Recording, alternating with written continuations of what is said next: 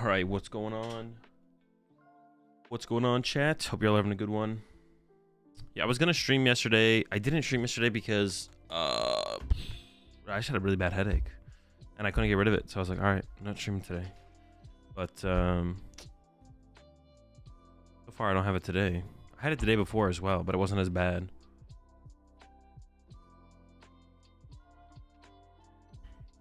I don't know, but and I'm kind of bright. I have my window open right now, or my blinds open, so the sun's coming in. Got a lot of stuff coming up this week. Got Louisville in the weekend, Saturday and Sunday, so I'm excited for that. Today, what are we doing today?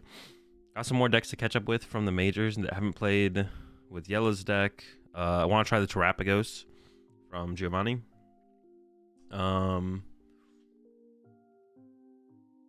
And then got some Deck Doctor decks to catch up on from last month, from September. And then we got more Deck Doctor streams to do throughout the rest of October for the submissions for October. So I think that's where we're currently at. I think it's like the current plan. It's gonna play in a couple online tournaments this week as well. We got the late night tournament tomorrow, and then the Doom tournament on Friday. I don't think there's a tournament on Thursday.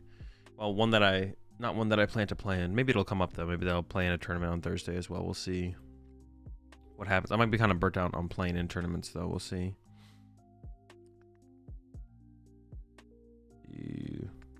Late night 10th. Dude, there's so many online tournaments. Holy smokes! I don't know. Maybe we'll play in one on Thursday. We'll see. I think to start off with, we could recap Lima. Take a look at some of the decks that made day 2. See if there's anything cool that stands out there. Just gotta turn down my AC. Hold up.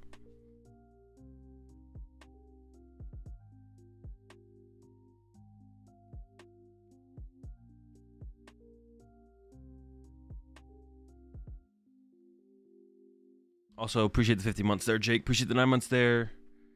Big D 912.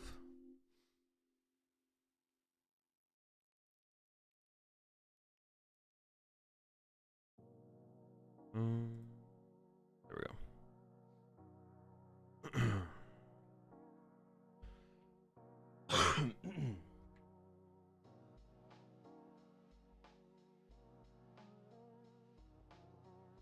I think I talked about this like last week with Joinville, but it's gonna be true for Lima as well. It'd be nice to know the day 1 data. We don't even have the day 2 data. We don't even have all the lists here. There's not even that much to look at. I wonder if, yeah, it's like one of the things with like the special events or kind of just the Latin American events in general, right? You just don't get the same amount of information, unfortunately, to like look at and work off of. The 2-2 split on these ones though. Pidgeot, Dustor, also a Pidgeot build, Pidgeot Dustor build also, and then these two, Galaz and Mateus, I think are pretty similar to Ryuki. This one has a Mela. I think Galaz also had a Mela. What is the cut here though? What is being cut? Oh, 1 vessel, down to 1 vessel. Sure. I wonder if Galaz and Mateus actually played the same 60 thing, because I thought I saw Galaz had a Mela in there as well. They didn't use Arcanine, right? I mean, yeah, they didn't. They did not use Arcanine. That's true. I was like, wait, for pairings, I thought they did, but they didn't use Arcanine for pairings. Yeah, we're gonna get access to the information a little bit later, if ever. But even for like Joinville, we don't know the day 1 meta. We only know the day 2 meta. The day 1 meta might be out there somewhere, I guess. Only regionals use Arcanine? No, special events do as well. Unless you're just talking about like Latin America specifically. Like European special events use Arcanine as well. But we're gonna try and play some with Giovanni's deck today. We'll see. I mean, it's pretty And apparently Giovanni does not have, you might notice, Giovanni does not have Briar in here. Or, yeah, Briar. But I'm pretty sure Giovanni wanted to play Briar. But there was a decklist error and ended up with a 4th Poffin over the Briar. So I assume maybe they were doing like written decklists. That makes more sense as to how the errors because they weren't using RK9, so they were doing like online decklist submission. Will we ever know the day 1 meta without official casting from TPCI? It seems like that is the only time we get that info.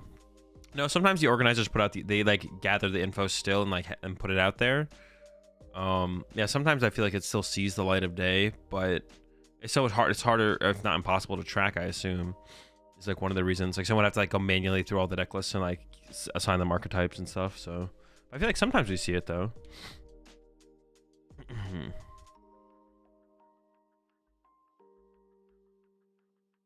You can submit the list through Play Latam. Oh, is there like an online deck submission process still? On the Lima stream, you talked a bit about Bolt being okay due to better deck options, but I'm curious to know what options these decks have that you think makes Bolt worse. I mean, I just think they're better decks. It's not. I'm not going to go into in-depth on every single deck's options. It's not about the decks having more. It's not always just about the decks having more options that leads them to being better decks. It's just that they are better decks. There's enough decks that are better decks where I'm comfortable calling Raging Bolt an okay deck. If you have 10 decks, and 6 of them rank at a 100 out of a 100-point scale, and then you have 4 decks that rank at a 99 out of 100-point scale, like if you just do the median, like not doing like the median, but like, yeah, like if there's 6 better options out of 10, then the 4 options under the 6 are probably just okay. They're like mid. That's where Raging Bolt falls for me. It's like if we have a 10 decks in the meta, and 6 of them are 100 out of 100, and the other 4 are 99 out of 100. It's like, okay, well, we obviously can tell that there's 6 better options than Raging Bolt, even if it's only by 1 point, but we know it's by 1 point, then the deck's mid. It falls in like the lower half of deck choices out of 10. Now, if we had 100 decks, if we had like 100 meta decks, and Raging Bolt was still in the top 10 decks, then it would be a good deck, right? But it's all like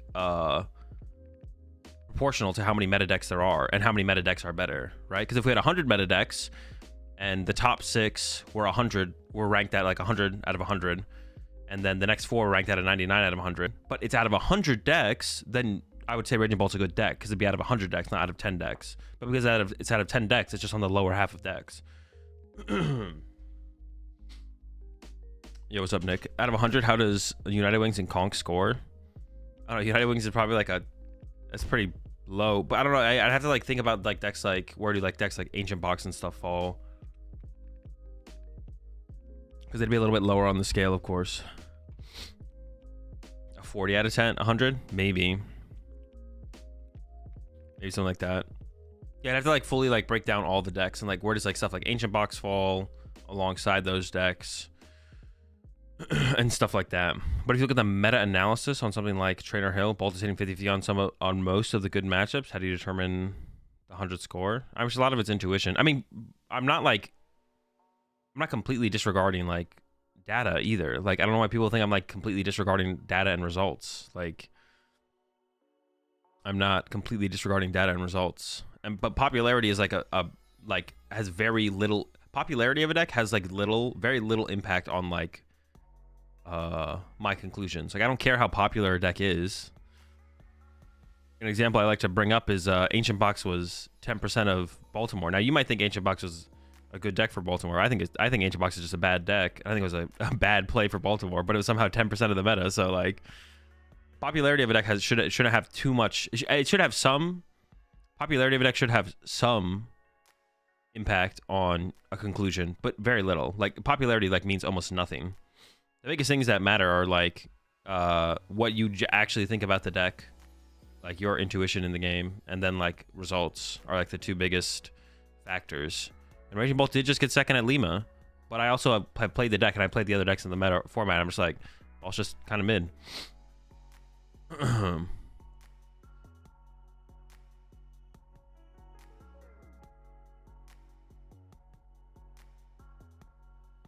Also, like online, I'm online matchup results. I'm not even like, I've never even looked at the Trainer Hill data, so it's not even like a factor into my. And I rarely, if ever, factor in like, because what was your statement?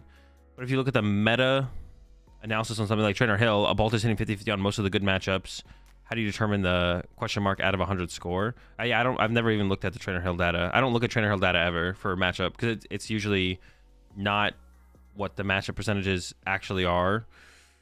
It can be close. It depends on the deck. Depends on the deck. Depends on the matchup. Like sometimes it's correct, like it's spot on. Sometimes it's close. Sometimes it's pretty far off. Like I just don't look at that at all though.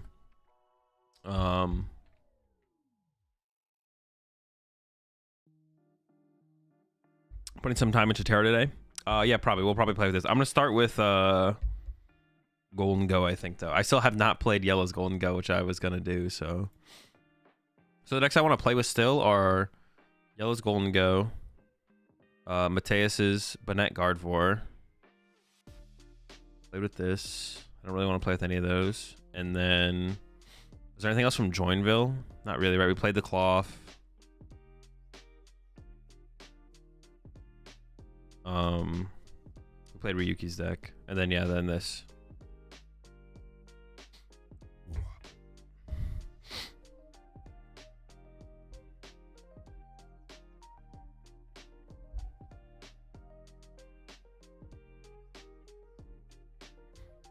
But yeah, I'm like data. Like if the thing is as well, like if there would be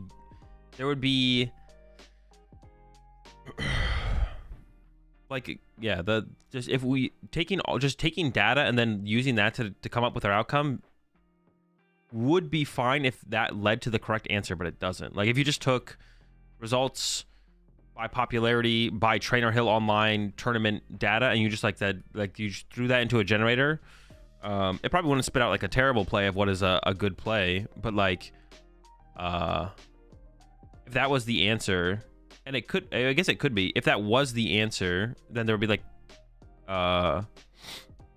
would drastically reduce the skill in the game. But I don't think that spits out actually a good answer, like the best answer. It should spit out a answer.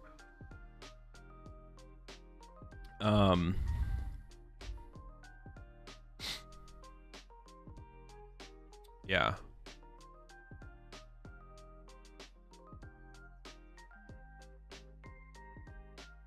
I do, however, think if you aren't really in tune with the meta or are a new player, using data to make your decision isn't a bad idea. I mean, using data in general isn't bad. I'm not saying using data is bad. Well, maybe that's not what you're saying either. But yeah. Yeah, using data isn't bad. I've never said that.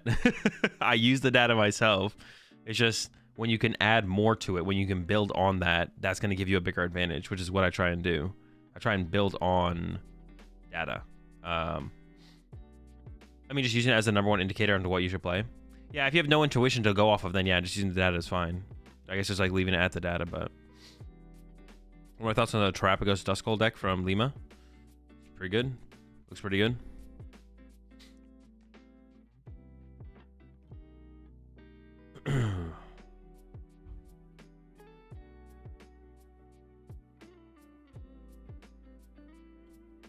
It's really funny how players who win always play decks that aren't considered S tier, and that's always shuts down everyone's mouth. Well, it's because people are so like results oriented. They're like, oh, this deck is popular, therefore it has to be good. Oh, this deck just got top 8, it has to be good. But then Bradner came up with this cool new way to play Lost Tina with Banette, that has to be good. Like it's like, oh, that it was good, it was good, but it's only good once someone wins with it. But it's like, then you're just behind the curve. You're like literally, you're just like letting, like that's how, to be better you have to like be able to innovate. Just waiting for everyone else to innovate around you like lowers the chance of you, just like hurts your potential outcome. If you're fully results oriented, then you're never innovating yourself, which isn't like in the Pokemon TCG. Like you can play, like Rahul's literally played the exact same 63 tournaments in a row and top 8'd 3 times in a row, right? Or top cut. So obviously you can get results, but like being innovative is like the bigger thing. It's like nothing's good until it does well, and if something and it's bad until it does well, but as soon as it does well, it's good. It's a silly mindset to have. Like being only results oriented is just not optimal. Where did Ian Robb finish in that Magic tournament? I think he lost in top 8, yeah.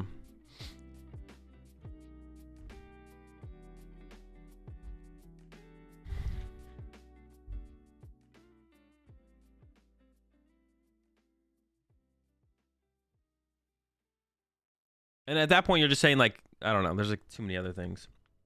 Only the deck being the only thing that matters versus the player being the only thing that matters. You appreciate the 60 months there, Heisenberg. That's actually been like a funny thing that I've seen throughout my years playing the game. It feels like some people, not fully, but it feels like some people fully attribute like the results due to the decks people play, and some people fully attribute it to the players.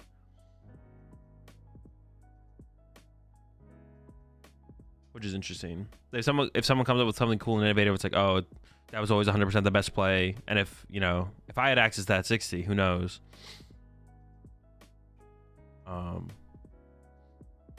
We can give Tord United Wings for all we know that he might even win Worlds. True. United Wings carry. United Wings almost had its moment at NAIC last season. Or was it, I mean, season before last? Or was it 2, was it 3 seasons ago? When did Alex Sheminsky play United Wings?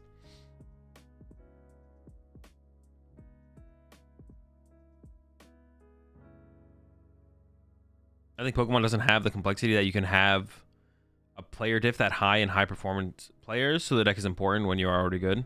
Eventually, I actually don't think that's where we currently are at that level of play, though. I think there's still, like, yeah, playing better is still like a pretty impact on the outcome of tournaments. It's not just, yeah. Like, eventually I feel like that level of play will get high enough to the point where it's like innovation. I think innovation in decks will matter more and more and more as the game gets more competitive. So I don't like the BDIF debate because there's not a controlled way to confirm what the best deck is. It's just everyone's opinion. Well, yeah, of course, but everything is everyone's opinion. Having an opinion isn't like necessarily a bad thing. It's just like, it's an opinion.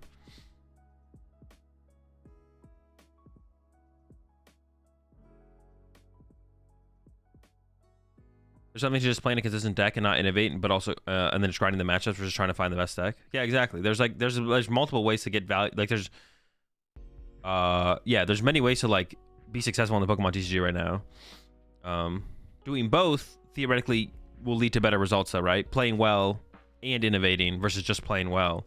But yeah, like the results from Rahul recently like kind of go against exactly what you just like said there, Spadil. Like Rahul's not innovated at all the last 3 tournaments and is like top 8. But yeah, the more competitive the game gets and the better players play on average, then the more innovation you'll need to like separate yourself in like deck building. You appreciate the 18 months there, Uber.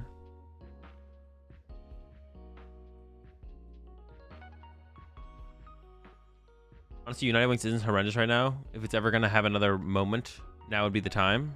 Right now, with like Dragapult and Dusknoir running around, I don't know. I'm not sure I trust that take. Appreciate the prime sub there. Pete's a hat. Unlucky for Pete. Go to the pack. For all the cups, we got plenty of glasses. What's your opinion on Bouffalance and Terapagos against Zard? I don't really have an opinion. Even like a matchup specific opinion. No takes.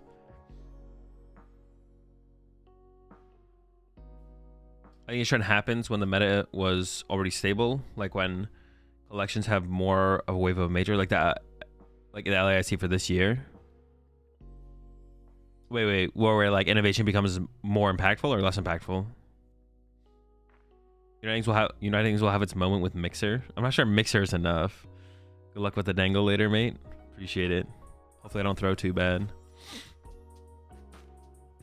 I think that is the first deck I'm playing with today is the Dango.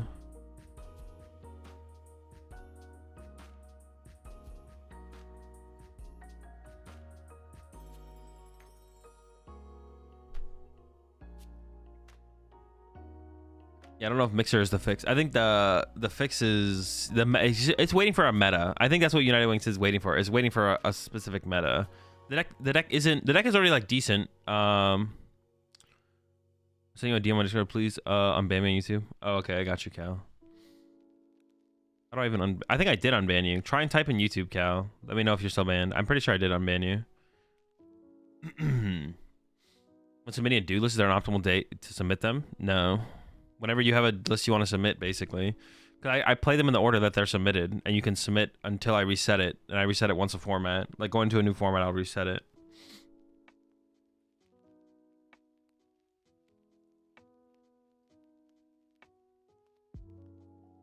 I play 4 70 HP Gimme Ghouls. I couldn't find one for Dortmund. You couldn't find a 70 HP Gimme Ghoul?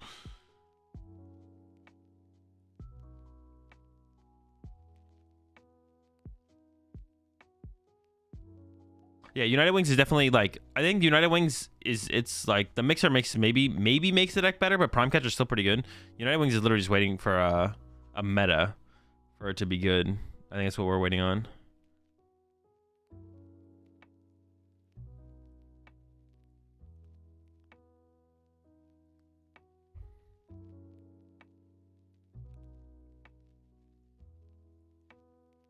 Have I heard of Kyogre backs with rich energy for Surging Sparks? I have now. How do you even find the rich energy though? You should like naturally draw into it. And then what, you're doing 180 a turn, that's it?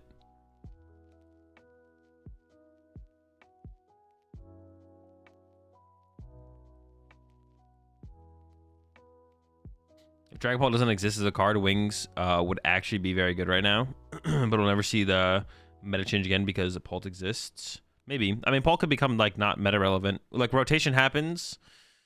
Wait, does United Wings get rotated? It doesn't, right? I don't think United Wings gets rotated. It should. Wait, does it get rotated? I thought United Wings was all loses Ditto. Oh, okay, but we don't lose. We don't actually lose the.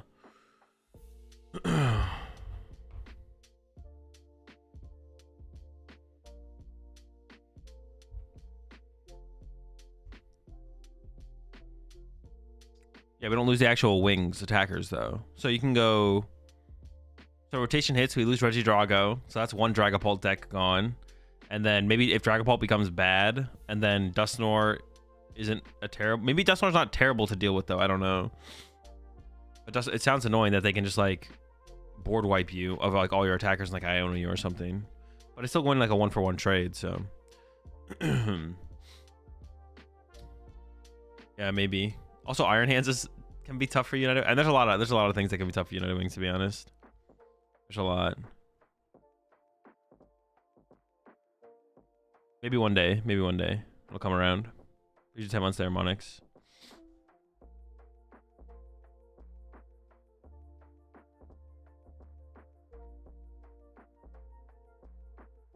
All right.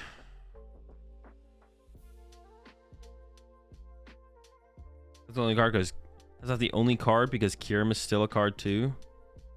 But no one's playing. Well, Kyurem doesn't hurt the United Wings, does it? When's rotation happening? March/April.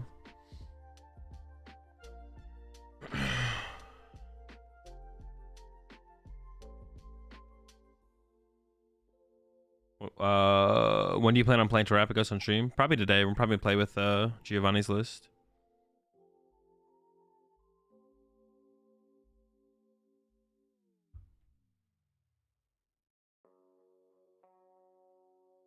Yeah, I'll swap the 50 HP gimme. Do you like using high rarity cards if you have them? No, I just play minimum rarity. Also, Northern second attack plus 4 enhanced hammer. I mean, that sounds like overkill. What are you doing with that? Are you trying to beat Terapagos? I don't think you need 4 enhanced hammer. I don't know if you need any. The second attack seems pretty good in general.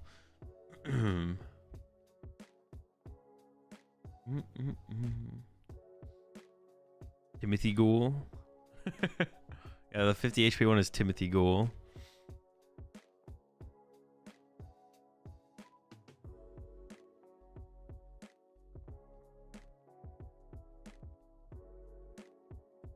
Oh, wait a second. I don't know if I switch this.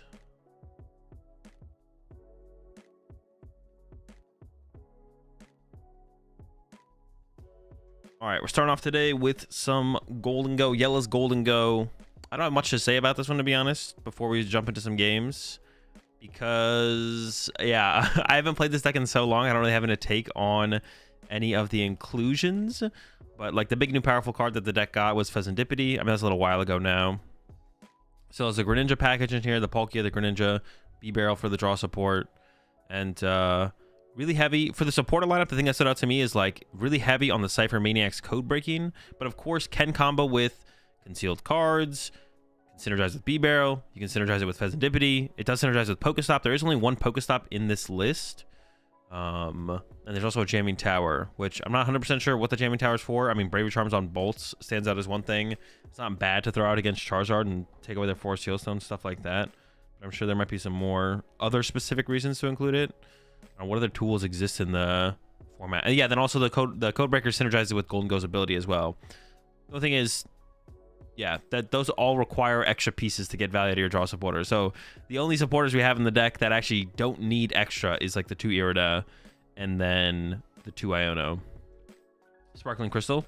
Oh, it is good against Sparkling Crystal. That is true. Yeah, it is good against Sparkling Crystal. And then Jamming Tower is also good against Guardy. It's decent against Guardy. Yeah, that is true. Canceling Cologne for the Greninja combo. Yeah, let's go ahead and let's jump into some games with it then. If you're scared of Balloon, wait, what balloon? Oh, Drifloon. Drifloon the balloon. I don't even have BTCG Live open yet.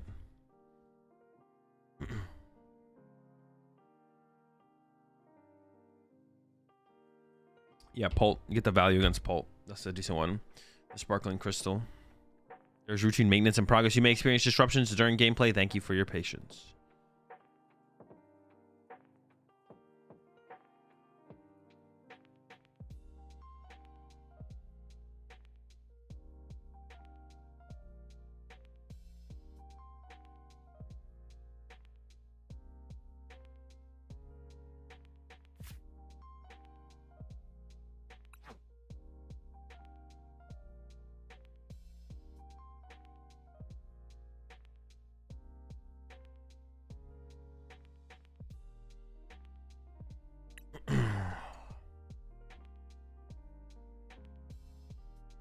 What is this one?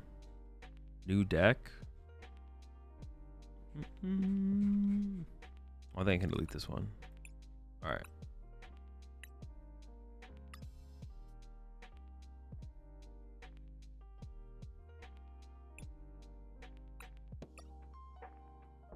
Gotta get rid of all the hollow.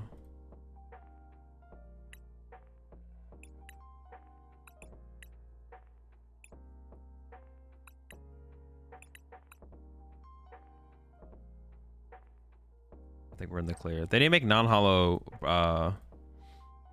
Dude, this is still so ugly. I don't know. Why did they gotta fix the hollows, man? How are they like how? Why? What?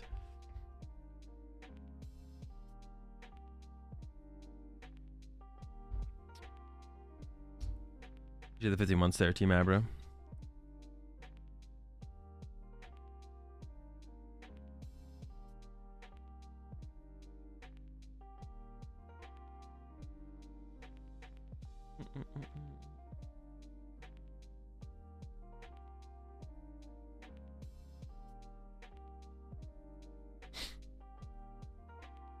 Is Gholdengo a viable deck? I feel like it just can't win against the big bads of the format. I don't know. We'll find out. I play with min rarity IRL. Yes. I think non-hollow prime catcher is going to be in the Zard EX League deck. Oh wait, actually, we can't get that on. Well, can we get that on PTCG Live? Maybe.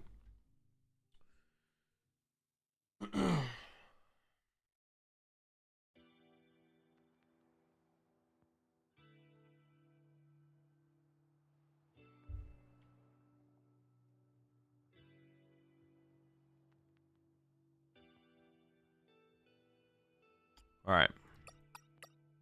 Just gotta do the change this up a little bit. Give me the cool sleeves.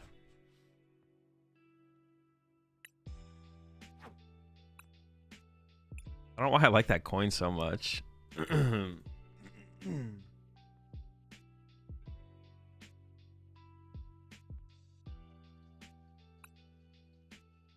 Or I could do...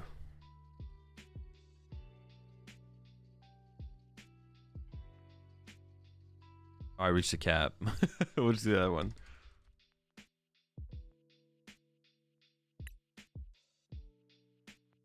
And then I gotta start up the TikTok stream over here.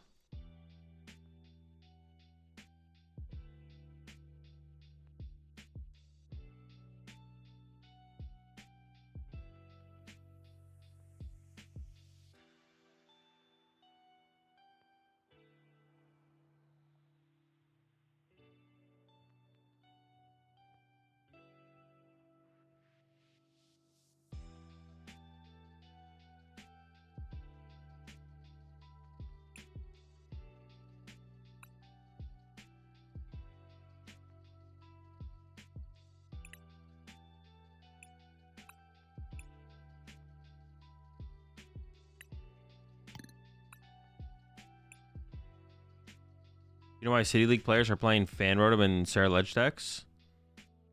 No, I mean, do they play Noctowl? I guess for a turn 1 attack, yeah, you jet it up and you attack turn 1 and just get a knockout. If you're playing the 4 Jet Energy and the Sarah Ledge, you can put Fan Rotom in there and you just jet it up turn 1 for 70 damage.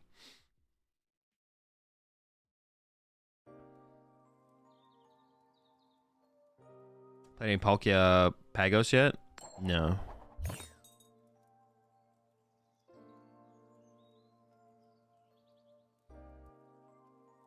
We do want to go first, right?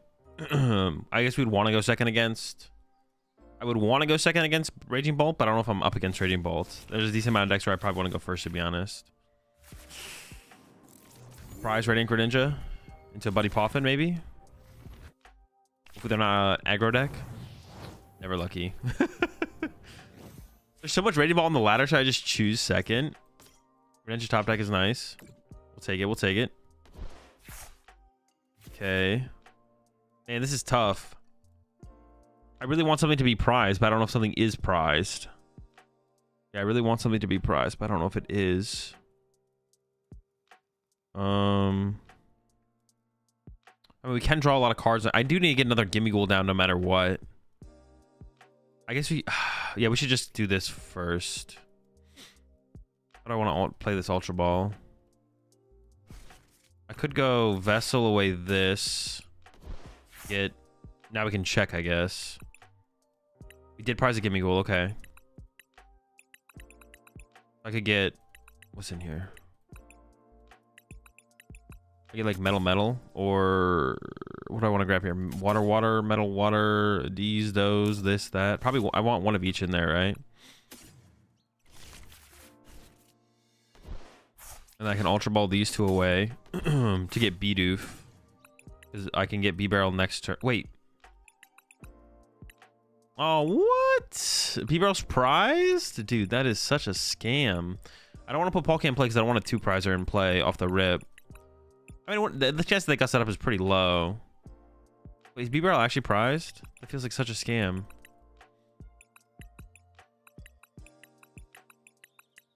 It is prized, right? Dude, what the heck?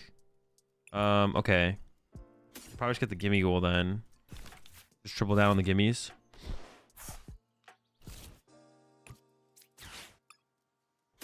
Alright, I'll track the rest of my prize cards right now. Prize to go, a heavy ball, the canceling... Dude, B-Barrel being prized is such a scam. Gosh.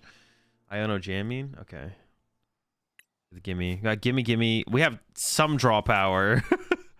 I'm gonna get Dippity guaranteed off heavy ball or ultra ball if we don't draw into like a nest ball, I guess. But dude, that feels so bad. All right, whatever. We'll see what happens. That's so... yeah, that's so annoying. Because we definitely would have wanted to go for B-Barrel as like our priority. Very unlucky. Very unlucky.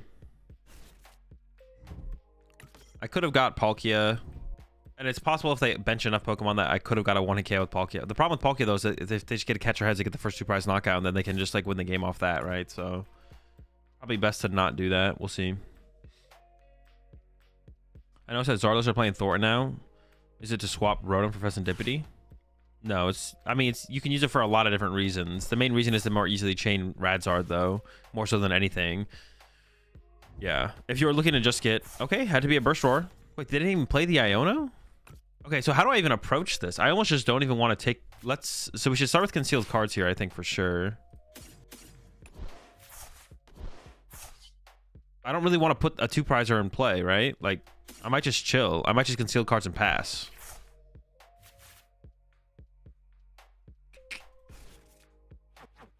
Could evolve the active. How many energy are in here? 2. I am really close to the KO. I need a vessel. I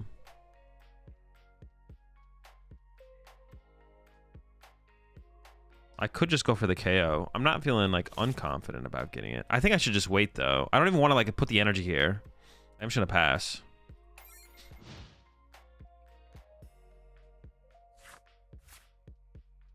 I'm not like that far away from the knockout, but I don't think I need to risk it. I think I can just chill. I think we can just chill here. I think it's fine to chill. I could have coin tossed. I could have coin tossed. That would have been like okay to go for the coin toss, but that's like down 1 energy. It's like -1 energy, which doesn't feel good. I don't really want to go -1 energy for like the next one, because if I get if I only get 1 heads, then it's just not value. If I got 2 heads, then it would be like fine. But I need to get, for it to actually be worth, I need to do 5 heads. Yeah, 5 heads.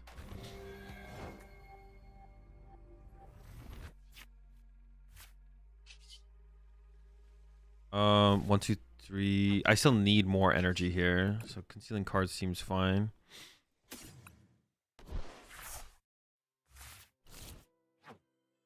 I need 1 more energy here. We got some decent draw power here. I got the coin Bingus. And I could Ultra Ball do another coin Bingus. We want Pheasantipity though. Pheasantipity's the big hit. Okay. So I could go... I mean, I do want to use the Poffin. I'm not... I would like to use the Poffin. They could attack with a 1-prizer at some point, which I might need to get around. So getting rid of the Prime Catcher seems bad. I could go Ultra Ball, these 2. I can go... Let's do this.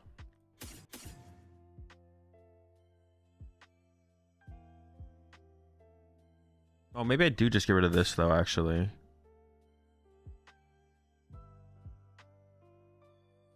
Know what I want? No, that's probably fine. How many energy are in here again? 3, 4, 5. I need 6. Okay, so we get rid of these to get... Oh, I can get Dippity, right? Yeah, and I go Fez, Breaker,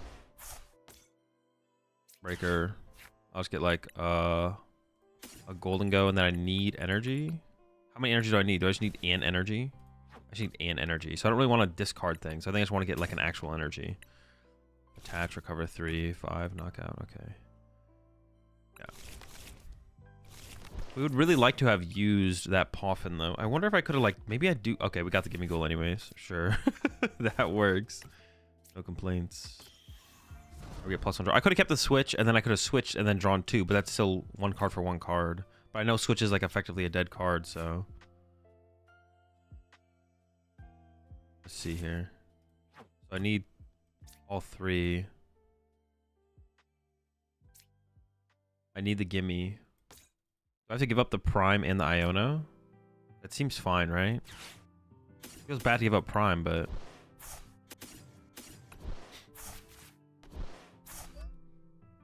I think it makes sense. Chilling, chilling, chilling, cooling.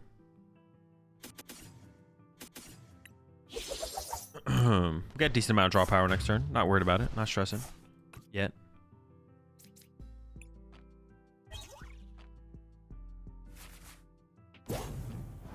The Dango is a nice hit. We got the Jamming Tower as well in case they play Bravery Charms and find them. All right. We're looking good. It's looking good. Always hurts to discard the Prime. Yeah, it never feels good to discard the Prime, but I think we'll be okay. I think we'll be all right. We have a boss left. We have a boss left, and we have a lot of draw power on board. I'm feeling all right. I'm feeling all right. We'll see. They might not, they're down 2 Sada in the Palpad. They might struggle to actually get Sada this turn. We'll see.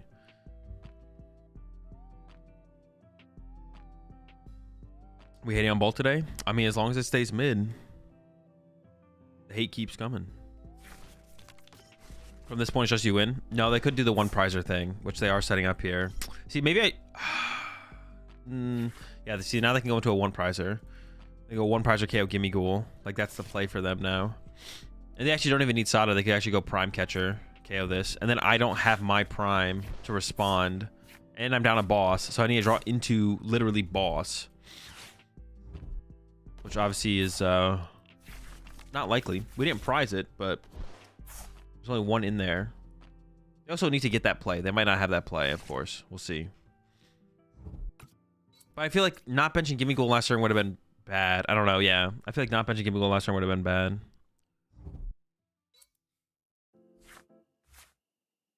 One project hits for resistance. Oh, wait, we resist the Sandy Shocks. Oh, okay, actually, we survive. Never mind, we're fine, we're fine, we're fine. Yeah, we survive, we survive. I didn't even realize it had resistance. Yeah, I know Sandy Shocks doesn't apply weakness. Yeah, I know it didn't apply weakness. Well, I knew it applied resistance, but I didn't realize Gimme Ghoul had fighting resistance. So we're actually just chilling. They can't KO anything with that. We're cooking, we're cooking. Okay, we'll be safe then. I wonder if they realize that.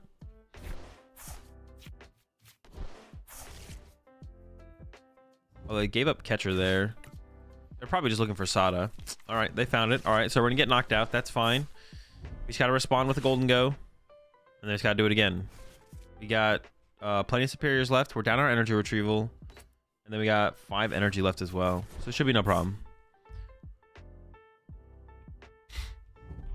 You should have used Ultra Ball on the energy because you always get 4 back off superior instead of the 3 you got, and then you could have kept the Prime for a switch. Oh, true. Yeah, I should have. Yeah. I guess I forgot. I miscounted how many I had in my discard pile, or I wasn't thinking about that. But yeah, I could always have put 1 more in my discard pile there, right? True, true, true, true, true. I messed up that Ultra Ball.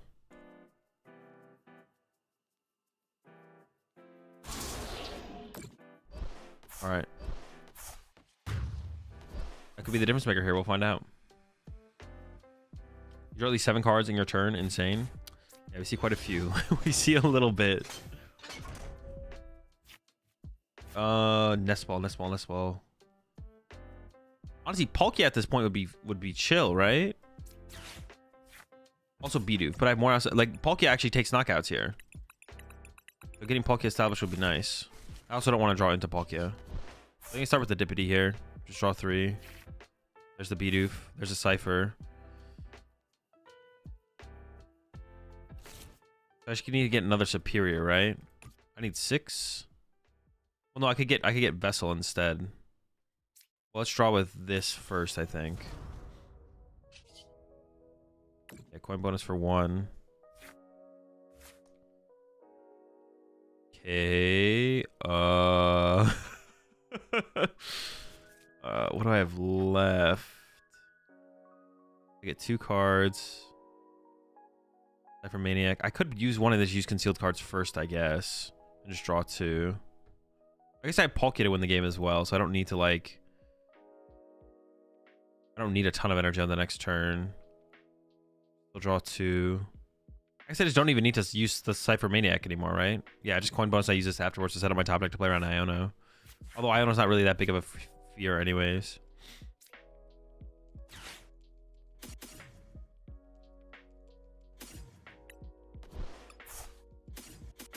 Oh, hold on though. That's not being very efficient. Okay. Hold up.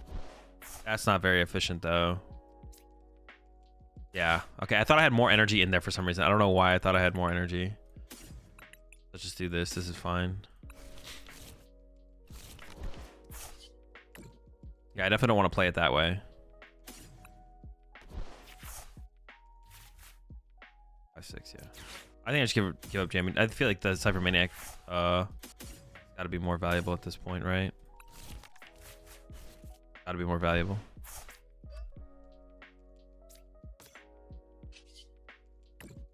Alright. Feels unlosable at this point, but I guess we'll see what my opponent's got on their turn. I can't think of like anything that is like I'm like scared of though. I don't know what I would ever be scared of on their side. We got a B-barrel as well, which is nice. Almost a perfect 2 prize cards.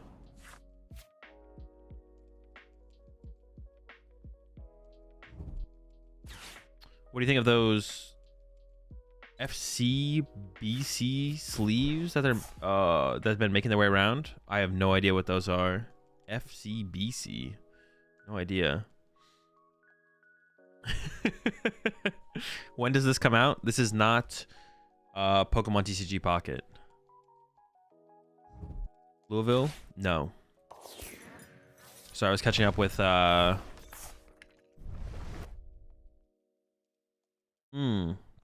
This is a play they could still do. Okay, so I still need to get around. I need my boss. I need my boss. I was catching up with TikTok chat, but now I should be able to see TikTok chat just fine.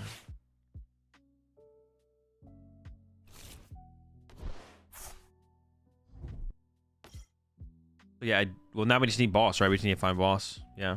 They got rid of my Bidoof, which is kind of annoying, but it's not that big of a deal, I guess. Just annoying. But yeah, my Prime Catcher's gone. We don't play Counter Catcher. But yeah, if I had sequenced better earlier on in the game, I could have kept my Prime Catcher, right?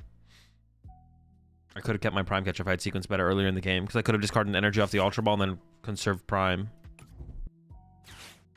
Oh, maybe there was a reason to not bench Bidoof, I guess, because if I don't bench Bidoof, they have to use a 2-prizer. If I bench Bidoof, they get to use a 1-prizer. So I guess, honestly, I probably shouldn't have benched the Bidoof the more I think about it, just because of that interaction here at the end of the game. I don't let them get the 1-prize combo.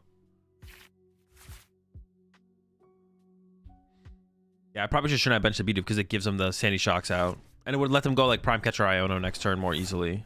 Although their Iono and their Palpad are gone, but I guess they could play 2, but it's not worth playing around the second one, I guess.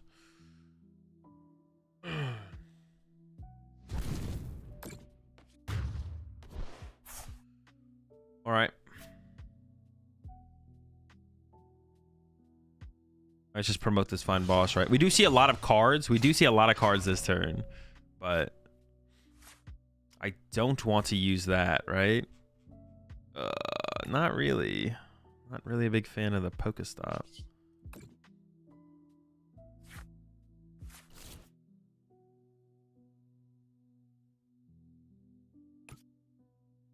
I didn't get the Iono off the prize cards either, so I don't have hand disruption either, so we're kind of like all in at this point.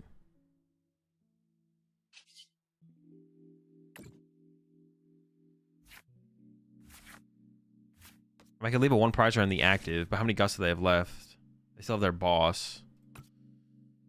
Okay. Keep drawing, right? Maybe I go into the sealed cards next.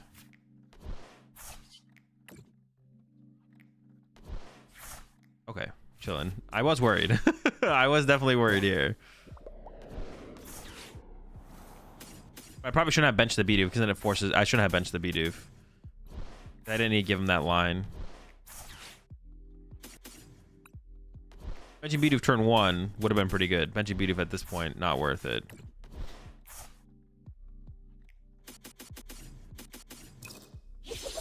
All right, our first dub.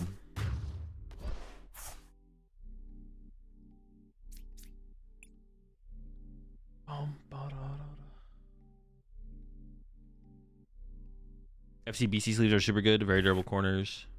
There's a lot of curiosity. How do you go about determining if your opponent is slow playing, and how do you address it to your opponent, judge the regional? I mean, I don't really have a great answer for if they're slow. If they're playing too slowly, they're playing too slowly. That's the answer I have for you. And then generally, what I recommend is like, if you recognize your opponent is playing too slowly, you ask them, hey, can you increase your pace of play? And then if they continue to revert back to playing too slowly, then be like, hey, you're playing too slowly, so I gotta call over judge, sorry.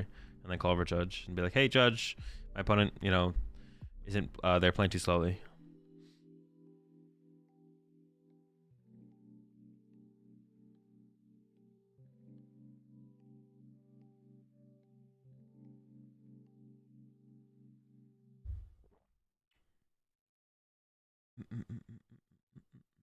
He's not first is optimal when digging for a supporter for the last turn of the game if you have any items that help in the deck light. I'd have to calculate how many cards we could draw and then how many cards we could thin as we draw through the deck, to be honest. It was close. We maybe should just hit the stop to begin with, though. How many cards could I actually have drawn there? How far could I have gotten down through my deck?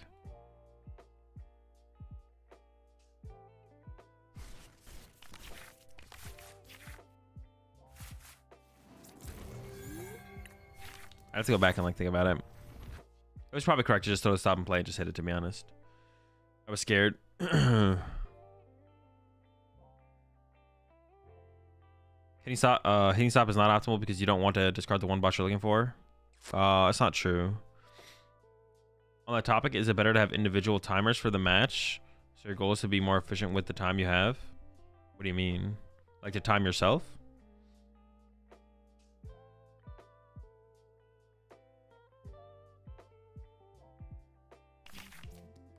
I don't know, don't you just have a 3 of 20 or whatever your deck size was to just mill the boss and instantly lose your condition?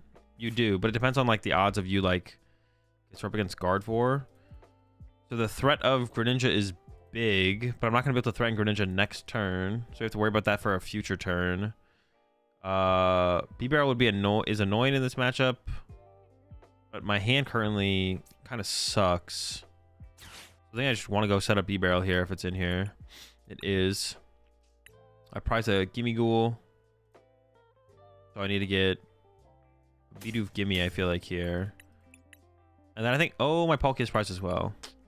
Well, there's a good chance that they Iona me next turn, so I think I should Ultra or Nest Ball for Palkia probably here. Because there's such a good chance that they Iona me here. Nest Ball, Ultra Ball. Superior, we have 2 of those. Getting rid of my Kensen clone would suck as well. Do Gardevoirs actually play Manaphy anymore, though? I actually don't know. They do, though, don't they? I'm pretty sure they do. And energy. All right, I'm not sure what the other prize cards are. Yeah, I should probably just get Greninja because there's a good chance that they... We can maybe Ultra Ball away 1 Superior, though, right? We don't need, like, a ton of energy in this matchup.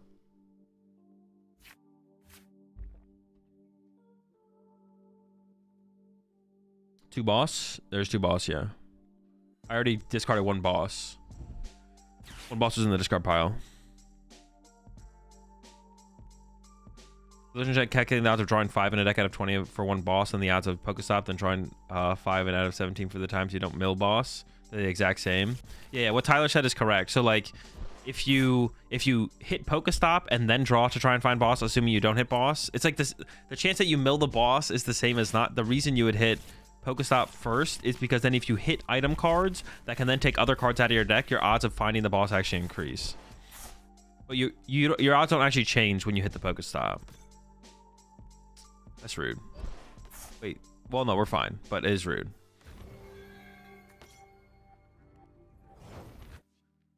Okay, so slow-ish start from them. Okay, hold up. Let's see. For Maniac, so I want to get Heavy Ball and probably B-Barrel, to be honest. Heavy Ball and B-Barrel seem pretty good. But I guess I could draw with the benched Gimme Ghoul or Gholdengo first here to see what we get, right? Well, I could play this, I guess. Well, no, because I'd want to draw more with my B-Barrel afterwards, right? I think. Well, I could have played the Nest Ball to get... Yeah, play this to get Heavy Ball, B-Barrel.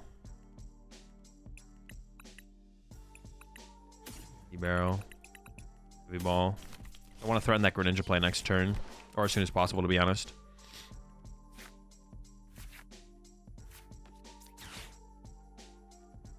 Palkia.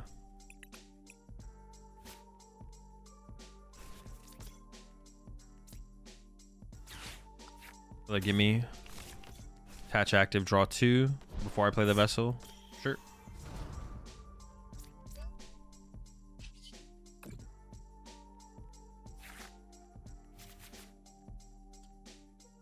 I only need to get 1 energy for this knockout, right? Aside from Maniac's good, Switch is good. Pheasant Dippity is like a very okay card, but I think I can give up a metal energy here.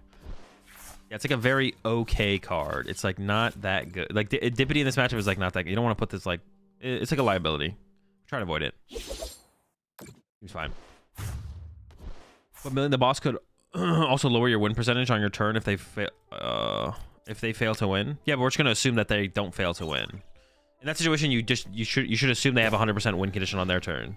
You play as if they have 100% win condition on their turn, so you maximize your odds on your turn. And hitting Pokestop first probably did maximize our odds as long as there was items. As long as there's items in the deck that I could have played to then thin cards out of my deck to lead towards that. Yeah, we assume they always win next turn. It's correct to assume they always win next turn. So the question just is there items in the deck that Pokestop could hit to then thin out the deck before we go into the rest of our draw power to increase our odds of finding our boss's order? If there's not, then not using Pokestop is correct because it's even. It's equal odds. It's equal odds. The outcome is equal. But then we could mill our boss, which means if our opponent does whiff, which we're assuming they don't, but they could. But I'm pretty sure there was items left in my deck that I could have thinned out, for sure. Greninja next turn. We are short one piece. We have Prime. We have Prime or Canceling Clone from this, so we're close. We're not quite there, though. Oh, but actually, honestly, just killing their only Curlier is pretty good here. I think you had Bolsters plus Gimme. I think maybe a Vessel for Energy. Yeah, I think there were some outs. Oh, I don't have a ton of water in my... I could put them in there with Ultra Ball. Okay, so I guess Vessel this... Oh, wait, what was the composition of my deck, though? I should have actually... Oh, Canceling Clone was on the bottom, right? Because didn't they just... Iono it to the bottom? Oh, no, they didn't. I should have probably actually just started with Gimme Draws, actually. I messed up. Now we maybe whiff. I can get another Gholdengo, I guess, as well. Bro. I guess Boss KO Curly is also fine here if I end up just getting that. There wasn't a boss on the bottom of my deck, though. There was a Cypher Maniac. Okay, well, that works as well. So I can go... What is there? 3 water.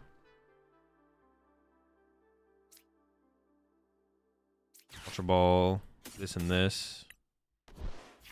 Grab this. Irida for Canceling Cologne and Polk.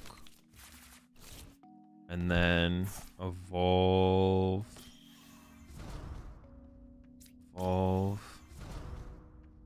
Clone.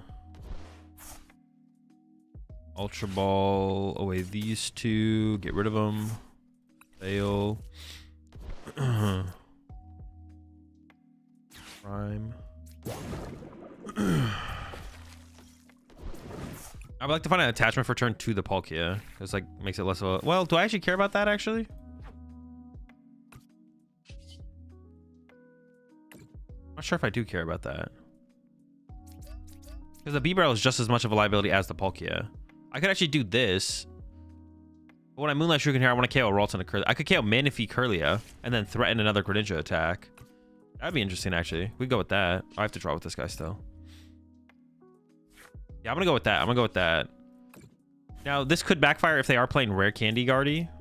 I just don't know what kind of Guardy they're playing. If they're playing Rare Candy Guardy, I would much rather take out the Ralts. But now I force them to have to go get the Manaphy for the turn. I mean, we're so far ahead here at this point as well. I don't even know if it's like...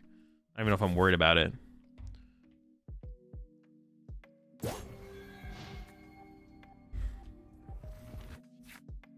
I can play the Silent Hill 2 remake. I've never actually played any of the Silent Hill games. Maybe.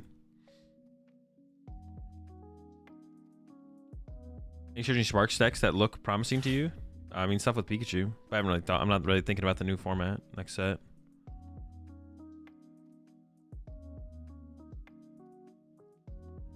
You think the recent Ogerpon Noivern isn't played more is because it's boring or because there's enough Gardevoir Lugia around to deter it? I have no clue. Haven't thought about it. I don't know how good I think the deck is. Is playing 2 Squawkabilly EX or 2 Rotom worth it to avoid prizing? I mean, depends on the deck. Depends on the meta. Like, depends on the... yeah, depends on the deck list and the meta. So are you going to beat God of War 2? Eventually. Why wouldn't you play Rare Candy Guardy? Serious question. I don't know. I would. I don't know what they're doing, though. Never knew Clone worked that way. Always thought it had to be while the Manaphy was already in the active. No, just like, yeah, it takes it away from the active spot.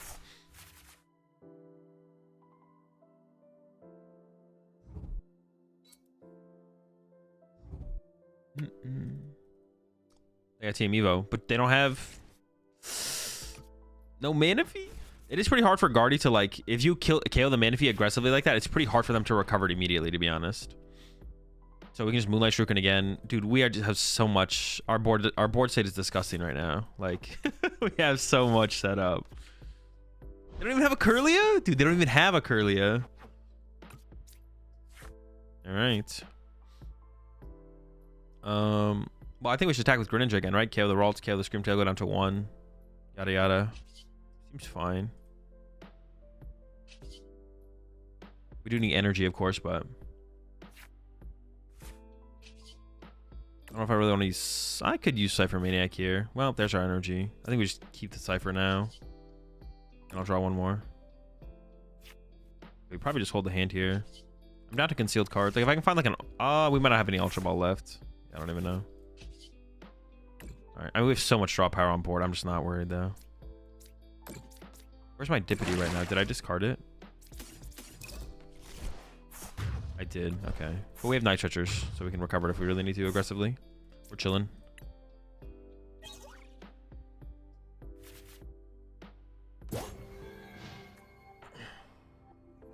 How do you work around finding all your energies early to knock out an early Dragapult? Just Gust Rotom? I mean, you can Gust, or you can just find all your energies. Just draw into them / Vessels. Vessels find them. You ever Cypher to protect from Iono? Oh, I probably could have, yeah. That probably would have been fine. Cypher protect from the Iono is reasonable. Definitely reasonable. Any thoughts on this deck versus Kirlia Engine Gholdengo? It's not even comparable. This is just way better. Kirlia Engine Gholdengo shouldn't even be a thought.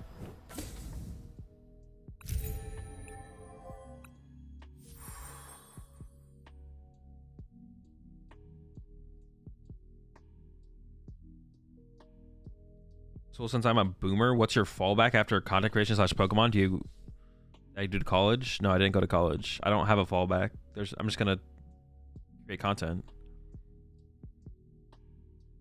I have no plans to stop creating content.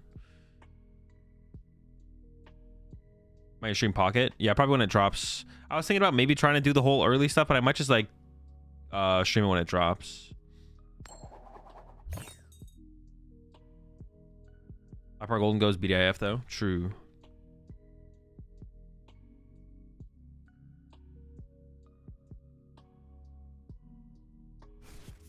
Yeah, so make it. There's no failing here. I mean, if it doesn't work out, I'll just find something else. I'm not like stressing. Not worried. All right. Well, we want a lot of basics here.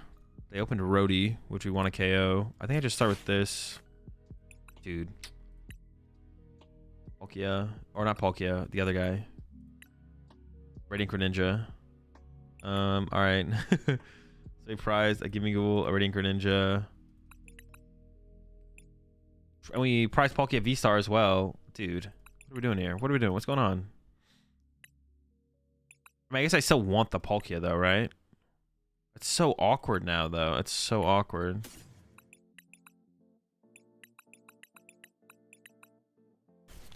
Yeah, we need to pray for... I feel like I have to attach a water to my active Gimme Ghoul so I can like hard retreat double water off of it.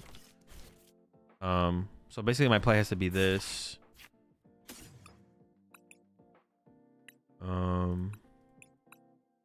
Prize a Cypher. Was it in hand? No. Here, Puffin. Prize a Vessel. 7, 8, 9, 10. Okay, so I think I attach water active here, so I could go attach water active, retreat to Palkia, ability knockout, possibly. Play off that, give ourselves that option, I guess.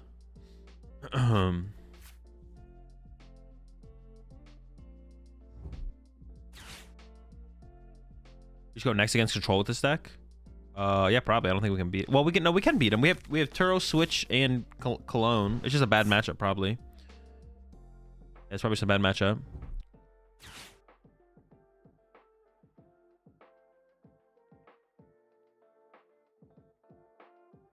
Thoughts on the deck so far? I mean, seems solid.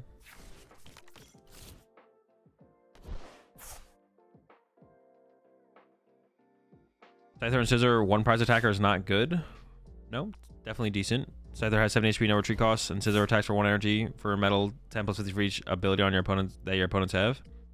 Yep. I mean, it's not bad. It's just not in the...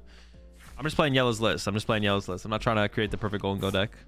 But every time I've created a Gholdengo deck, I've never included... I think maybe my first iteration of Gholdengo had Scissor, but past that, I cut the card. Oh, we're up against Control. Okay, that's definitely different.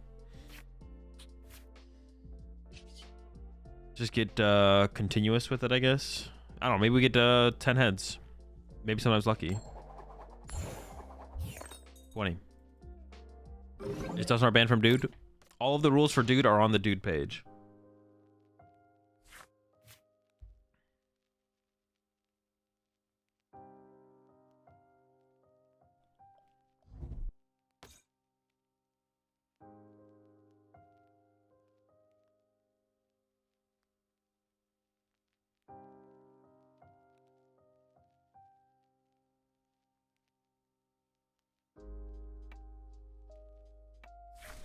What do you cut energy retrieval for a letter of encouragement? I don't know. I'm not trying to change. I'm not worried about changing the deck. I'm just playing with the 60. You need the randomizer from the uncommon energy video to continuous coin toss for KO. Is that the difference maker? Where's the Dude page? In the Discord. Go to the Dude stream channel in the Discord. Why is Mark Trio EX in here? It's a good question. Gholdengo is just the big milk corporation version of Raging Bolt. What? That's what it is.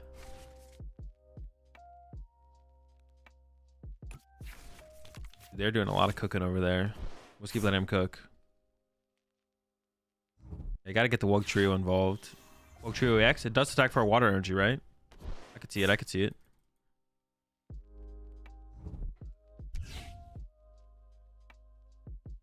Dude, that's a big bird, bro. It's kind of rude. If we KO the bird, if we oh, I can't prime it. If I boss KO the bird, then maybe we have a chance. I don't know. What is their win condition? I don't even know what their win condition is, to be honest. Boss, like, is it like a stall? Are they gonna stall me? I have a switch, a Turo. I can't play the prime catcher. They have the Genesect, so. All right.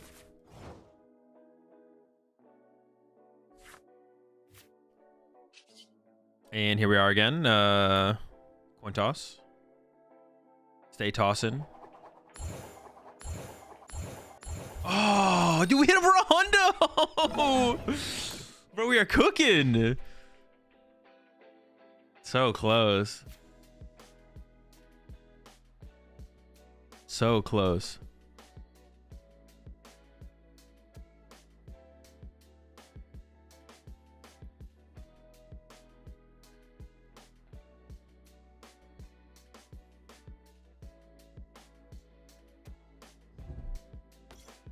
Oh, that's kind of, well, I mean, it's kind of annoying, but not, I mean, I guess I have a nest ball in my hand. What if I just beat them by, like, just sitting here and continuous coin tossing? Should we attach water to Palkia? Maybe.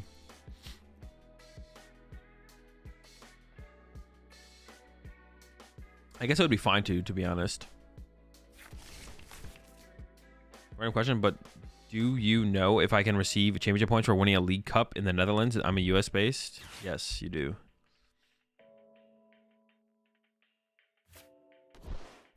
Winning any TPCI event while being in the TPCI system gives you the championship points for being in a TPCI event.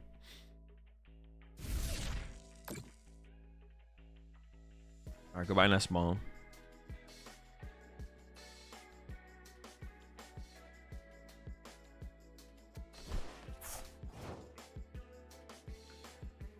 All right.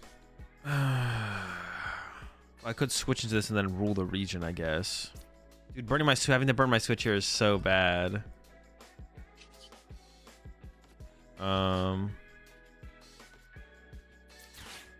If I don't do it, they're just gonna do it again, right? Why would they not just do it again? What else is prompting them to do anything else? I think there's nothing. How does this work?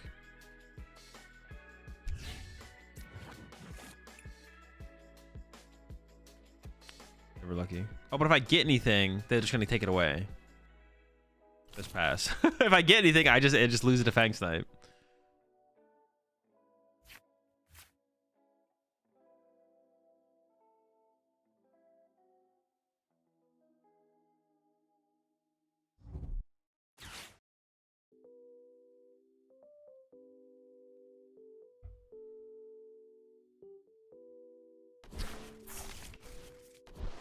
It's fine.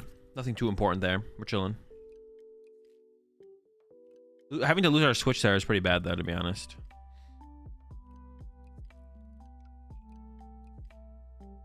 All right, back into the... I mean, could they ever time out? They only have 19 minutes left. If we just sit here and play the game, will they time out? What's that gonna look like? Yo, appreciate 2 months there. Cooks.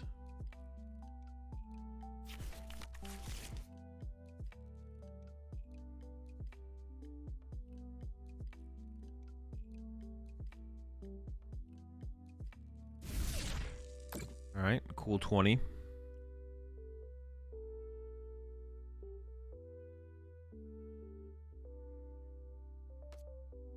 All right, I mean, maybe we can beat them by timing them out, to be honest. We'll see. Like, no memes.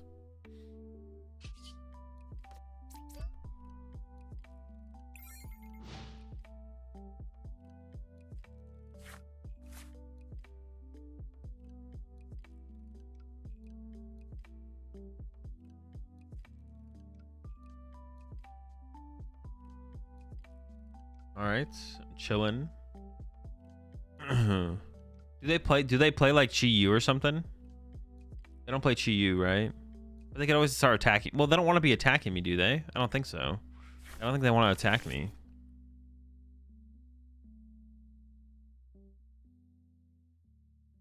Yozil, do you walk outside or on a treadmill? I do my cardio outside. All right, another 20. Goodbye, canceling cologne. They should play Chi Yu or they are trolling. All right, good to know. Blitzle has spoken. Are they trolling is the question. Oh, Gholdengo. I should probably evolve this one, I assume. Although I'm actually not sure.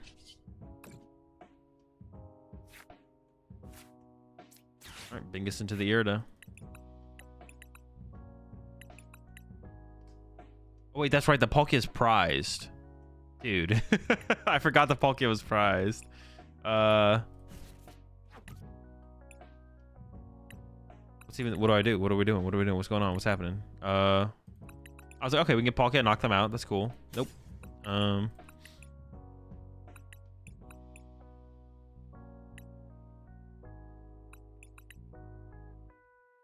Do I want anything? I don't even know if I want anything.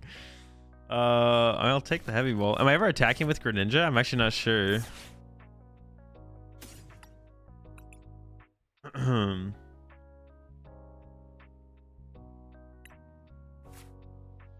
I think I'm just gonna Hydro break them. Just chill, punch, you know, some damage. You know what it is.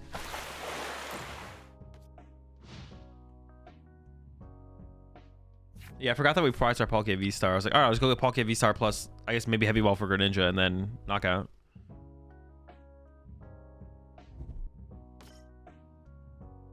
Oh, that's annoying.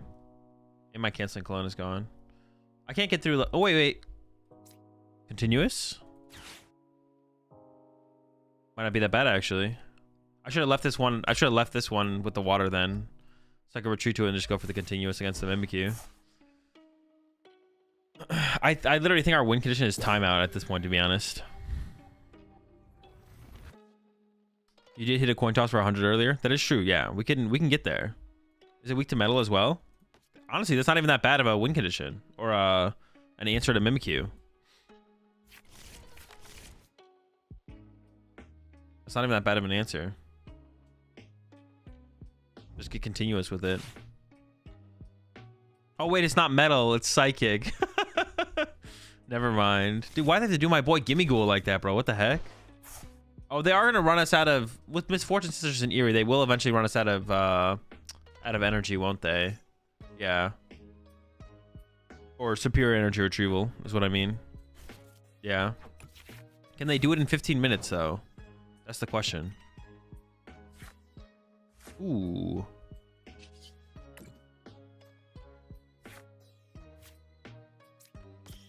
Can't really take advantage of it yet, though.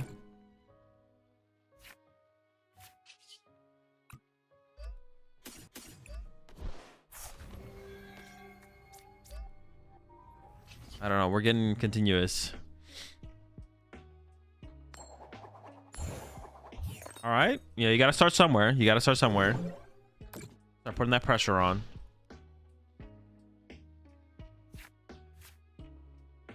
They definitely play Night Stretcher for the Genesect back, right? Like, am I going to be able to gain access? Am I actually going to be able to realistically gain access to my Prime Catcher or no? Should I, like, boss other stuff? Oh, well, there's Luxray. Luxray's back, unfortunately.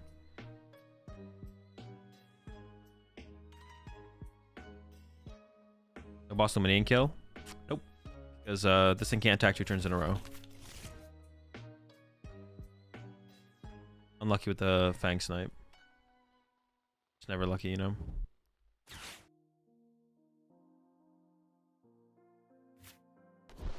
We're this far into the match, so I'm going to stick it out at this point. We're this far into the match, so I'm sticking this out.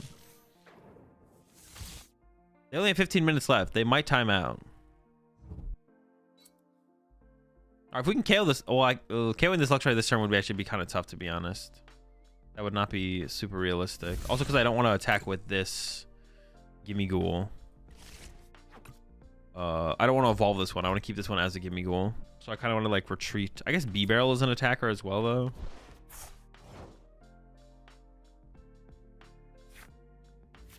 Okay.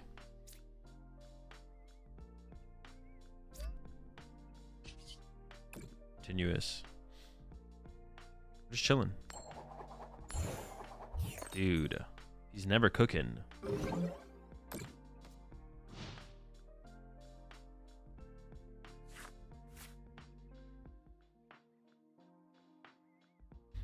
No, it's got to be the correct play. Maybe. I mean, just drawing more with Rotom seemed fine there as well. How many superiors?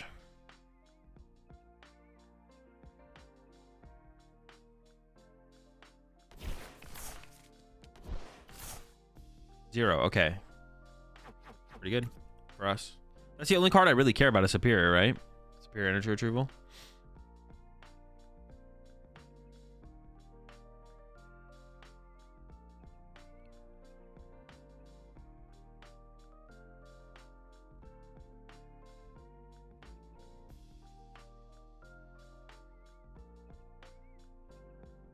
Do they play infinite? Did I already ask that? Do they play infinite resources? Like, do they have like do people play like a Silene loop in there, or is it just like a lot of resources? Appreciate 30 months there, Shiny Maple. Do they actually have an infinite in there? They should have Lucky or Silene. Okay. All right, well, now I think I try and get the KO here. I think getting the KO here is pretty chill.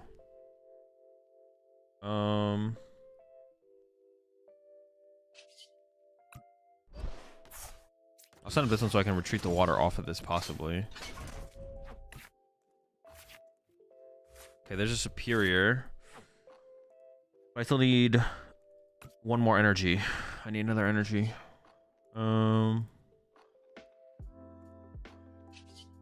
Let's see if we just get it with this. Ooh, okay.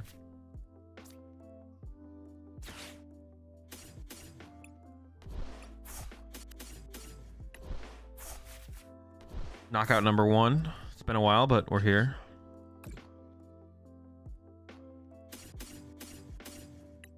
Bonkin.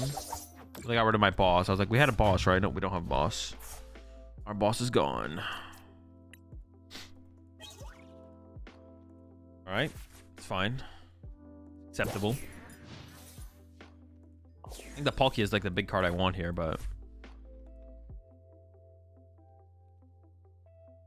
Why did I attach there? Because I have to. It costs a metal energy to attack, not a colorless energy.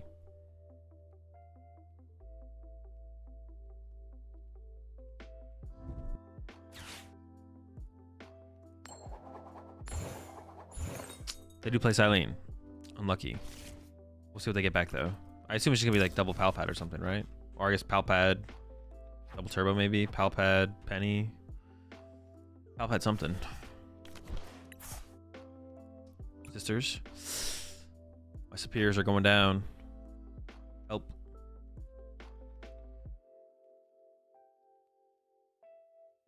I guess I could code breaking. I mean, I just have to go into continuous tumble again, right?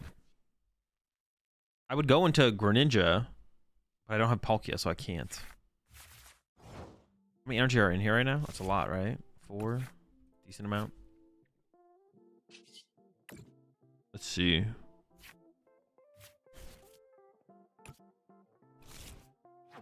Four, but plus I'm going to retreat, I guess. Nope.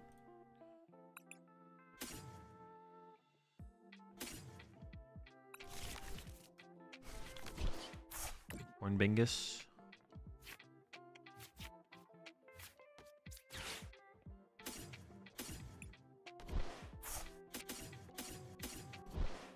I just want to get my energy out of the discard pile.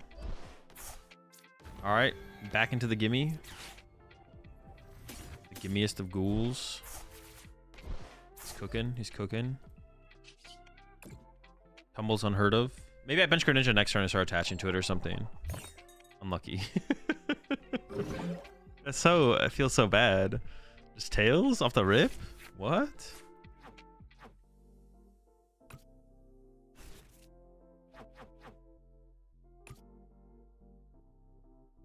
Oh my gosh. All right, they have 12 minutes. They have 12 minutes. We have 2 Ionos to refresh our deck. Yeah, we can time them out. We can time them out.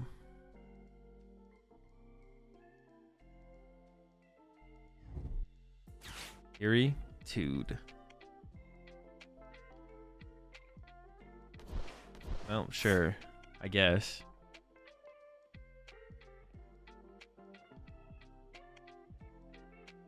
Would you like it if they don't reprint boss? Boss's orders? I don't care.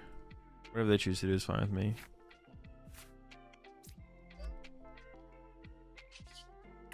Swinging. We're gonna get sister next turn for sure. Only 20. I don't get how people have fun playing Control. I mean, Control's a pretty fun deck to play. There's a lot of like lines and like a lot of problem solving you have to do.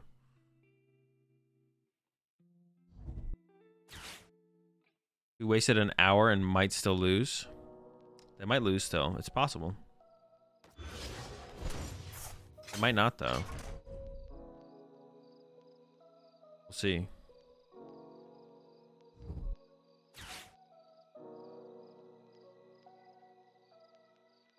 It'd be pretty criminal if they lost this one though, to be honest.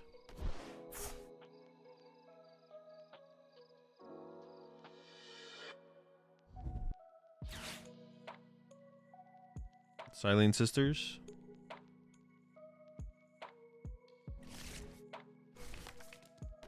Pretty sure we'll try Iono and Chi-Yu. Possibly.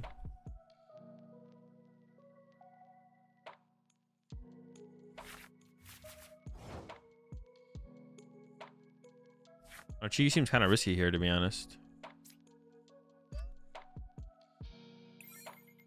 Appreciate the 5 months there, Enzo. So Rosix goes hard here. True.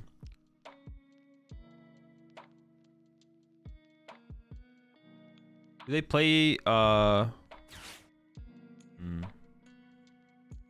do I have left? It's pretty annoying. I don't think I'm ever gonna boss kill the Pidgeot, so I can give up on the tower. Give up the Greninja as well. Maybe I should have kept the water energy. No, maybe not. Maybe it's fine. I think I wasn't drawing too much, I guess. I am down 3 superiors and I only have 1 superior left. They just didn't catch my last superior. I mean, even if they don't catch my last superior, how do I win? It's kind of unwinnable, even if they don't catch my last superior, to be honest, at this point. It definitely doesn't seem like a terrible matchup because we play a decent amount of switch cards. Well, I guess like getting through the Mimikyus is like the hard part, but we do play. We can do it with Greninja. Like we have to set up Greninja. Yeah, I think we're gonna lose this one. At first, I was like, maybe there's some hope based on the time left, but I don't think there is, to be honest. They started to progress pretty aggressively with removing our cards. I think we're gonna lose this one.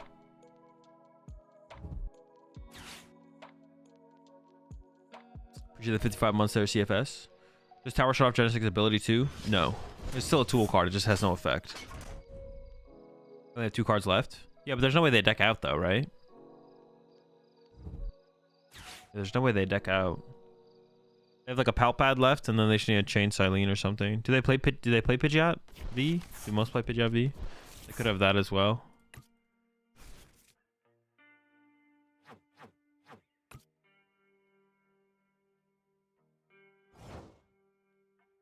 Maybe they get Tails on Silene then, I guess. We'll see.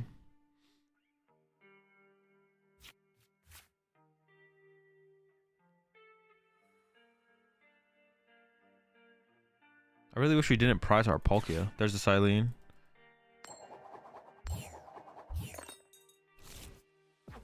I should have another Palpad left though, right?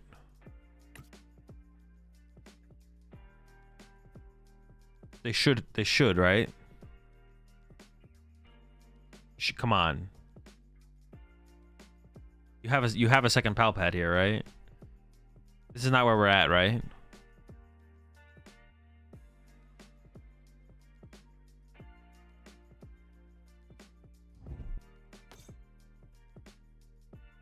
They're getting aggressive. Look out, look out.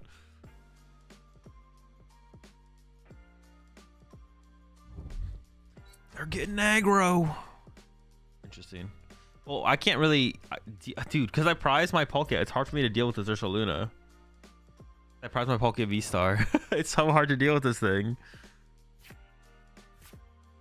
They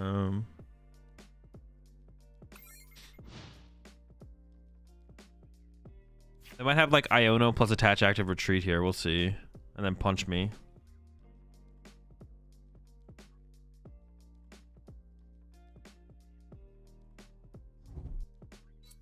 There's no way they only play 2 Palpad. Is it that unreasonable? Gotta catch my Palkia, right? It is kind of the big threat here, I feel like. The real threat here, though, is that continuous coin toss.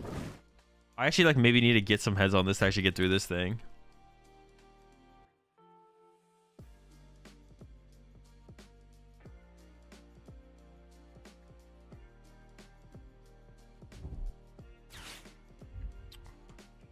Or will they have to put something back in the deck? Do they have a... What do they have here? They have to put something back. They have another Palpad this whole time. It feels weird that they played it this way if they had another Palpad though. They could have just Palpaded back Silene and checked that.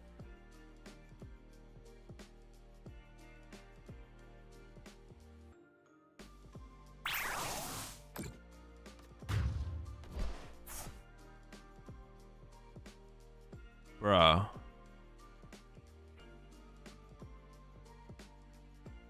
Dude, this is just... I can't. This is just. I don't even know what to. I don't even know what. What is this? What is this? Gameplay like this should be reportable. Like what? They forgot. I don't know if they did. They maybe were just like, wow, he literally have nothing else. I hit double tails.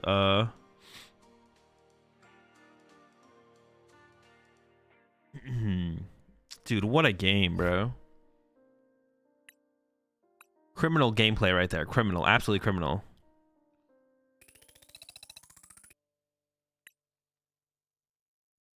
Holy smokes.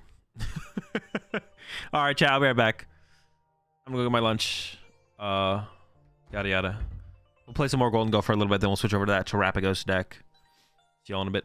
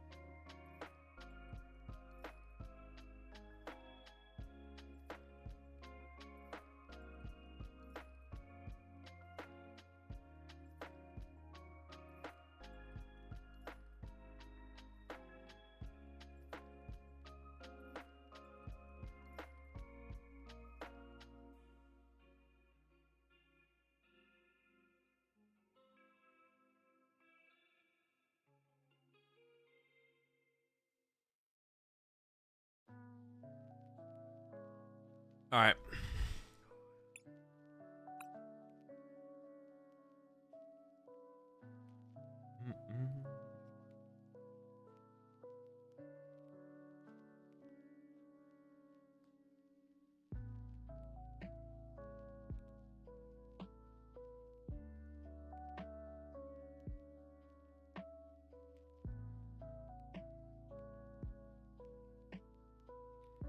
Why do I dislike Bolt? I don't dislike Bolt.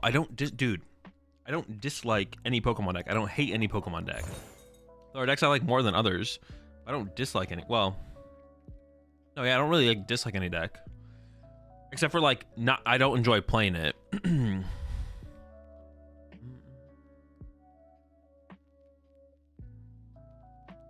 that's like different than like. It's not the same thing. Disliking a deck and just like not enjoying playing a deck aren't the same thing. Well, unless that's what you literally mean.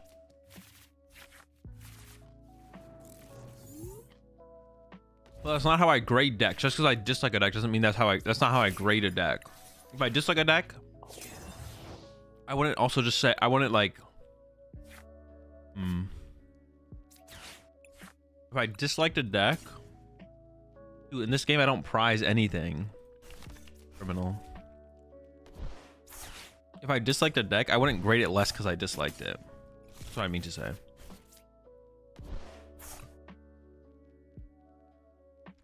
Often?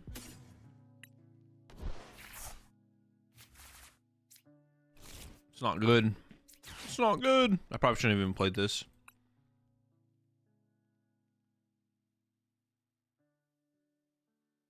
I don't dislike Raging Bolt. I just don't think it's good. Yeah, Raging Bolt is an example of a deck that I never truly hate any. I don't hate decks. I don't actually ever hate a deck.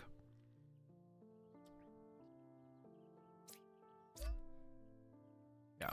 I never hate decks. I don't hate decks at all. I don't even dislike Raging Bolt. I just don't think it's that good.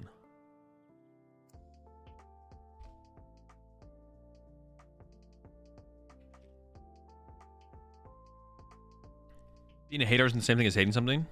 Honestly, true, but they're close enough.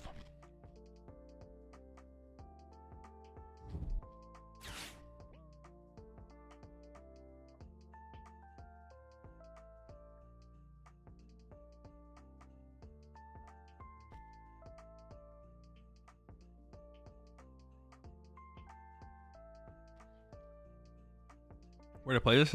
This is PokemonTCG Live. You can play it on desktop or phone.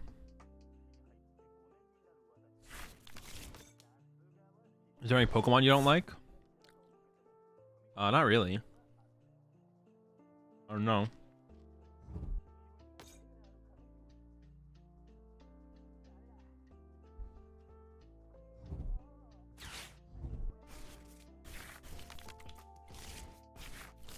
Where do you rate the Palkia Dust Deck that has done well recently?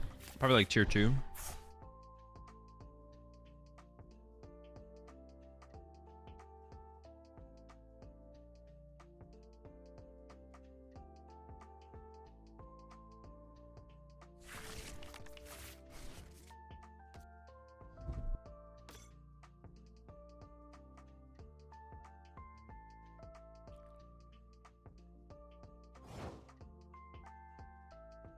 All right, well, that was nice of my opponent for the hookup. Appreciate it, appreciate it.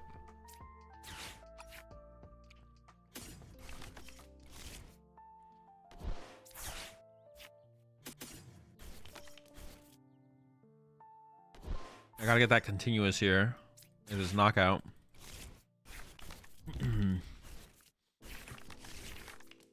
Goodbye, owls. Ooh, okay, okay. Hold up, hold up.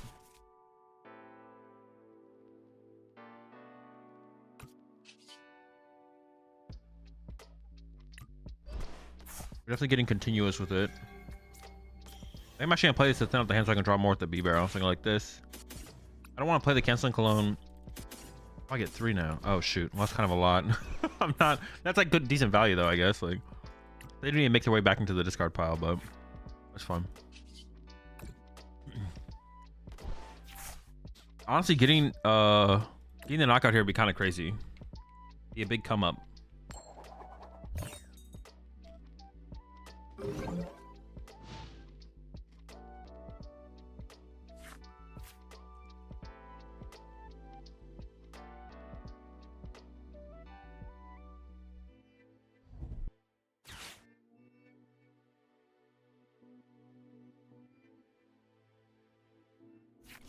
Have you done a tier list yet? No, I'll do one today.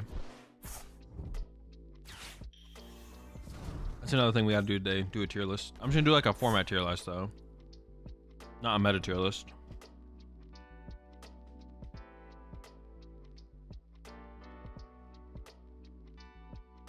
What do you eat? Rocks.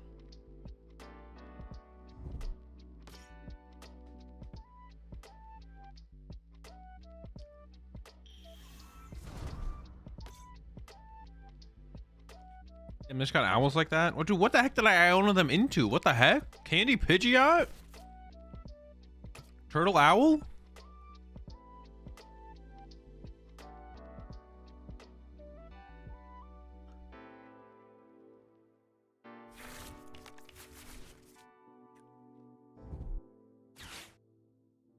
Which Lugia list do you think is more affordable to play? I mean, there's probably like a $5 difference between Lugia lists. It's not that big of a. It's not, I have no idea. There's not like a drastic price difference between Lugia lists.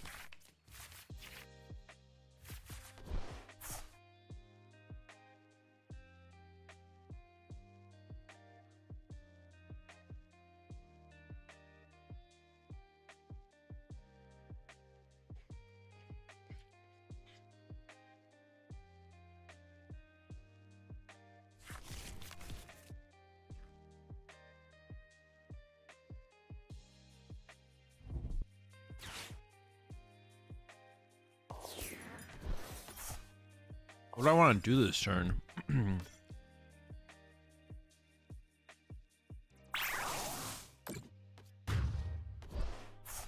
The Duskulls are kind of scary. Do I just go after the Duskulls here? I maybe just go after the Duskulls here with Greninja.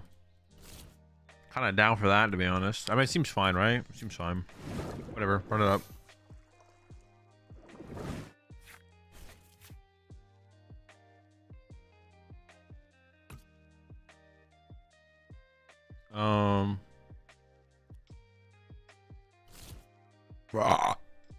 Excuse me.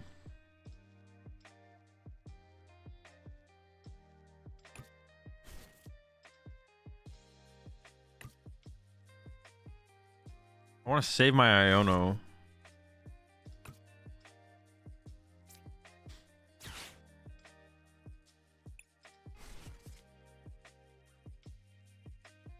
If I evolve everything, the turtles actually can't KO anything besides my one prizers. Interesting. I didn't even really realize that that was the... I almost don't even want one prizers in play anymore at this point then. I have a medal in my hand, right? Okay.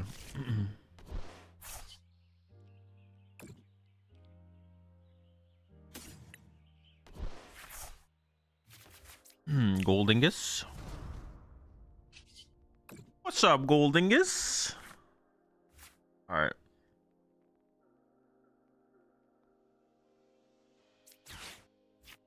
We grab this plus Ultra Ball here and get our whole board out of range. I'll give up the... will I give up the code breaking here? I think I will give up the code breaking plus a medal. I like the idea of the Turo. I like the idea of the Turo and the Iono. Yeah. I think I want to attach to Radiant Greninja this turn as well. So I'm going to go like this. I'm going to load up 3 on the Radiant Greninja. Well, are they going to ignore my Radiant Greninja though? I guess that's kind of the question. Are they going to ignore this? Because I could attach a water here instead.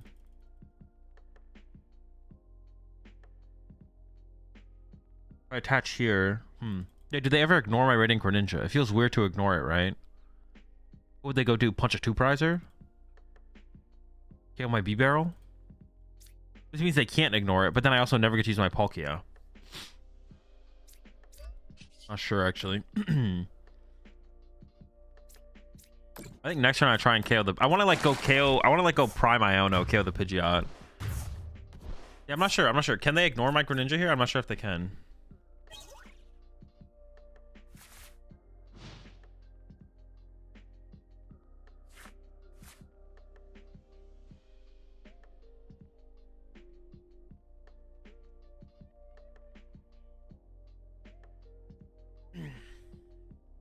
Doesn't Palkia always body them? His Palkia is good, but like attacking with Greninja is better. Like being able to KO all their Hootoots is just way better. Yeah, just being able to KO their other things is way better.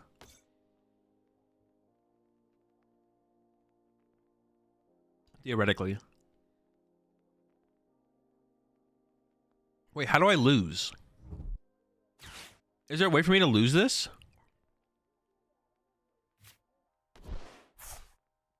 This feels unlosable. I'm not sure if I'm missing something though.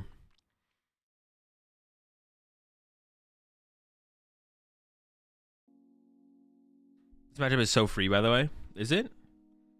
We like whiffed a whole turn too. We're like behind one turn where we should be. But I did go first, I think, right?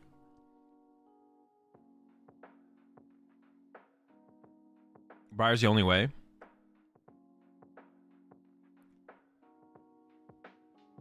Wait, so if I just turtle my B-Barrel or my Greninja next turn, the game's over, right? Basically. Hmm? Okay.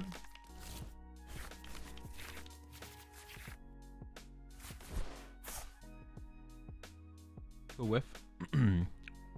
Yeah, if I turtle this turn, the game's over.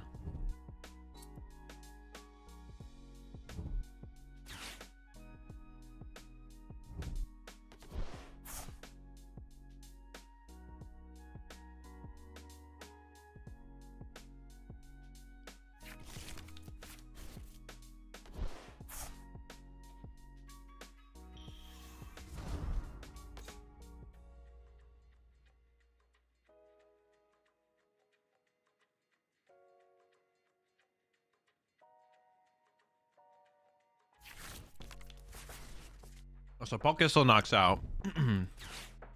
Oh, what? Oh, okay.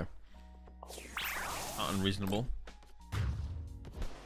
So they can go Candy, Dusknoir. No, but they can't one-hit KO one of my two prizers. Yeah, how do I lose? I just literally can't lose. Even if they go Candy, Dusknoir, knock this out, Briar, they would need double Duskull, right? No, but they can't do that either. What? Free. This is just free. Yeah,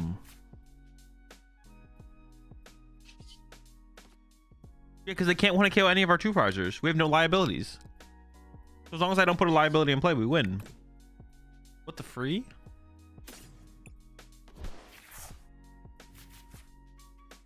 It's ridiculously free. Can I bench the Gimme Ghoul?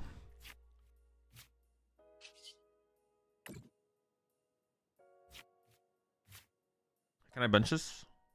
I could burn this, right? I think so. Now, if they play Defiance Band, well, even would that even matter? That could matter. No. All right. Put down Gimothy. Can I put down Timothy here?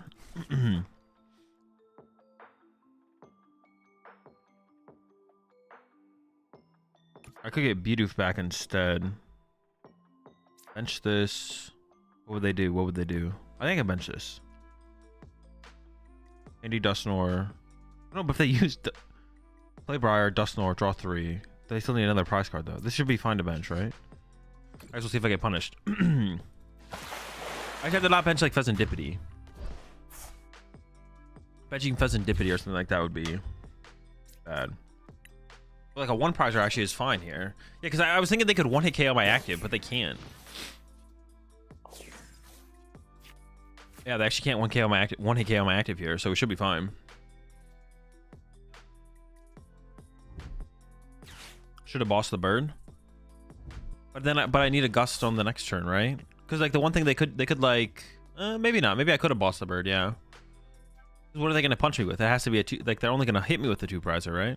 So getting rid of quick search might have been better, yeah. In my head I was like, yeah. No, what can they? Yeah, they can't do anything. They literally can't do anything. Holy smokes. Yeah, if we set up, but it's so easy to set up. It's not hard to set up in this matchup. Yo, Gholdengo might be real, to be honest. Because, like, you go through the list of matchups, and it actually doesn't seem that bad. Gholdengo might be a real deck. One matchup that is tough is Dragapult. Dragapult's tough. play a freshwater set to beat Dragapult or something stupid. Not actually, but King Dingus. It's solid. Favorite against Raging Bolt. Favorite against Terapagos. It feels like we're favored against Terapagos. It definitely feels favored. Favorite against Raging Bolt. Favorite against Terapagos. Pult's bad. That is a bad one. That one's tough. Charizard got a lot harder, but it's not. I don't think it's a bad. Charizard got tough. I don't know. Charizard got tough. Honestly, yeah, the big EXs are like the hard decks. I feel like Charizard, because now that they have Dusclops, they can force the trade. Is like the problem. Also, Dragapult probably no Manaphy at all. If they don't have Manaphy, then maybe going first is just kind of like the big swing, to be honest. But yeah, actually, if they don't have Manaphy, then that actually is like a really big difference for that matchup.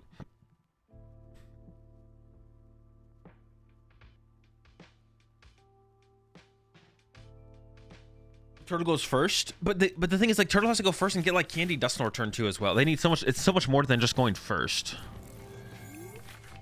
Like in most matchups, Turtle can have like a really slow second turn and be fine. Like, oh, I'll just punch your active, or I'll just pass and let you get the first prize card. But Turtle can't do that against Gholdengo. I don't think so. But yeah, the lack of Manaphy, if that remains a constant, if the lack of Manaphy remains a constant, then this is like interesting for sure. This Drago is probably a close matchup as well, though. But being able to 1-hit KO Drago is like pretty good. This is like another matchup where Drago can just like bench lock us, so they can like turn 2 KO double gimme goal and we're just crying. Or they can like do cheesy cure in place too and like force us to have a switch.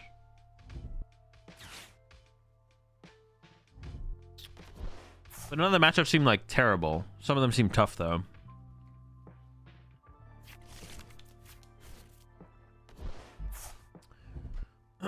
Azul, I'm stuck in a 9-to-5 life with my limited time. Would it be better to focus my time into Palkia Dusk or Turtle deck?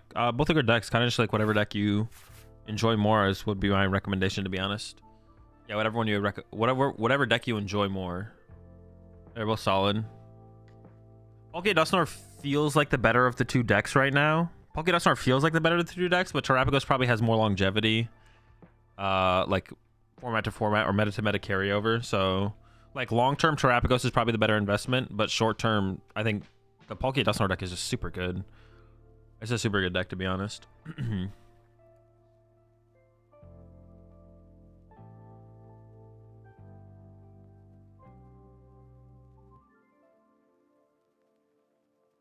I'm putting all my time to that Poison Crab deck.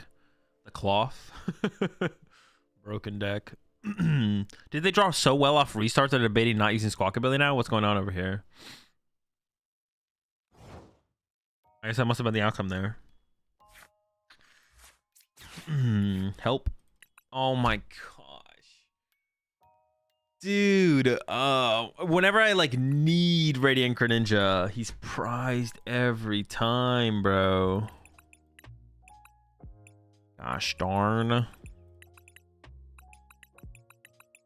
I just go for another Timothy Ghoul? Probably, right? Yeah. Maybe I prime this up. It's like one more card that they need to be able to attack next turn. Not sure if this is worth it, to be honest. It is something, though. Start tossing some coins.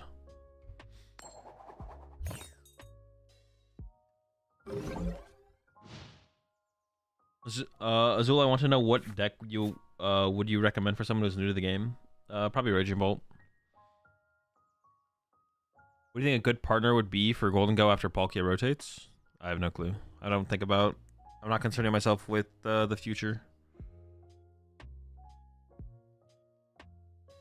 Too busy with the present.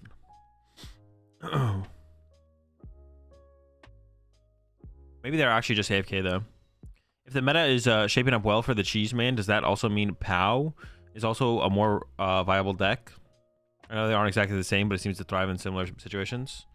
I don't even know if that's true, to be honest. But no, I don't think so. POW just sucks. POW actually has like a bad Drago matchup, a bad Dragapult matchup. Like these are bad matchups. Whereas for Gholdengo, it's like they're fine. Like, okay. All right. That might just be AFK. Hook. Oh. Does the GG in AzulGG stand for Gimme Ghoul? You got me.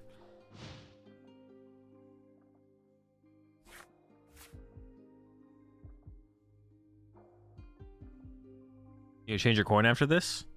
Hey, I'll take a 2 for 1. I'll take a 2 heads for the 1 tails. I'll take that. That's a good. That's good value.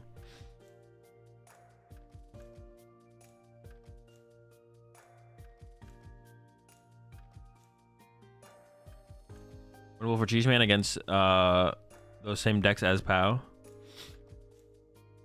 Cope against those same decks as POW. Yeah, exactly. Why don't you use the Rev Room? Because the discarding the energy requirement is like annoying. Because like imagine you get Iono'd late game and you're out to energy a superior energy retrieval. So now you play a superior energy retrieval to put 4 energy cards in your hand to then discard 1 to draw 3 off of Rev Room instead of drawing 4 off of B-Barrel. The lack of a requirement is just it's not huge, but yeah, the lack of requirement's not huge, but it's not a bad thing. Also, sometimes requiring an energy to be discarded means we don't have enough energy to actually get a knockout, but we need to see more cards to actually get to the knockout.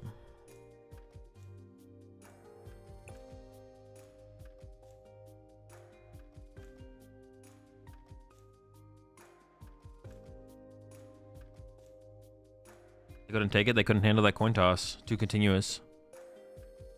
Yo, playing Dusknoir, how is Charizard versus Palkia or Terapagos decks? Is it okay deck to bring to a regional right now? Yeah, Charizard's fine.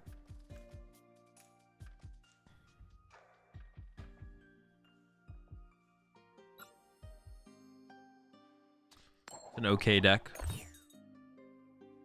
Azul, it's 17% of the meta.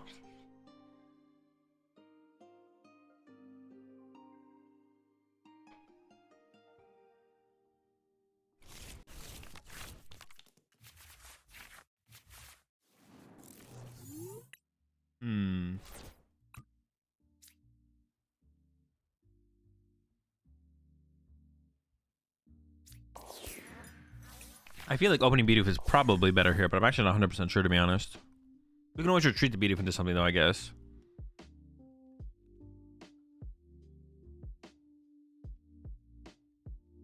One Scissor could be good. Could be good. Gouging Fire when? Trade, I'm just going to ban you. If you ask about Gouging Fire one more time.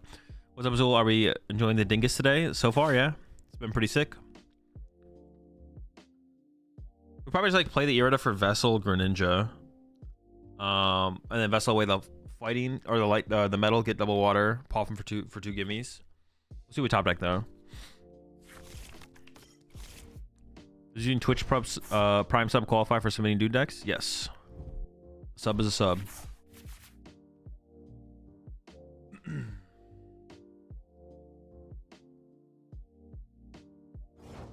All right. Well, it's Gardevoir, but obviously it didn't go very well. Pretty good top deck.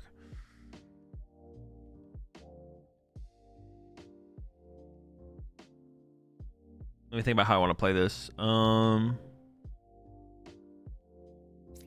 think I just leave the Bidoof in the active with an energy on it, to be honest. I'll play this, get the Greninja. We can play the double Poffin, get some gimmies. We need to find the water energy though, of course. I just get the Earthen Vessel.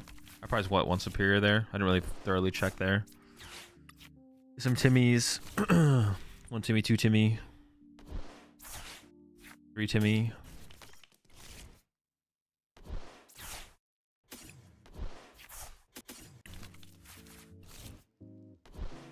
I could have no. This is correct. I was like, could I have held the Irida? But no, I couldn't have held the Irida and like done as much as I'm doing.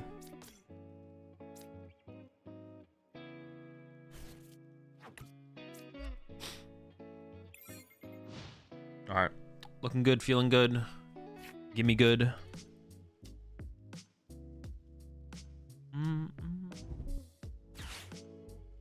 Remember, Azul also hated Tina, ended up playing to a tournament. I don't hate decks. I never hated Tina. I just thought it was a bad deck. And I still think in those metas back then, it was a bad deck. Also, guys, when I'm talking about decks, it is in the meta. I don't see, this is why. So you guys think I hate decks. So it's like, oh, well, he hates a deck. So no matter when, no matter what the card pool is or what the meta is, he still hate the deck. I don't hate decks though. I just think decks currently, like right now in time, in the metagame are bad or good or fine. Tina, I thought was a bad deck, but when I played it, I thought it was a good deck. But my logic is consistent. Nothing is inconsistent about my logic when I'm applying it to calling a deck what it is in the current meta. It's not like I'm being illogical. There's nothing illogical about what I say about decks at all. It's all logical and can all be tracked, just like consistently across the board. There's nothing illogical about what I say. Ever. Not ever, but you know what I'm saying. I don't hate decks. Some decks are good. Some decks are bad. The boss. I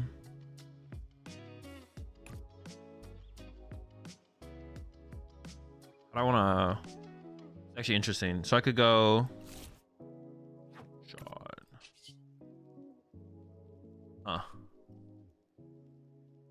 So I could do this would be interesting actually. Let's go with this. I'm gonna go with this. We're gonna see how this goes.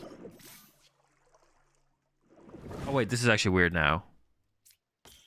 All right, maybe overcooked. I overcooked with this one. I maybe should just boss and KO the thing with Okay, I am now I'm committed though. I am committed to this. I did overcook with this.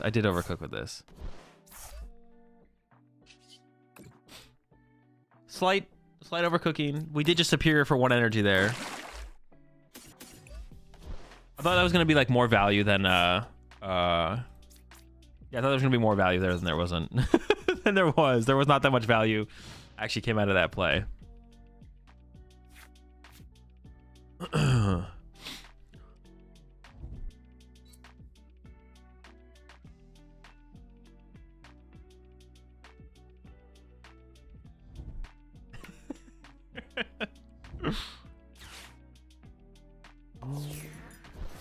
Okay. Whoa. What is this? Kind of cooking out here. Hold up. And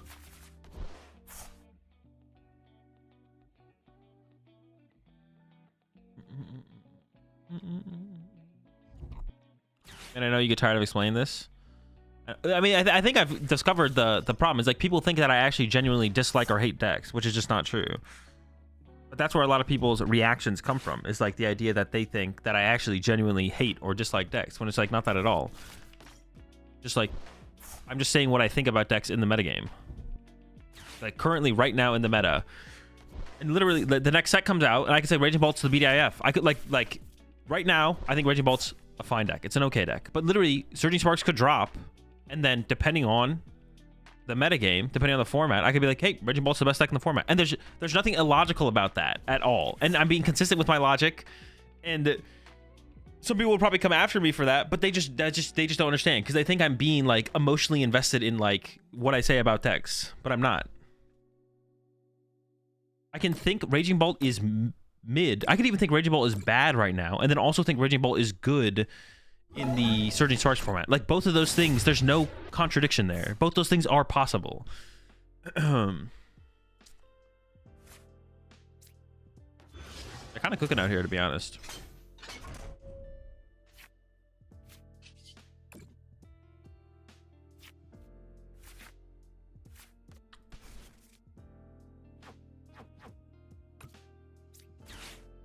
Oh, yes, it is.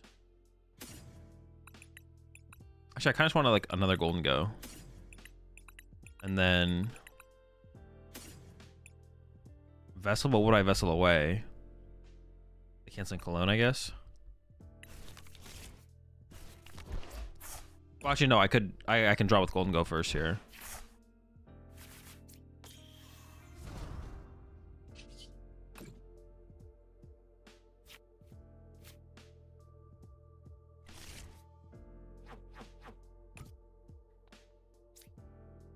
Yeah, probably the Vessel still. That's fine though.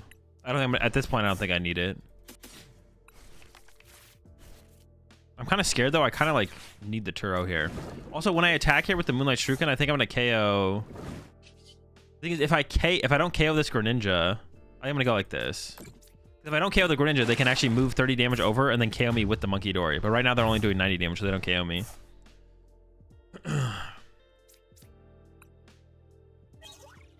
Bolt slapped my mama, therefore it's bad.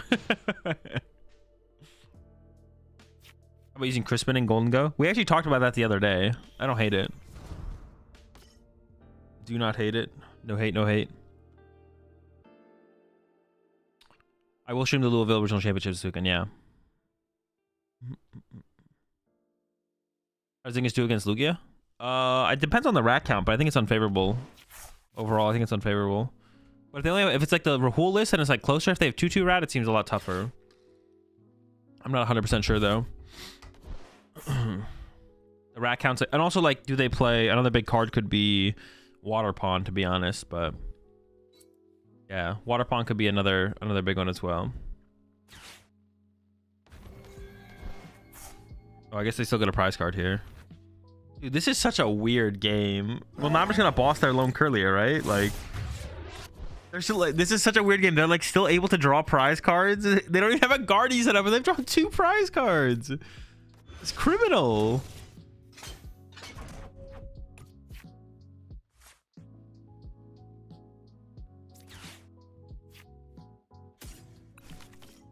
I also don't want to put another Gimme Ghoul in play because I'm scared of them getting another prize card out here. No, I think it's probably fine. I think it should still get Timothy Ghoul. Get him online. All right.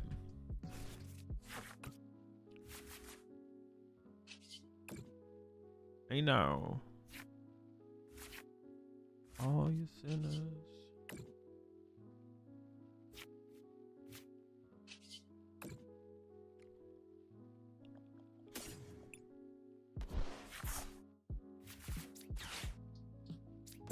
Dude, what a game. Leave your lights on. Oh wait, it's weak to metal. I forgot about that. Literally forgot it was weak to metal. All right, well, just one then, I guess. Okay, it is good. The monkey's do. Yeah, the monkey's going in. It's not messing around. How should Palkia approach the Lugia matchup? Every time I get hit with Iron Hands, turn 2, and then fall so far behind I can't catch it back up. I got, what is my?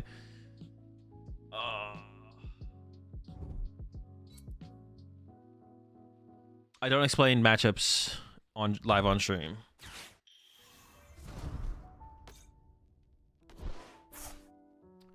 NGX with Dusknoir and Grand Tree. No clue. There's some synergy there, but I'm not sure if it's good. Sounds a little bit slow, to be honest. I guess more so than anything, it sounds kind of slow. But you might be able to keep pace. I just kind of compare it to like the Palkia Dusknoir deck, but maybe I shouldn't be comparing them. I don't know, give it a try. There's potential, it sounds like. I don't know, Greninja feels so weak without Palkia, though. That's like the thing. When it's like synergized with Palkia and you have the options of like Palkia or like a turn 2 Radiant Greninja, you have so many more options. Like, just the more options is really good. It's not so much that... It's not so much about like using Palkia to enable Greninja. It's like just the options, the depth of the deck.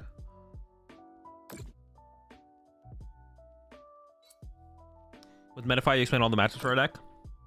I do a brief matchup breakdown video for all the, but only for all the deck lists I post over on my Metafy group. I don't just do it for every single deck.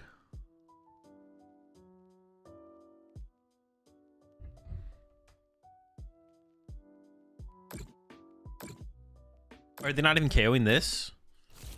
Bro, if you're not KOing the Gholdengo is gonna KO you.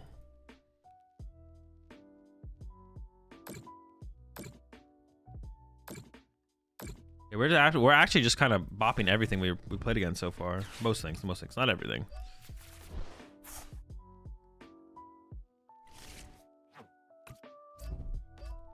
Wait, they messed up. They had to pick up this one with the energy, right? Oh, they got the... Oh, wait, Scoop Cyclone also doesn't discard that. Let's go! Iono me. Are you kidding me? What? Dude, they have this sick combination of cards, and then they just play research instead of... They literally had Iono in their hand. You're gonna leave me with an 11 card hand? Did they just want to get the knockout, and we're like, they're just like, I'm done. They had the nuts. They had they had everything. That's so sad.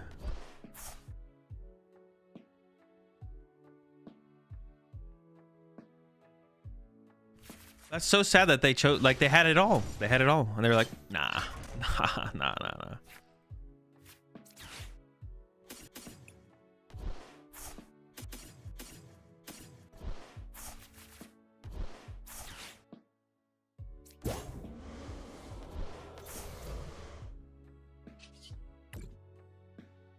Unlucky. Looking for stamp? But why look for stamp when you just have Iono? Like, also, they do Scuba Cyclone. So no. Wrong. You can't even defend them. They made a mistake, and you tried to defend their thought process, and it's not even defendable because they literally play Scuba Cyclone. That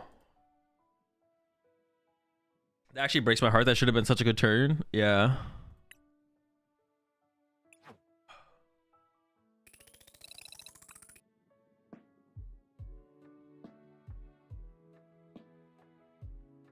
Remind us why you dislike Bolt again. I don't dislike Bolt. From now on, you know what? I'm just gonna take when you guys ask me questions like that, I'm just gonna like literally read them as is. Yeah, I don't dislike Bolt. Dango tier? Tier 3 probably. I almost want to give it tier 2, but probably tier 3. We'll do a tier list later today though.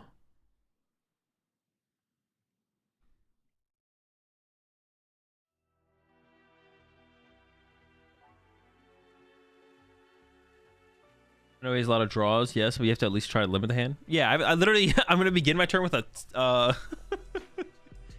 an 11 card hand. You appreciate the 6 months there, super sale.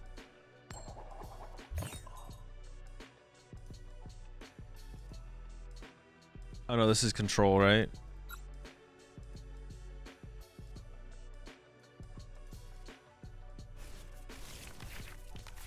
To be fair, your stream title is Raging Ball's #1 hater. Oh, I mean, I guess that's fair. If you don't know, you don't know. If you're not in the know on that. Oh, wait, they're playing Gholdengo as well. Okay, cool. I thought they were playing control. But this is going to be interesting. What happens if they... Because they're going to... Huh. I don't have threat of Radiant Greninja.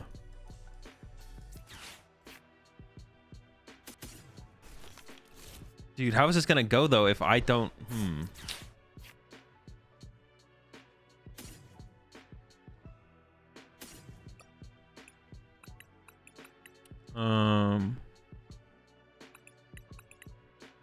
Do I even have the Greninja options in here? I do, okay. The threat of Greninja seems pretty important. I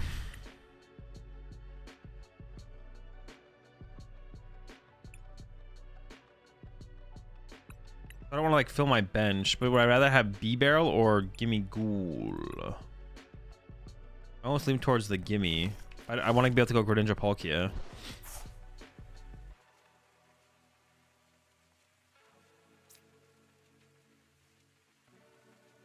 I don't want to really attack next turn though. I almost just don't want to attack if I can like that's hard. This is tough. I don't want to be the first person to draw two. I don't want to leave a 2-prize on my active. It depends on what kind of turn they have. I guess this gives me the most flexibility though. By attaching here, I get the most flexibility. So I think I'm just gonna attach active here then, because I don't want to like attack with it. I would rather just like maybe retreat to Gimme Ghoul and pass and hope they don't have like Gust KO 2-prizer. More so than anything, to be honest. Like, yeah, getting Palkia. If I get Palkia Greninja down turn 1, then I'm feeling really good because then I can threaten Radiant Greninja turn 2. But no retreat to protect the Fez. They're playing Gholdengo. They can't attack.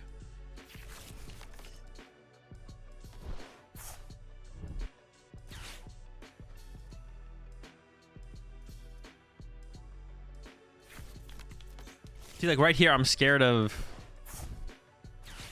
They have a decent shot of like knocking out my Gholdengo back. So do I just sway into them with my Gholdengo? I don't know. Why do you recommend Raging Bolt to new players if you think it's mid? Why not recommend a better deck like Charizard? Well, I also think Charizard is mid because it's like an easy deck to pick up. It's not. It's a good. It's a good Pokemon deck that is easy to pick up. It's just not a top meta deck.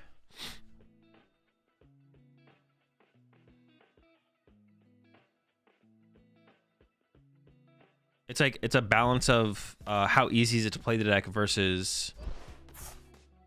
Yeah, it's a balance of how easy is it. Well, now they put this in play, so I could just go after this theoretically. It's a balance of how easy the deck is to play versus how decent of a deck it is. And it's still a decent deck.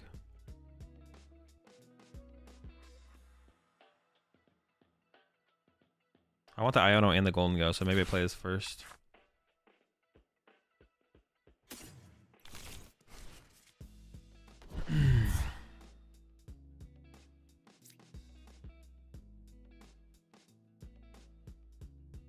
How aggressive do I play for this? I could play pretty aggressively for this because I could go like this. Oh my! Coin bonus for 2. Evolve. Prime Catcher. Coin bonus for 2.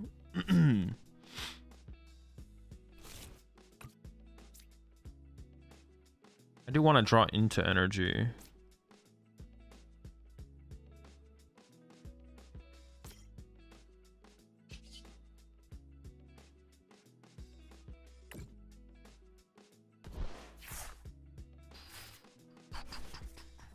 That's 6. That's 6.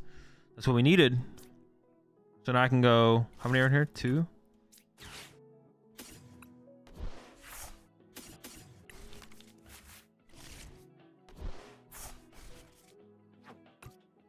One, 2, 3, 4, 5, 6. Wait, how many are in there now? Dude, I'm tripping, man. I don't know if they probably shouldn't have benched the Palkia though, right? Wait. I have a medal? I do. Okay, dude. Bro, chill. All right, here we go.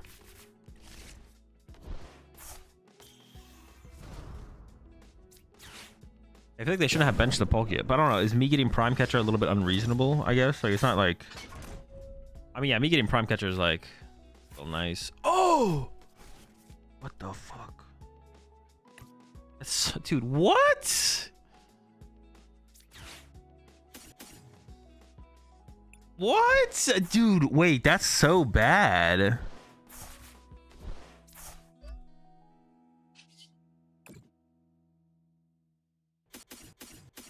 Because you need, what, 7 energy to KO a Gholdengo? Losing a Superior? Can I even KO 2 Gholdengos at this point? I don't even know if I can. I don't even know if it's possible to KO 2 Gholdengos at this point. That's something. That's something right there. That's interesting. That's interesting. I also don't have B-Barrel set up, but...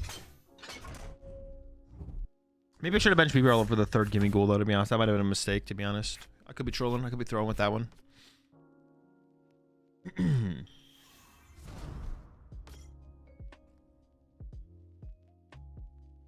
they got a bench. Gotta play for the Ninja Play. The Ninja Play is not going to be available next turn. Well, it could be if they don't evolve the Bidoof, I guess.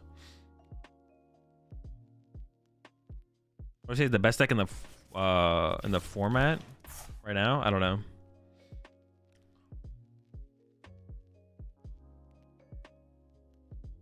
With Palkia, guys, chill. I can't just swing with Palkia. They have to bench another Pokemon. They have to bench another Pokemon.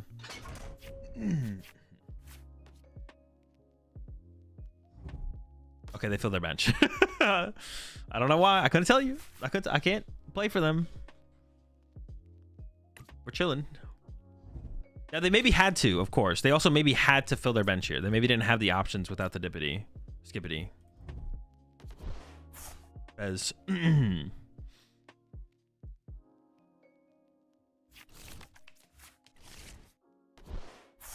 I feel like I still should send this up to draw an extra card with, though, to be honest.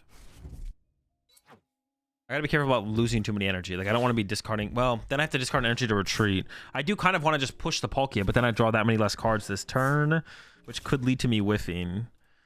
Maybe I do just push the Palkia here, though. Oh, yeah, maybe I do just push Palkia here. Hope for the Palkia. I don't think it's prized, right? How much? I see. I don't know where my superiors are either, if they're prized or not. If I could boss this, I'm just gonna push this. I'm gonna draw the extra card.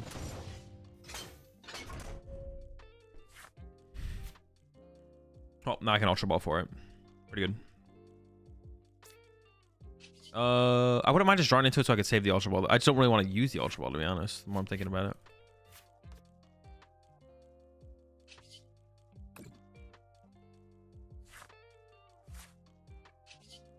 I think I've used the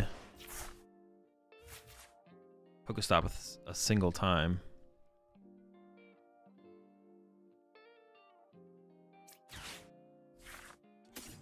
If you want the option of the B barrel, the Palkia is in here.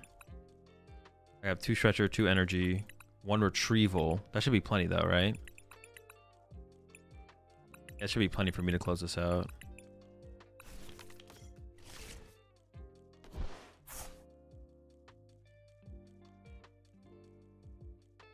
Two Stretcher, 2 Energy, 1 Retrieval. Ultra Ball away these 2. Palkia. I don't want to mill that, but I think I could just throw out Pokestop and hit Pokestop, to be honest. That's 1, 2, 3, 4, 5, 6, 7, 8. So yeah, I have plenty of energy left now. I have 8. 8's enough. So I could do this. Play Pokestop. Hit Pokestop, attach active, play the Cypher. Ooh, now I can play the Switch instead. It effectively conserves an energy. I like that. Wait, there is like water energy in here. Okay, cool. Just gotta make sure, All right. Actually, 2 of them though as well. I don't need to get more than 2. And then Codebreaker. And I think I'm just gonna put what do I want next turn? Codebreaker. I could go like Stretcher Codebreaker, I guess.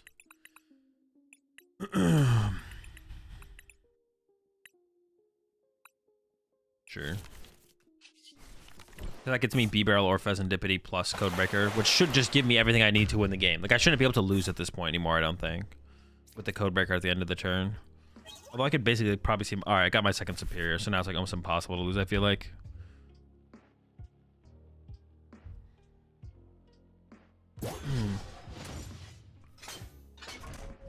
Random question, does this deck play letter? No. If you're interested in the full 60, it's in the Discord. Or on the list, just Yellow's list.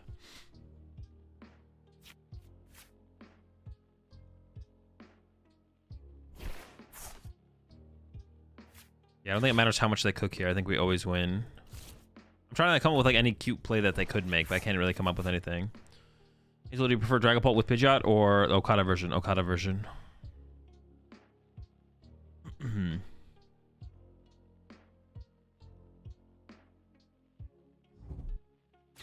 Boss. Okay, is there anything cute they can do with Boss now that I've used my Switch? Just KO B Barrel or B Doof, excuse me. Or are they just stalling? What are they waiting for?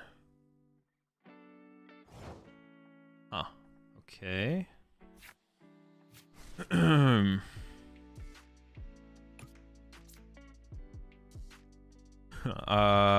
mean, it doesn't do anything. I guess it like means they can Iono me to 1. I can still win this turn though, technically, I guess, right? Yeah, I could still win this turn.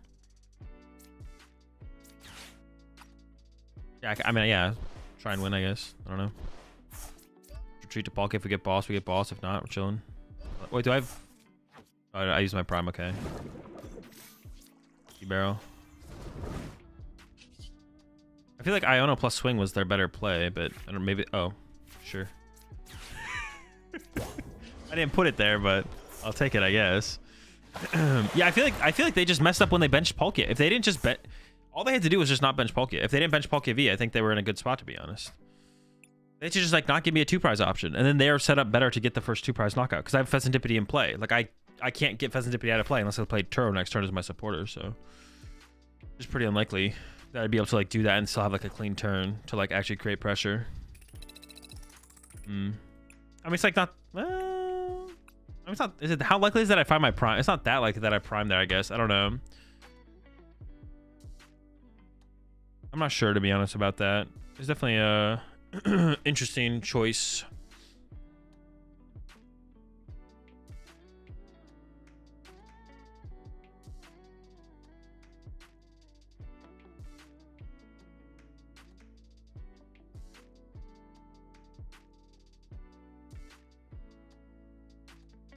When do you know when not to play Palkia matchup wise? I don't know. That's too tough to explain. That's too tough to explain over in the. What's my answer to that? There's too much for me to explain. Oh shoot, what I click? Okay, cool. That's too much for me to explain right now, live.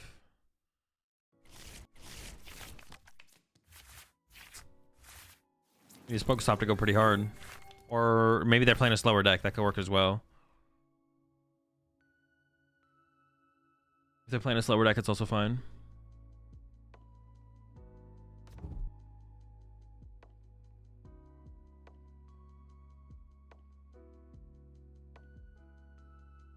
When it's a liability and doesn't help your game plan?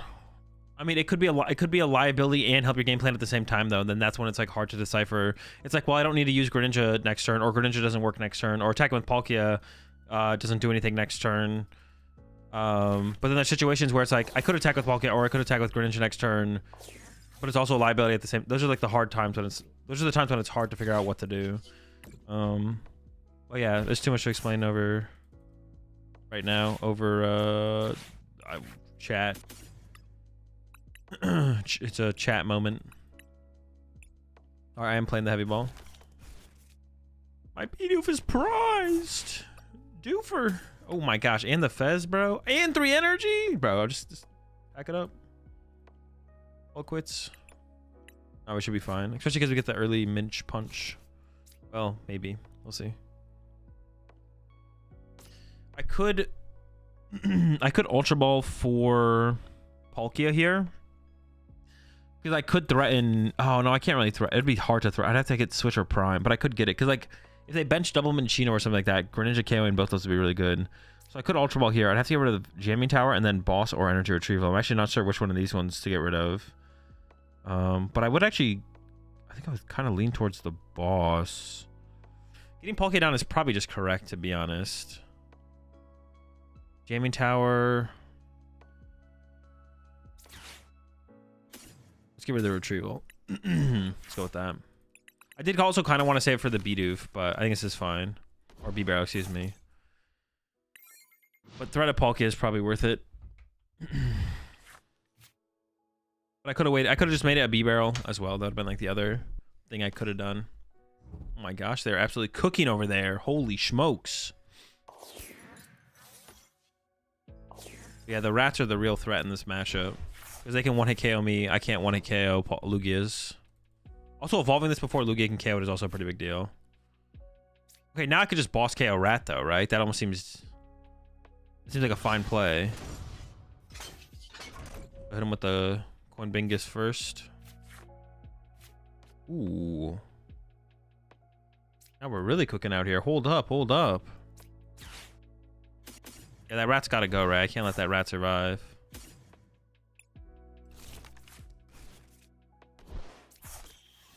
Can't let the rats live. I do want to evolve my Palkia as well, but... Let's see how this sequence is out.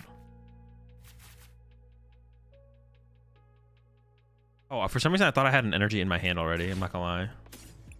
Not gonna lie here. I thought I already had a energy. I mean, we were close enough though. I still would have made the same play. Do I hit the stop?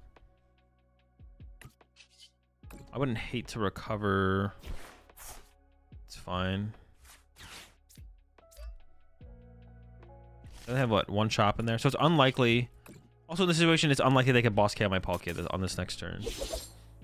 Yeah, it's unlikely that my Palkia is gonna go down here. But them setting up a Chinchino is like pretty reasonable. Like if I went for the KO on their active or something, them going like Chinchino knock on my active is like pretty reasonable. And Legacy Energy throws stuff off so much. Oh my, second rat? What? 2 of them? That's what I was scared of. There's always another rat.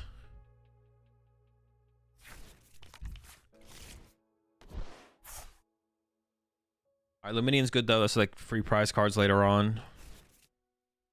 I don't even know what I'm gonna KO here, to be honest. Yes, Mill the Rat. Genius. But they probably play a 2-2 though. 2 Minch, 1 Chin. They probably have another Chinchino.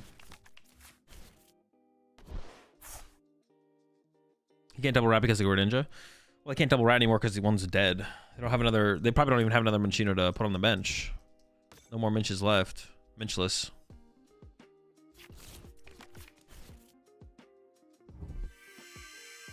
They could. Well, here they can't take the risk anyway, so they bench lock themselves. All right, Thornton's gone as well. And all right, they played this. Yikes. They had a lot of options there. They were not able to put any of them together though, which is really good for us. They weren't able to put any of their options. Pretty good, pretty good. Well, for us, not for them. So there's a couple different plays I can make here. I could KO this. I could also just go KO an Archeops. Weird Ear is there. It looks like, honestly, it just looks like they're playing Yurko's list. It looks like they're literally just playing Yurko's list.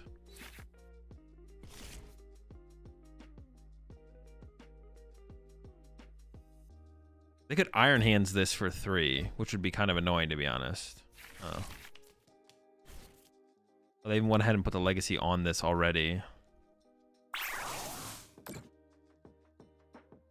KOing this is still pretty good here, because it means they don't have a way to one-hit KO one of my things later on, right? I still kind of lean towards KOing this, and then just maybe KOing through their active for the rest of the game. I should probably switch to a new Gholdengo and just run between Gholdengos. Well, it does feel really weird to boss something for 0 prize cards. But then I just have to... No, that's so weird. If I KO this for 2, they go knockout. And then I go Gust for 2. Oh, wait, no. I just win by going KO, KO, KO, though, right? I should just go through that route. Oh, shoot. Should I have drawn with... Oh, shoot. Could I have drawn with B-Braille first? Have I trolled? You...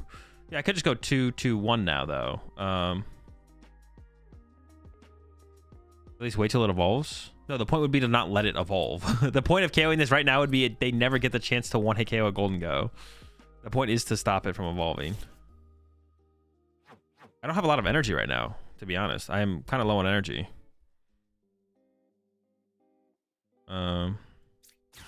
Switch and draw 2 again. It's okay. It's not great. Oh, we did like prize a lot of energy, didn't we? I forgot about that. 1, 2, 3, 4, 5. I literally need to get all my energy if I want to KO the active here. I do have 2 vessels in the deck. Okay. So it is possible. I have 2 Stretcher. Radiant Credential would equal way more cards. I don't think I thin out the Gimme Cooler because if I get Night Stretchers, then I become that. If I need all 6, then I actually need the energy on this, which means I can't use that. I could burn one of these actually to get rid of these 2 to get 2. No, that'd be like 2, or that'd be 3 for 2. Play 3, get 2. But I don't want to burn anything else in this hand. I could burn a Superior. I could get rid of Switch and Superior to get back 2 energy. Then draw 1 more B-Barrel.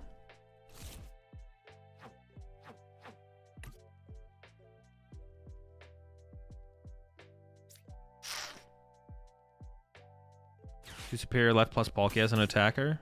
I think I can make it work. I should have thought about this whole sequence before I drew with the Gholdengo first. I forgot I had B-Barrel on my bench to draw with. It is not looking good for what I wanted to do. Well, could this even get me anything that gets me there? I don't even know if this could. Let's see what it gets me, though.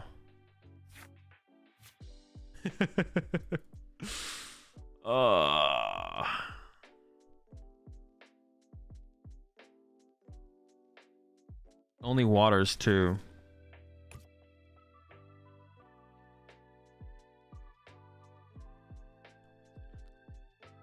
Now I think I do just go KO the Minchino. I just have to remove it from play as like a threat, and then I'll regain the prize trade after that. Wow. Yeah, I think I gotta KO the rat now. It feels weird, but I gotta remove like the threat of a one hit later. Otherwise I get to do the, because at this point I've already lost the tempo of where I want it to be. So removing the threat of a potential one hit later is better now at this point. Now I think I can go get this Gimme Ghoul. I think it's fine to grab this. Make it rain on him. Make it rain on him.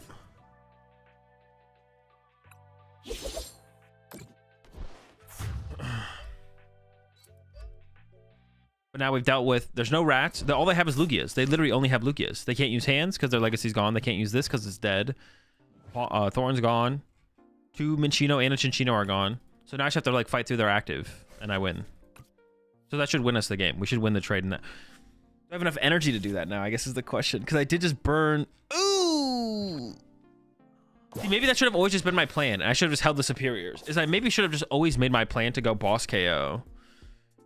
I maybe should have just committed to the boss KO sooner. I've been like this. I still win the prize trade in this scenario for what they've lost. Yeah, I may be messed up to be honest. Because now I just...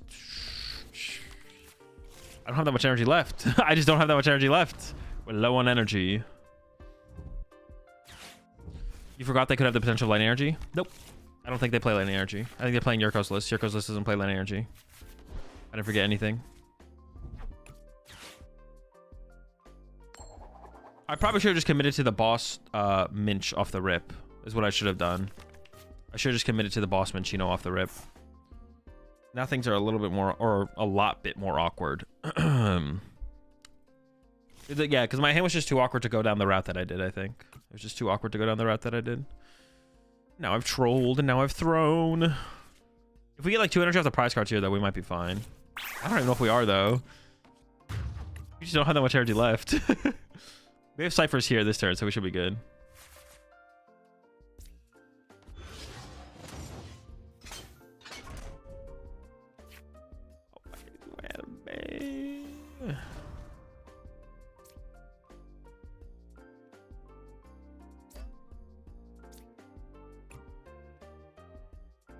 We get Industrious. Then we Coin Bingus. Coin Bongus.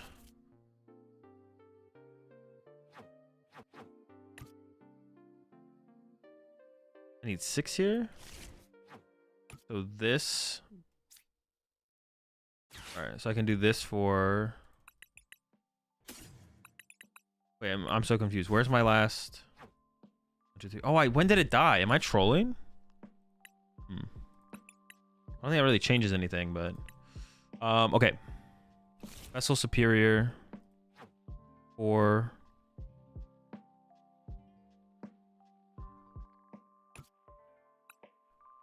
I just need Superior plus something, right? So for some reason, I feel like Turo could come into play next turn. So I need... Superior... I don't know. Give me a dead card. Like a Poffin, I guess? Yeah, sure. 1 bonus. Look at them cards.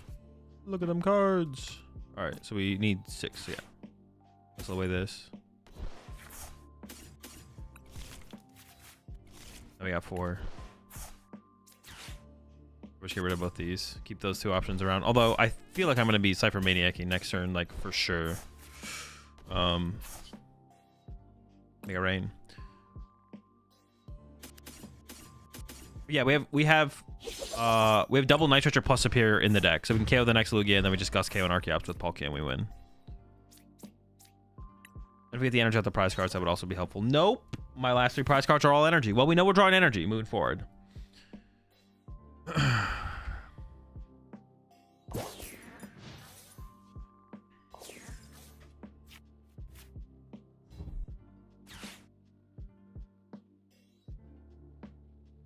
Who's the GOAT? MJ or LeBron? I don't know. I haven't thought about it hard enough.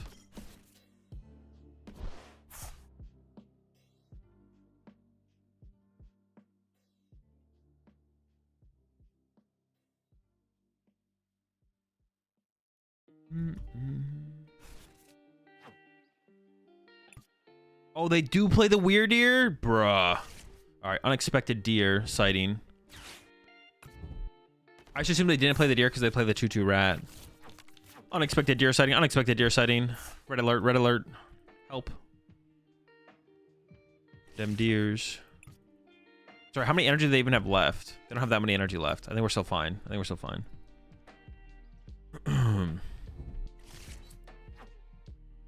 Wait, where's my B-Bear? Oh, my B-Bear line is in play this whole time.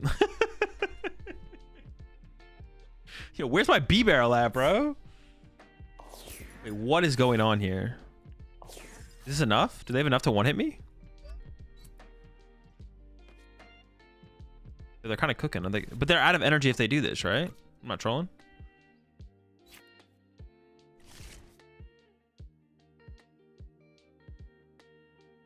Okay, they only need one more energy, right? I guess they got it. They got the knockout. 9, 10, 15. They have like no energy left, yeah. I can go send up Palkia and knock this out. And then we win with the Gholdengo on a following turn. Sure. Okay with me? It's alright with me. My Palkia can't die, right? No. I'm tripping. I have everything I need in my hand, so I feel like I probably shouldn't play anything.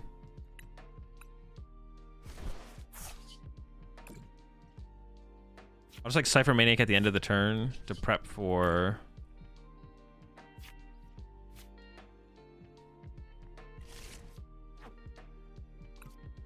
May as well get another Gholdengo, I guess.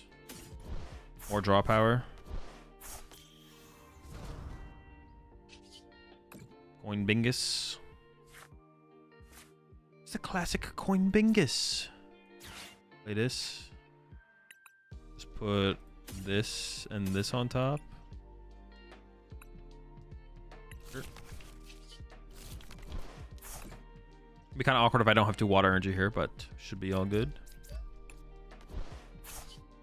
And we punch. If I had to like get back Radiant Greninja, I could have done that as well with the Night Stretcher, but we obviously didn't need to do that, so we're chilling. So do you think that Palkia Dusknoir is a good play for Louisville? Palkia Dusknoir? Yeah. It's a good deck. Good deck, good play. And we were guaranteed 2 energy there.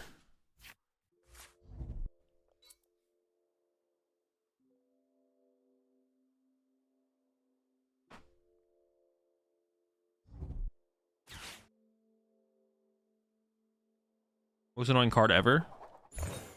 Most annoying card ever? Maybe Hypnotoxic Laser. Like I feel like stuff like broken. Yeah, maybe I wouldn't even say something like ADP was like annoying, like just sad. Yeah, probably Hypnotoxic Laser. I would say is up there for most annoying card ever for sure. Go with that one, yeah.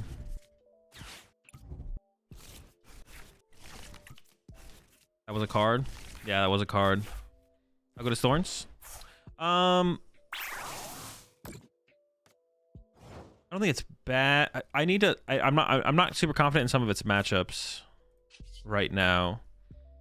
It's Dragapult matchup and it's Terapagos matchup. I'm not super confident in. But if those are good matchups, then I think the deck is really good. If those are both bad matchups, I think the deck's not great. If it's a 50-50, then the deck is solid.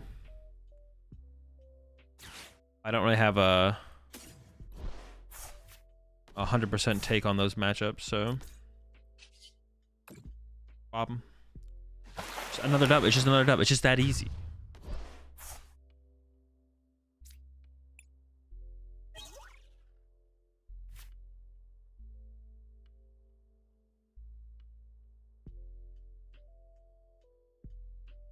What, irritating Fallen Vileplume? No, I don't think it was that annoying. Just chill.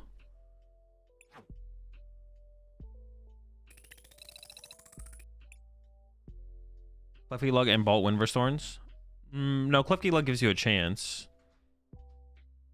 Clefty Lug gives you a chance, but you're still pretty unfavored. Bolt, I actually don't know. People say it's favored, but I don't know, my experience is that the matchup is pretty close. I appreciate the 51 months there, Forerunner. So regarding your comments about Palkia's role in the Greninja Nor deck, do you regard it as more like a side character in the deck, or is it played like Gholdengo, Terapagos, or Gholdengo? Like Gholdengo, Terapagos, or Gholdengo? No, it's a pretty big part of the deck. It's just like the Palkia deck is just having like one really powerful turn, but it involves Palkia just as much as anything else. It's not like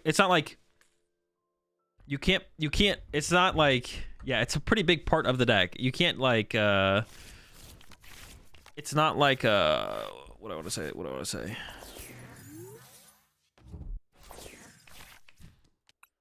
It's not like Charizard Dusknoir, where you can play Charizard without Dusknoir. You can't play Palkia Dusknoir without Palkia.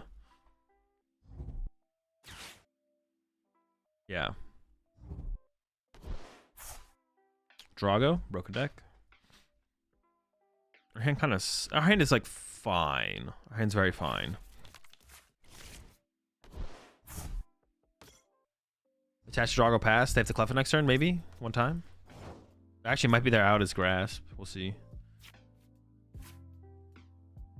All right. I mean, our hand's fine.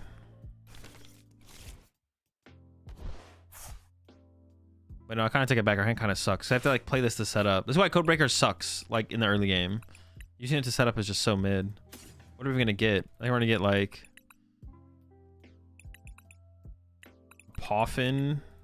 I can get a Poff, and I could grab something for next turn.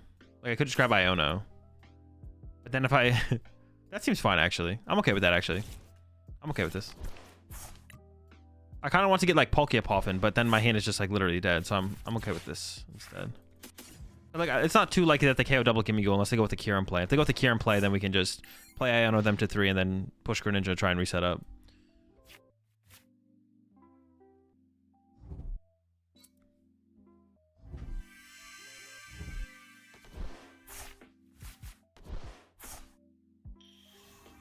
I like playing Hydrabble, but do you think it could be competitive enough to win IRL tournaments? No. I mean, nor Gholdengo and Terapagos. Wait, I just have no idea what your question is, Zakaria. Oh, wait, did I answer your question? Okay, yeah. Yeah, it's not... Yeah. It's not like... the deck is Palkia Dusknoir. Yeah, the deck is Palkia Dusknoir. It's not like Charizard Dusknoir. But also you can play Charizard B-Barrel. Or wait, you can play Charizard Pidgeot with no Dusknoir, you know. The Dusknoir in Charizard is replaceable, theoretically, and there's like merit to it. There's no merit to replacing Palkia and Palkia Dusknoir. You just end up with Greninja Dusknoir at that point, which I have no idea how good that is. It doesn't seem that good. The Palkia part is a pretty big piece of like the plays. It doesn't mean Greninja Dusknoir couldn't be a deck, but you can't have Palkia Dusknoir without Palkia, basically.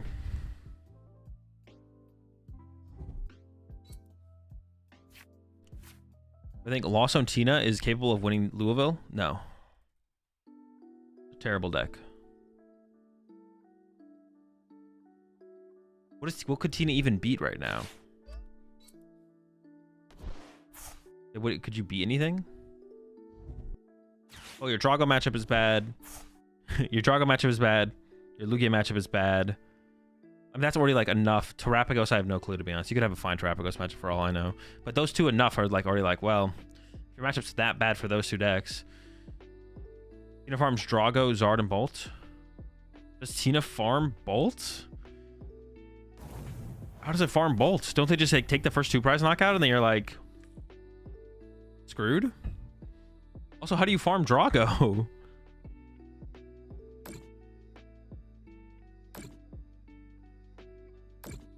You're playing a different Tina deck than me. Ever heard of our Lord and Savior Thornton? So you're purposely putting 0 Tinas in play to then hope to hit the Thornton and then Thornton into... Alright, so the deck is bad. Confirmed. Alright, I need like a miracle off this Iono here. Let's see what we can get.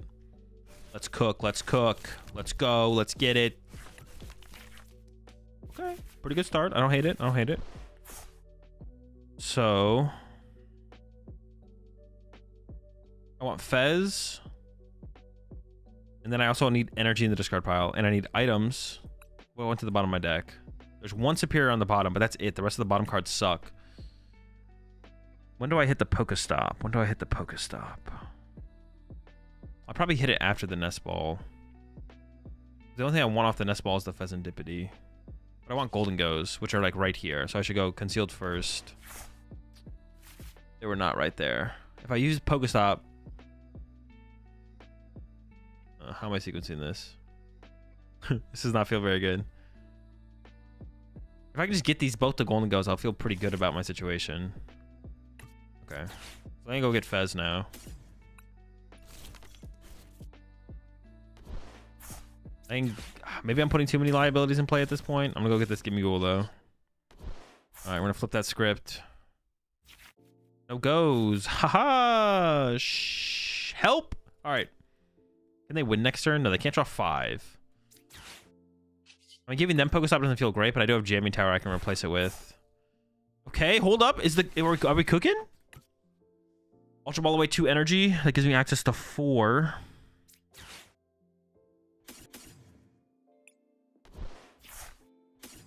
Gholdengoing. We need to hit like Vessel Energy or Vessel off this Bingus. Wait, oh my gosh, we are 1 energy short from the knockout. Oh my, wait, are we 2 or 1? Maybe we're more. 6, 7. No, I'm 1 away. I'm literally 1 energy away. Oh. Nothing else I can do either, right?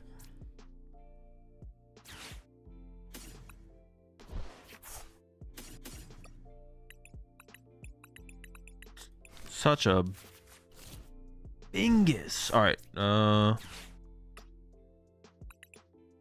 don't know if I should be playing these cards, to be honest. I probably shouldn't be. I'm gonna play this though. I want the Palkia. I think I am gonna hit this and put it in Radiant Greninja range. I shouldn't have played the heavy ball. The heavy ball there was stupid. I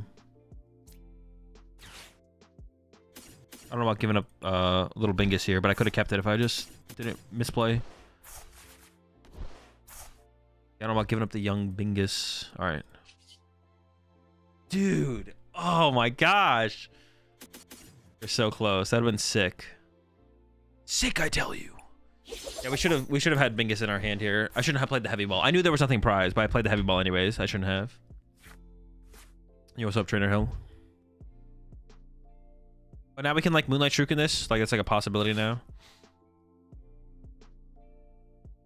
Another bad thing about the situation, we're already down 1 Iono. So we have 1 Iono left for hand disruption. Which honestly, that's actually something I want in here, is I want a 3rd Iono over one of these Cypher Maniacs. That's something I want a 3rd Iono. I want more late game hand disruption. Definitely feels like it's lacking a little bit. I just want like a card that does something more consistently than Cypher Maniac. Maniacs are good, but Iono's broken.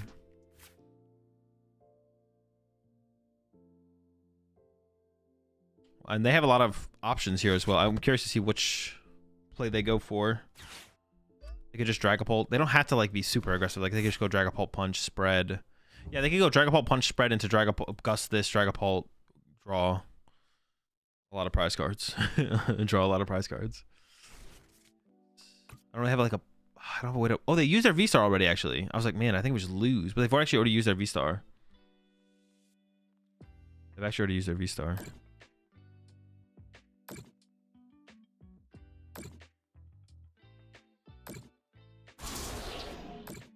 So our active survives. They have 4 prize cards left. I could Turo the Dippity this turn, I guess. Possibly.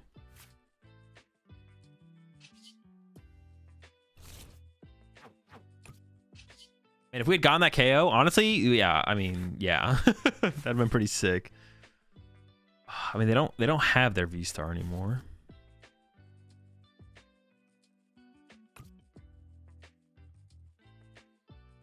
Ionoing this turn isn't even that good.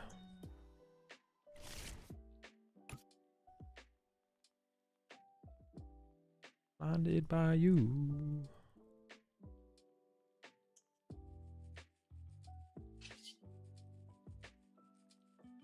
Coin bonus.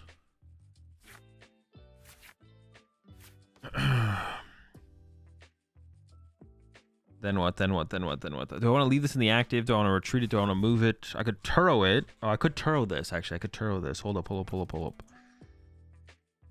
How do I get to the Turo? The Churro. Conceal some cards first.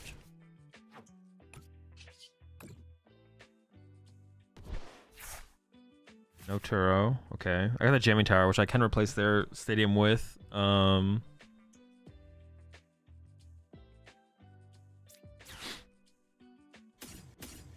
one more Dango draw. Maybe I should just hit the... I could have just hit the Pokestop first to begin with. Like, to begin the sequence, I could have just hit Pokestop. I maybe should have, to be honest. I mean, I could do it at this point now. Now I'm just going to mill my Turo, which is fair. I did not mill the Turo. I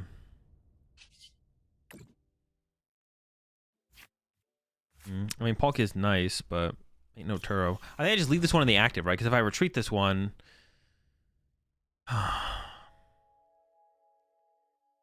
Unless I do want to go into the Radiant Greninja play here. But using Radiant Greninja here is just kind of mid. It doesn't, like, really add that much to my turn, does it? Like, if I use Radiant Greninja, no. I'd want to save the Radiant Greninja play for later. So do I just attack with a Gholdengo here, then? Does that even make sense? Go Gholdengo knockout? Or do I retreat to Palkia and then go Palkia knockout?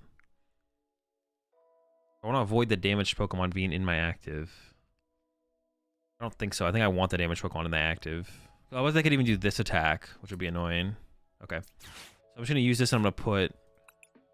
Oh, Iono's Prize. So I'm just going to put Turo... I don't know, Turo Prime. Just put my two most powerful cards on top of my deck. I didn't even realize my Iono's Prize. Alright. Alright, we're just bonking. We're just bonking. So it goes on the next turn. Yeah, Turo Prime are definitely the two most powerful cards left, so we'll see.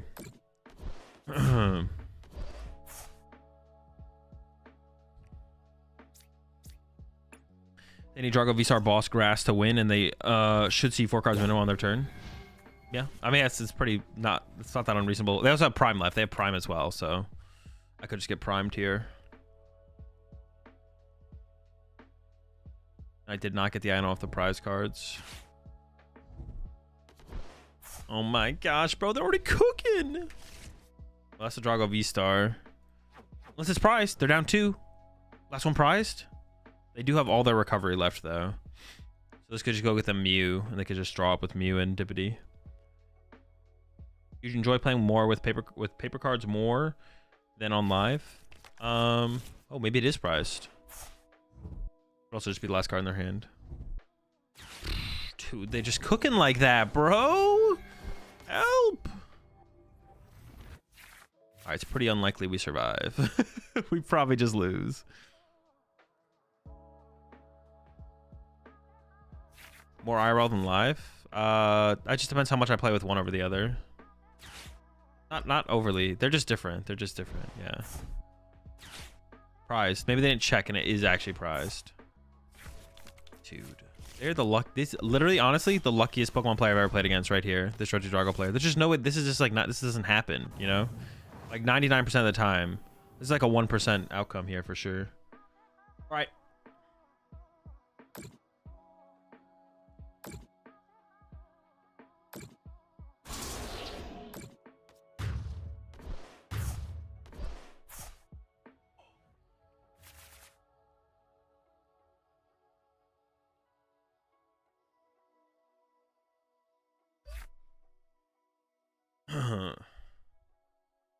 I got outplayed, Azul. True.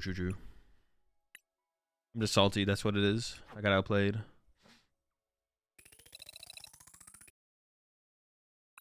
All right, I think we'll call it there with the gold. This felt pretty good though. It felt pretty good. And I'm gonna do like the final closing out with like this. Let's do this real fast. Whoa.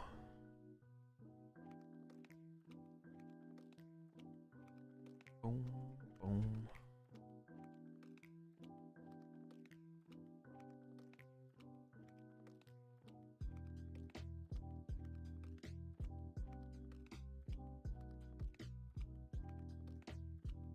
Yeah, sure, Forerunner. All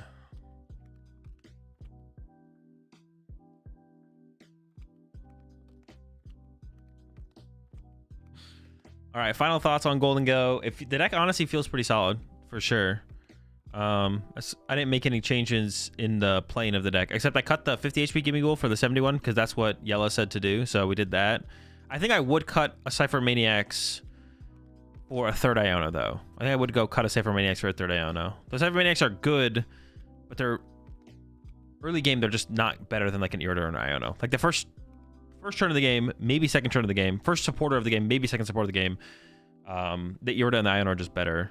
But then that's when they once you start setting up a little bit, that's when those Cybernetics are really, really good, obviously. And they do have like turn 1 synergy with like concealed cards or even Pokestop, but it's not generating new cards. Like you're using concealed cards to get, you're not like using concealed cards to get 2 and then playing Irida to get 2 more cards. Because then you're ending up with 4 cards on the turn, even if 2 of them are random. Or you use concealed cards to get 2 random cards and use Iono to get 6 random cards. Something like that. So it's just like more cards seen on the turn. So I think the only change I would make would be no Cypher Maniacs, and then cut a Cypher Maniac for the Iono. But besides that, honestly, it felt pretty good. Gholdengo feels pretty solid right now overall. Not like a truly broken deck, but it definitely is better than I was giving it credit for. Because like going into what was it, the weekend of Dortmund and Joinville, I didn't even rate Gholdengo as a deck at all. Did not rate it at all. But after playing with it, seeing how Yellow did with it, and now having played some games with it, I definitely rate the deck reasonably highly. Probably like tier 3 deck overall. Solid. Can't forget about the synergy. True. Broken. Why do you not like to play out your decks for fun? Because I don't find it fun. Whoa, Gholdengo without Hyper Aroma? Dude. That's so funny that is your reaction, because that is literally the opposite reaction of when people started including Aroma. Whoa. Gholdengo without Prime Catcher? That's funny. That's funny. All right. 1v1 me, Forerunner. I gotta clean up my friends list. Is there any riffraff in here? Now we're looking good.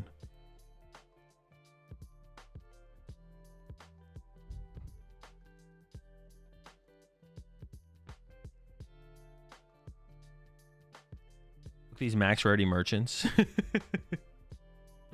Isn't tier 3 usually the last tier in tier lists? No, usually there's like 4 or 5 tiers, sometimes 6. No, it's usually 4 or 5.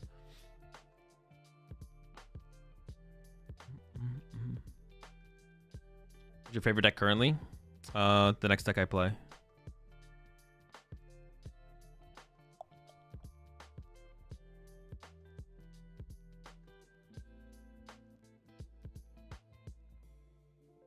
Cloth. Well, the next deck we're playing with is Terapagos. I'm finally going to play some games with Terapagos. Appreciate the 7 months there, Skater Davies.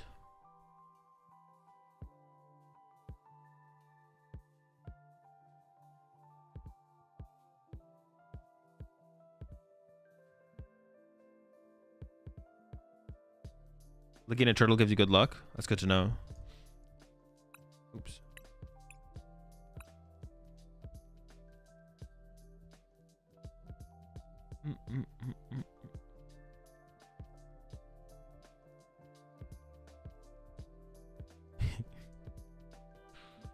Is Palkia Dusk the BDIF right now? No, there's no BDIF right now. There's a BDIF. Your question is, what is the current best deck in the meta? My answer is, I don't know. I'm not confident in any deck specifically to call it the best deck right now. Is there a deck that you wish was good, but you know in your heart of hearts will never be good? No. I don't care about what ifs. I only care about what is.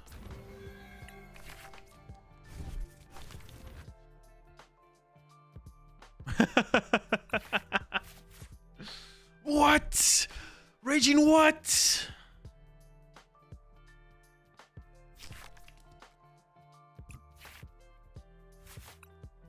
Insane.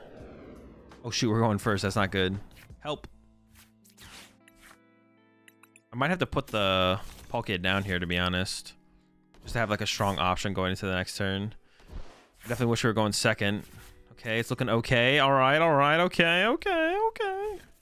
Help.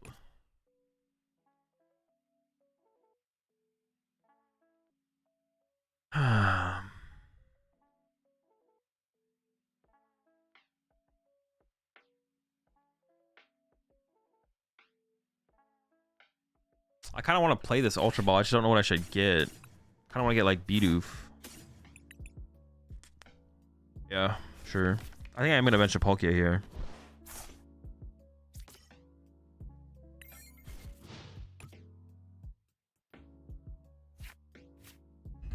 Is there a difference between numbers and letters for tiers, or does 1 equal S, 2 equal B? Pretty much. I mean, people put S tier as like tier. Well, in a number tier list, S tier is tier 0. So there's like 0, 1, 2, 3, 4. But people categorize S tier and tier 0 differently. My categorization for it is like when a deck is like a step above like all other decks, or there's like 2 decks that are like clearly just the best 2 decks, and it's like not even close. So that would be like Broken Lugia format. There was a tier 0/S deck, whatever. So like tier 0 and S shouldn't be used all the time for tier lists, just sometimes. It's like when it's like there's just like that's it. There's this one best deck. It's like right now, like there could be only one deck in tier 1, but it doesn't mean it's tier 0. It could be like my most recent lead tier list. I think I only put Lugia in tier 1, but I don't think it's like a tier 0 deck. It's like it just seems like the best overall deck right now, but not by a lot. It's like seems decent. It seemed like a decent, like a little step above everything else, but not by a lot. So I wouldn't like make it tier 0. And then like when the meta shifts, it probably won't be a tier 1 deck anymore, or could have other decks in tier 1 alongside it. You put a deck in tier 1 or tier S when it's like nothing else would ever compare to this deck. And like no matter how the meta shifts, this deck will always be up there. Can you talk through some sequencing base fundamentals, please? No. That's too much to explain it. That's too much to explain while I'm live.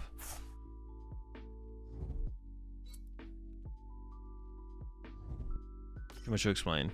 Too much to talk through. I have this Night Stretcher in the hand. I maybe should hit the Pokestop first, because if I get something like B-Barrel, then I'd maybe rather Night Stretcher for the B-Barrel instead.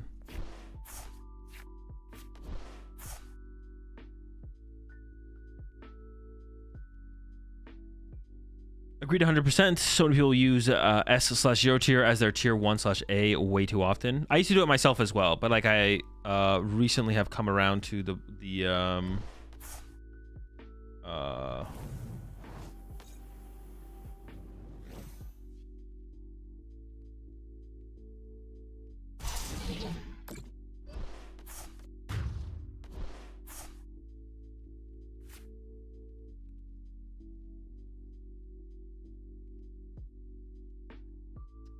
okay, I mean, if I want to take a knockout this turn, it has to be with this guy.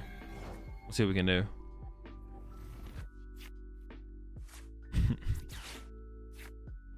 All right.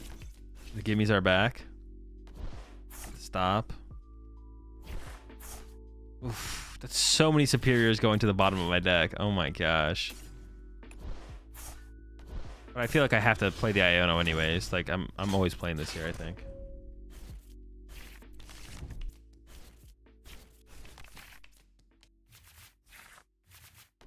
Okay, so it's definitely possible to get there. There's a couple different Pokemon I want, though. I want B-Barrel. I want Fez. I do want to shuffle the deck. I want... no, I don't want Palkia. I just want B-Barrel and Fez. And the Superiors are on the bottom. I only need one Superior, and I need all my... I need energy...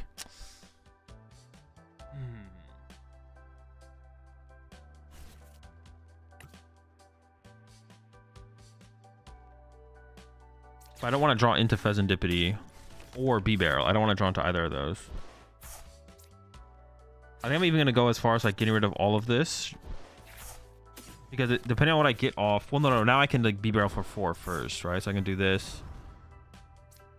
Attach. B-Barrel for 4. But we're only doing 2, 3, 4, 5. I need more. I need more. I guess I could have Ultra Balled away the energy, actually. Yeah, I guess I could have actually Ultra Balled away the energy there.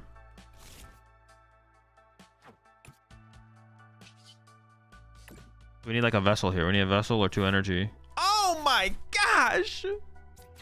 It's crazy!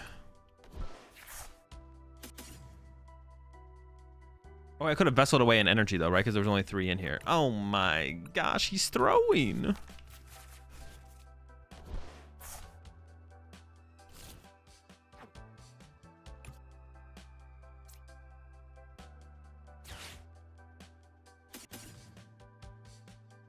Yeah, I could have vested away an energy there. Oops.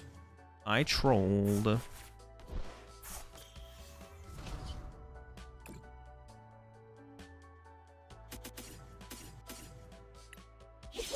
Now getting the next knockout though could be tough. Because I have one gimme goal. Like getting the chaining Gholdengo swings could be tough here. But they also have to chain swings on their own side. Okay, we got this, which is pretty cool. Do you superior here or vessel for... Oh wait, did I have double vessel for the KO? Oh, if I had double vessel for the KO, I should have just double vesseled. I think I did have double vessel for the KO, right? Yeah. Could have discarded energy with the superior too? Well, no, I couldn't have done that. Because then I would be... Oh no, I could have. Yeah, you're right. I was like trying to hit like for like 300 damage that turn or something. I only need to hit for 240.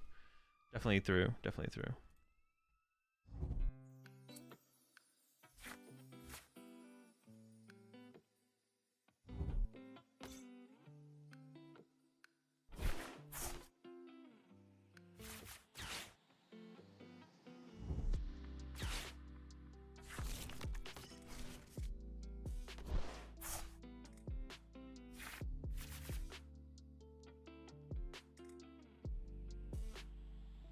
Now they've just benched a ton of Pokemon, so now I can just use Palkia, which is nice, but...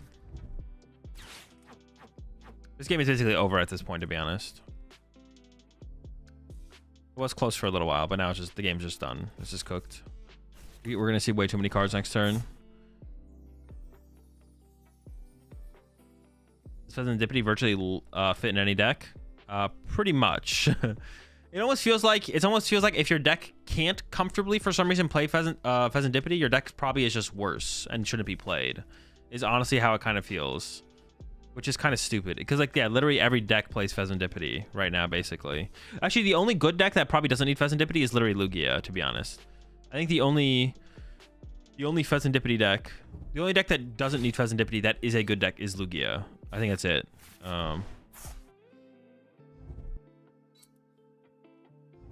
That's the only deck that where like, maybe you don't need this in here. I'm not like convinced that you should play it. As in Guardy? Guardy is also another deck. Guardy's another deck. Okay, there's like two.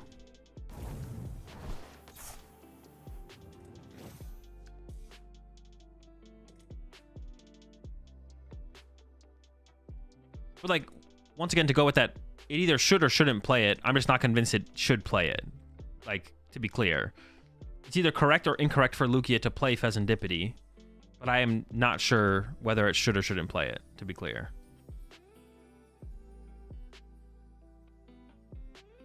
That's the way it is with anything. There's always something that's correct. Like there's no question. There's no like. Yeah, there's no in between. There's never like oh, this person chose to not play Serendipity. They're playing an optimal Lugia deck, and this person chose to play Serendipity. They are also playing an optimal Lugia deck. There's no in between. One of them was wrong. One of them is always wrong.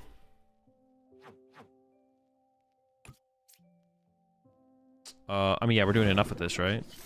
Oh, wait, we're not? Oh, I need a bunch of Pokemon, then we will be. I got scared for a second. Honestly, I think I can hit this Pokestop. Oh my gosh, alright. That's a thing.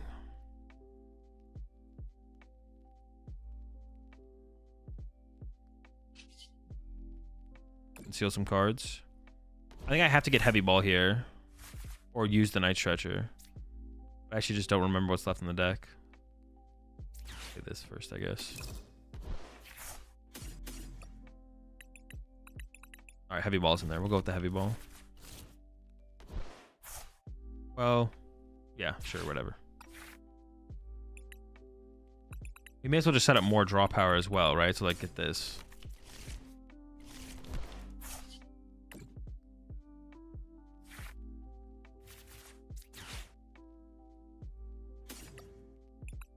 Timothy Ghoul.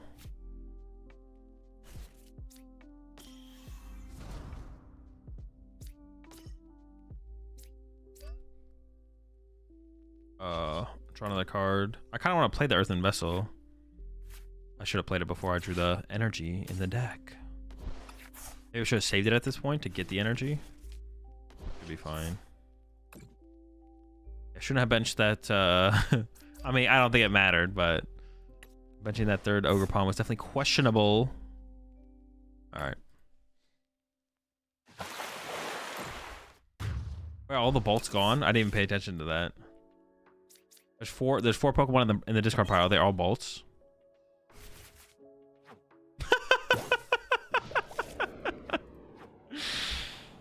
No Night Charger's gone though, or Super Rod.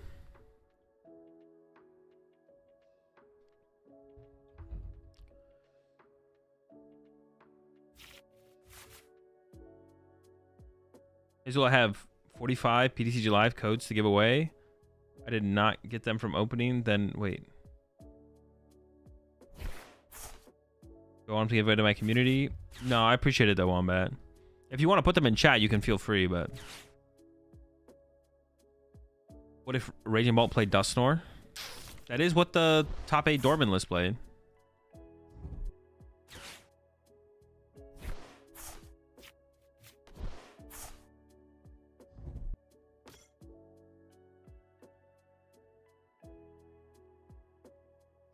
Are they still cooked? No, they got the Super Rod. Okay. They got their Bolt. Yeah, they got their Bolt. They are still cooked, though. They are definitely still cooked.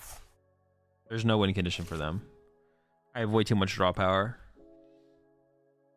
That's one of like the stupid things about Pheasantipity. It's just like so much. It's for a basic Pokemon. It is so much draw power. Kind of a silly card. Really silly card.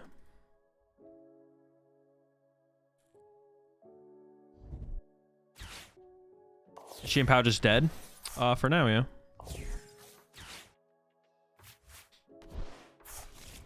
Yes, the good old trap my B-barrel angle. Genius. Genius. Do I have my switch left? I have my prime left. No switch. Okay.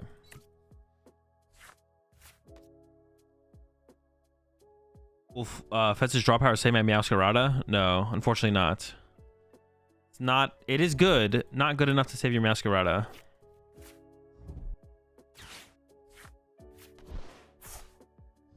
You appreciate the 1,000 bits there, Swizzerton. Appreciate it. Do you think Dex would play Fez if it was stage 1 with the same ability? No, because then B-Barrel is just better. If Fez was a stage 1 EX with the same ability, you would just play B-Barrel or Reverum. Or, yeah, those.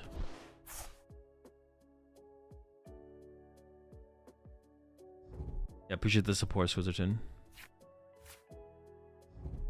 If Pheasantipity X is broken, why wasn't Oricorio GX broken then? Because it's just different formats. Like, I'm not even going to explain. I know some of the reasons why, but I'm not going to explain them because you just shouldn't do that kind of comparison, basically. I'm just going to leave it at that. You should never compare cards cross formats. It doesn't make any sense to do it. There's different card pools, different times.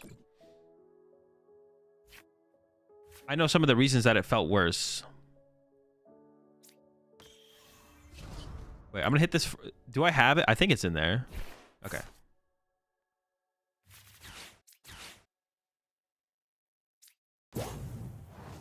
Like comparing Pheasantipity to Oricorio cross metas is basically like comparing Palkia V-Star to Reshiram and Charizard EX. Like, it just doesn't make any sense to make a comparison. I could have also used Turo, but I want to beat him with Prime. I wanted Forerunner to know there was no possibility for a dub. There was no outs. Gholdengo truly the BIF? I mean, we took down the Master.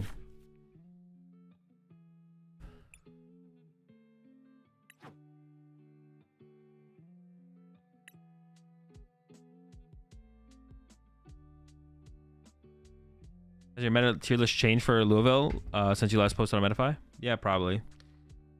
I was actually thinking of doing... I might just do, like, on the Metafy group, I might just do, like, weekly Metafy updates and thoughts, to be honest. Well, unless there's, like, a big... but, like, the meta and the tournament... major tournaments and, like, the meta is pretty active right now. So I think I might do, like, weekly meta breakdowns on... Weekly meta breakdown / thoughts on the Metafy group instead of just, like, before and after major tournaments. Although that... Well, it'll almost, like, line up perfectly for that. Because I do have, like, my thoughts do develop week to week, so... And, like, the meta does develop week to week as well, so... What's your favorite deck from the Megastar evolution Pokemon? Megastar? You mean just, like, Mega Pokemon?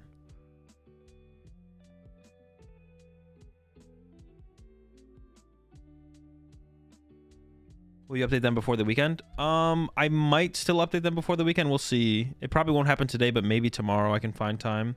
Yeah, maybe I'll do it tomorrow when I do like the AMA. When I do the AMA tomorrow, I could also do that as well.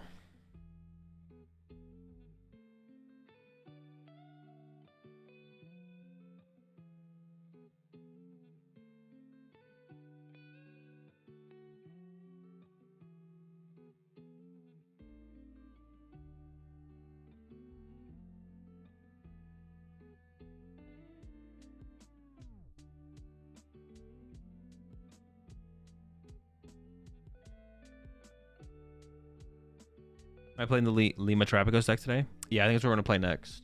Was there any other deck that I wanted to play? Oh, I want to play with the Bennett Gardevoir.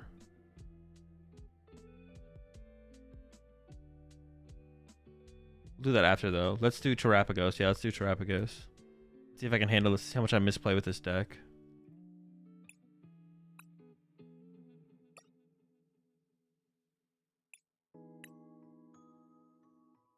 Broken deck.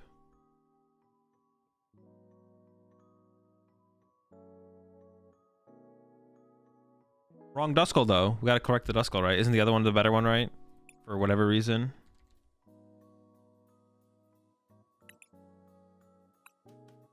For one reason or another, this is the wrong one.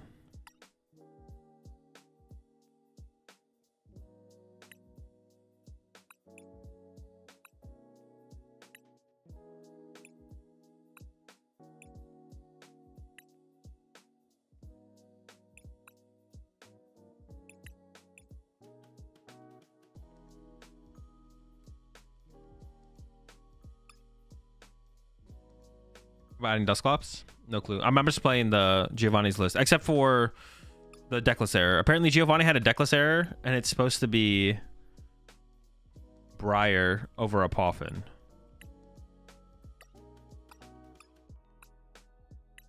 It's kind of crazy that this deck feels like it's supposed to be the deck that is best with Briar, and then Giovanni didn't even play it in the tournament because of a deckless error. That's kind of funny. Man, that feels huge. That feels like such a big deal. Not having Briar? What? How did they win? Literally cheating. What the heck? What the heck? That's cheating.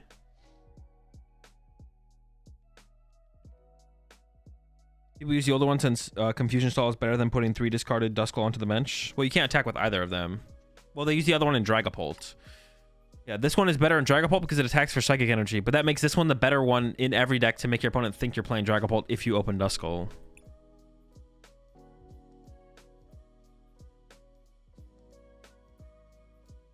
That's crazy. That's also kind of funny that, like, Giovanni played the exact same list a week prior and then somehow forgot to add the Briar back. Like,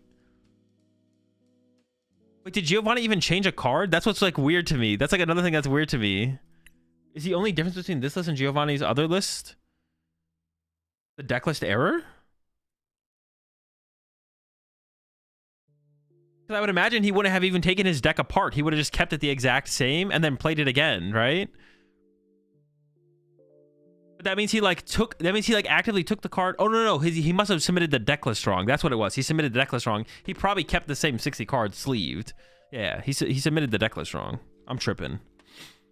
He put 1 extra Poffin in, saw it was 60 cards submitted. I was like, well, that's got to be the right 60, and then forgot about the Briar. What the heck? Straight tripping. All right.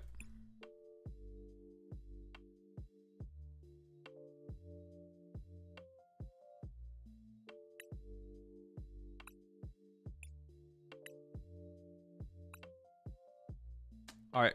I'm gonna take a quick second, go get a drink, use the bathroom, yada yada. I'll be back in like 5 minutes, and then yeah, we're gonna play some Giovanni Terapagos. Is this the optimal 60? I don't know. He's had the most success out of any other Terapagos player, getting 2nd place at Joinville and then winning the Lima Special event, which is a little bit smaller of a tournament, but still they had 300 players there. We'll see. How many players did they have at Joinville actually? They had a lot of Joinville still, right? 600. Yeah, the terms are still a little bit smaller there, but it's still a dub. A dub's a dub. Or 2nd place is 2nd place. A dub's a dub. Yeah, by far the most successful Terapagos player so far. I'll be right back.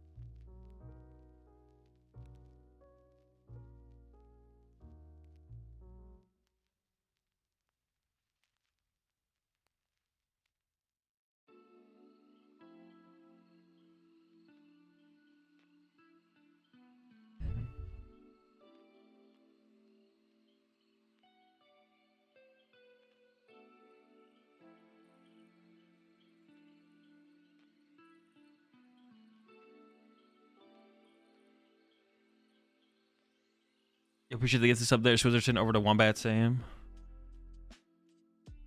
Over to the pack Wombat.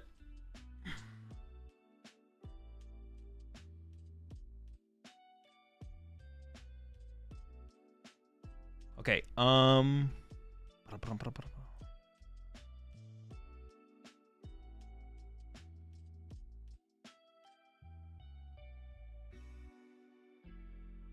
Do this real fast.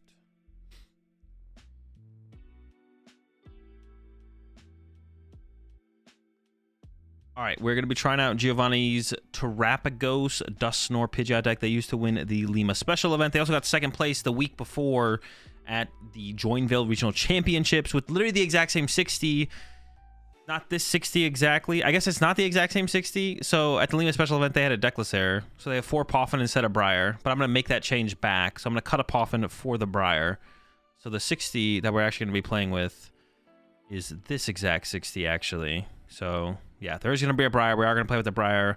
I'm sure Giovanni would have preferred to have had the Briar in the deck as opposed to another Buddy Poffin, but still took the whole thing down without Briar, which is pretty impressive, to be honest. So yeah, most successful Terapagos deck that we've seen so far. Pretty crazy back-to-back results from Giovanni. So let's try it out. Yeah, the 4th place list was also, yeah, the exact same 60. Who was that? Joao. No idea how to pronounce the last name. I wonder how they did at Lima if they went. Maybe they didn't go, though.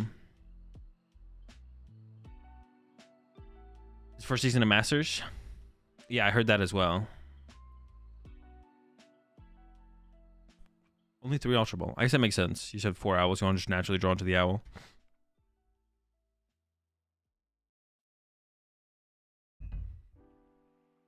Honestly, a 4th Poffin doesn't seem bad in here, though. But yeah, 4th Poffin doesn't seem bad. All right, let's do this thing. It's the most complex deck to play in the format? I don't think so.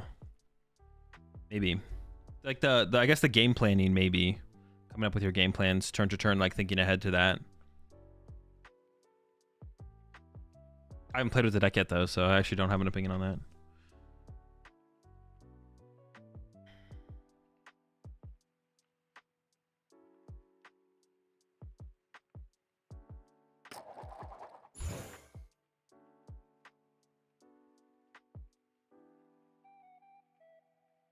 Wait, did I make the change? I think I did make the change, right?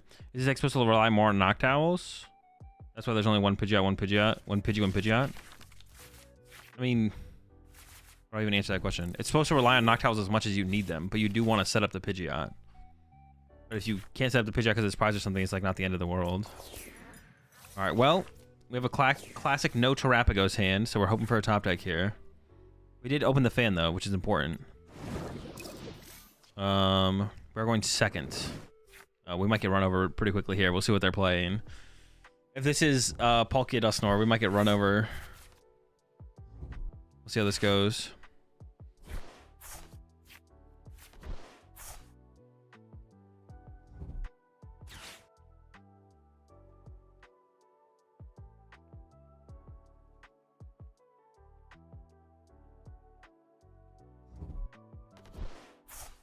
Definitely Palkia Dusknoir. This list does not play the Manaphy. Honestly, the Manaphy would also be like maybe a reasonable inclusion as well. I'm just gonna rock the 60.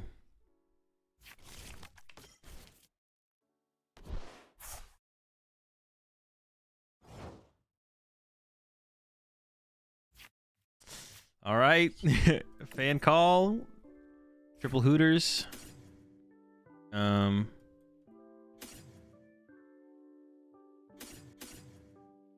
Wait, what? That's so weird.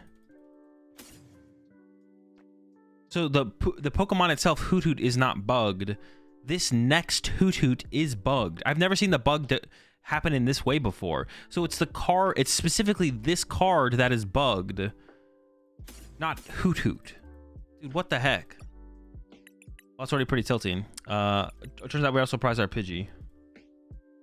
I guess I have to go with the Noctowl then.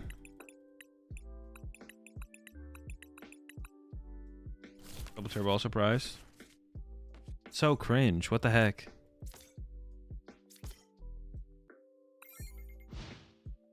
I maybe should have attached the energy there to a Hoot, possibly, I guess.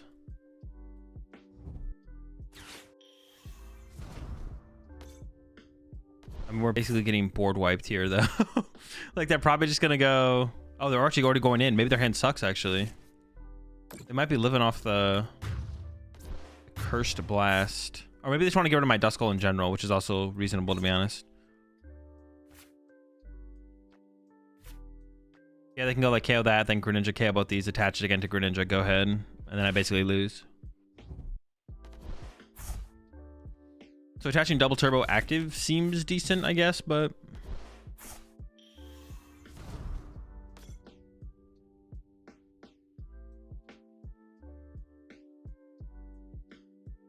Well, so far, the first game, not going great, not gonna lie. It's not going great. It's not where we want to be, it's not what we want to do. Oh, they are Ionoing us, though. They would like an energy here to be able to, like, stack on the Greninja again, I'm sure, but... I mean, I'll take it, I guess. If they don't get an energy here, though, they can't chain attacks. So we might be able to recover.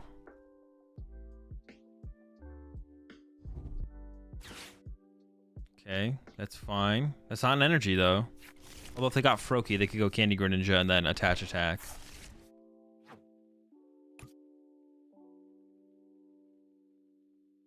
If it was just KO double Hoots. Oh, they got the Froak. So they could get Candy Greninja next turn and then attack that way. That's hard for me to deal with. I'll take like a Duskull down so I can actually KO that next turn. All right. Definitely tough, folks. Definitely tough.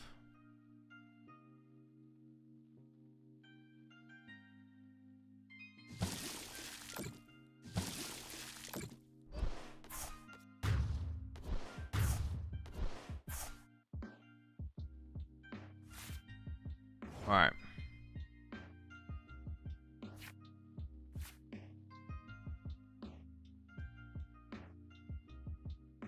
Well, I have a Hoot now. Oops. I want to go Dippity here for sure. Oh, but I want Duskull as well. Yeah, I guess I should play this. Hoot Skull. All right, draw 3. I think I'm gonna boss this up because it's harder for them to move that. Okay. Terapagos, attach, Hooter. I don't know. Bossing that would have been decent as well, but I think we're reducing their hand size is probably a little bit better. I could play this. There's no reason to, though. All right, well, we could lose this turn. Well, actually, couldn't we? Maybe we can't lose this turn. No, they could go Candy Dusknoir, Candy Dusknoir. Yeah, sure. We could lose this turn, but we hope we don't. And we get to play another turn. It'd be pretty cool. Oh, I guess I've gotten a switch. I could have got a switch here, and then I could have been able to attack. Yeah. Or a Prime Catcher. Switch or Prime would have worked there. Maybe I should have attached to the active fan on that last turn. Dude, I literally... What? I ordered them as a Candy Greninja energy. Cool. What I was looking for, actually. That's what I was looking to do. It's my preferred play here, actually, if you didn't know. This is what I wanted to do. Okay. So what do we got to do this turn? Candy Dusknoir, Iono. Knock this out. They're gonna go down to 1 prize card with this punch. They go down to 1 with this punch. So I need to go Candy Dusknoir, hit this, and then knock it out with the turtle.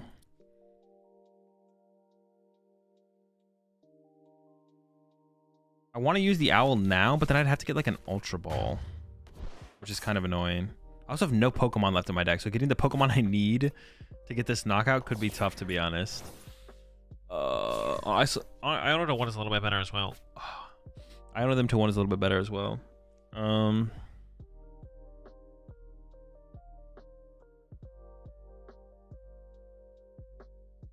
could just draw first, I guess. It's kind of like the same thing.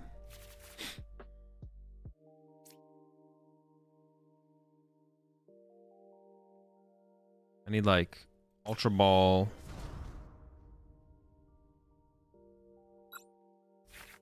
Ultra Ball Nest Ball or something. Is there anything to even play this Buddy Poffin for anymore? There's not. So any like ultra. Wait, do I have anything to nest ball? Oh, wait, no. Oh, hold up. I was like, jeez. Oh, I still have that. Nest ball for Terapagos. Oh, no, I should probably get the Night Stretcher actually. Yeah, I should probably get Night Stretcher instead. Alright, so I should get like these two.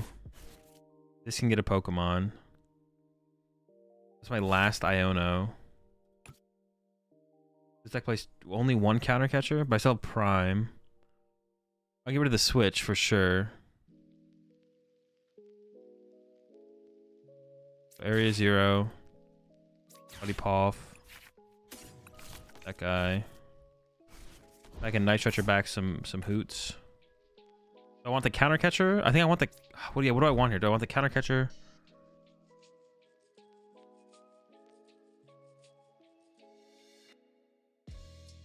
I can't Briar anymore. I guess that's like something. I could have Briared this turn, I guess, and drawn 3, but then I leave them with a 6-card hand.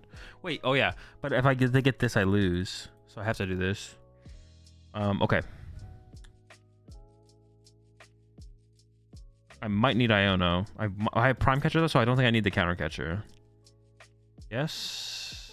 Good enough logic for me. That's good enough for me.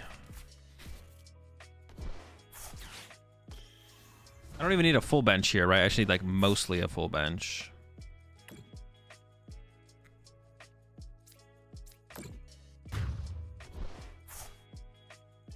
I do 180, right? So I need what, 7?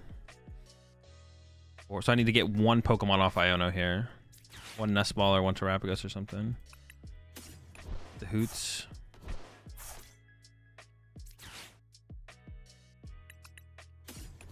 Dylan Hootie.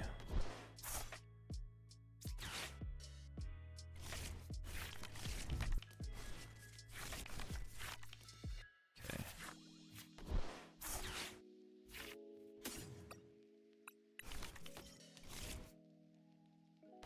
Attaching here doesn't seem like it really does anything, to be honest. I think I'll just take the knockout and pray. Big pray.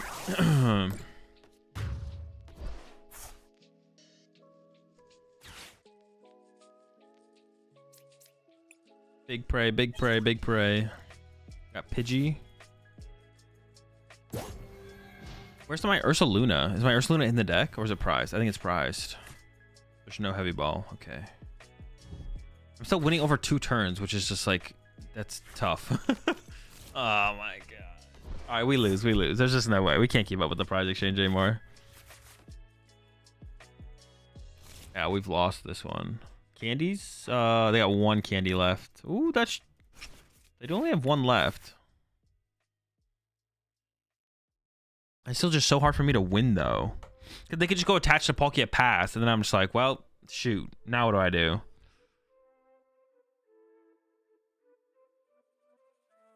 What happens if they go attach to Palkia Pass? How do I beat that? That sounds unbeatable.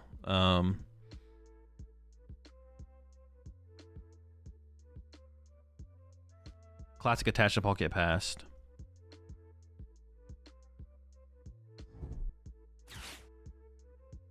I don't knock out Mew could get there. Well, I don't knock out Serendipity is better than I don't knock out Mew, but yeah. I mean, I'm assuming Mew is not staying in their active at the end of this turn if they whiff, so they might just have it here though. What they Night Stretcher for? Water. There are other Dusknoirs in the deck. Okay, Prime Catcher's gone. Can I ever? No, I can't trust them in the active because they eventually get to Dusknoir, right?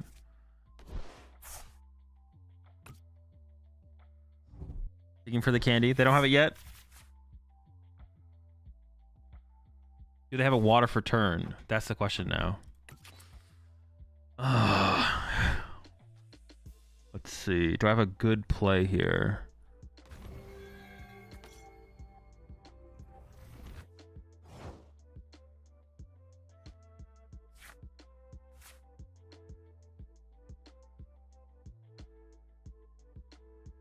I feel like I just don't have a good play. I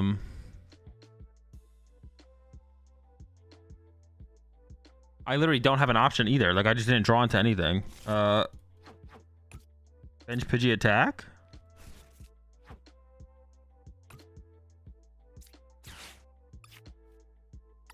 Turtle time? Others left? Okay. Yeah, just literally bench Pidgey knockout, right? It's the only thing I got. I'm not waiting for anything. The more time that this game goes on, the better it gets for my opponent, so. Pray they don't have an energy and pray I get a top deck gust, I guess. It's not looking good, folks. Found the Luna.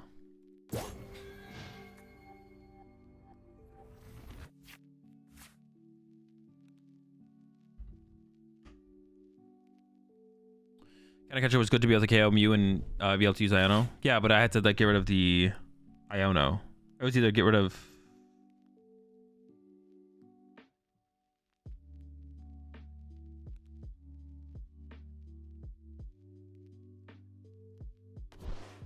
get rid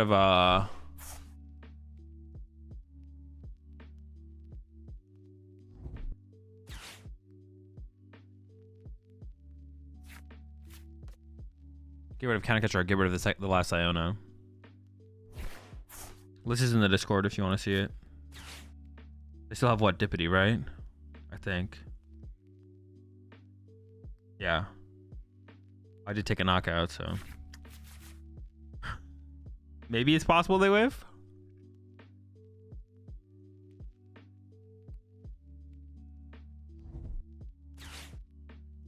Never lucky. Yeah, it's gonna be tough to come back from that. I mean, yeah, going second in this matchup just feels pretty tough, to be honest. Just turn two Moonlight Shuriken. If we play Manaphy, of course, it's different, but we don't play Manaphy.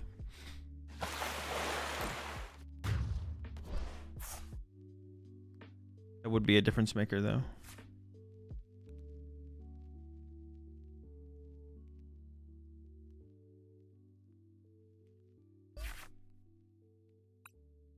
Did the Pidgey bench make a difference? Yeah, because I need a way to gust up a Pokemon next turn. Otherwise, I could just push Duskull and pass for a turn. Or some other one prizer. Radiant Greninja. Get back, I guess. They can push Radiant Greninja and pass. So I need I want to increase my top deck odds of getting Gust. Which is if I top deck Featherball or Pidgey. Then I increase my odds. We should be close? Not really. I was basically always losing. Appreciate the raid there, Dabros. We couldn't have found the Manaphy in this anyway, right? I think we opened a Poffin. I forget. No, wait, Poffin turn 2. True. Yeah, that's right. Our opening hand didn't have a way to get Manaphy anyways.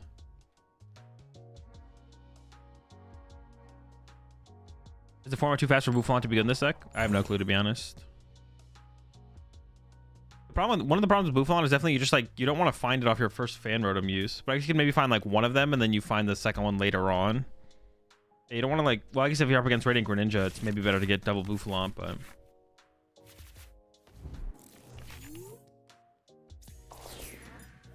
okay, this hand's decent.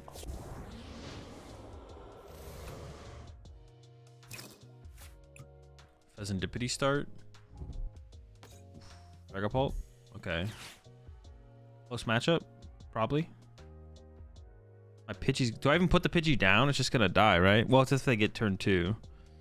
They open Dippity and not Droopy, so the chance of getting turn 2 is definitely less. I'll probably bench the Pidgey here and hope they don't get it. It's probably fine. Probably fine. Okay. Bruh. Huh. Do I ever not research because I have double Owl in hand? It's like a lot of value. Oh, that's a lot of plays to be made. No, we probably just give up on him. Feels bad, but yeah, it feels bad.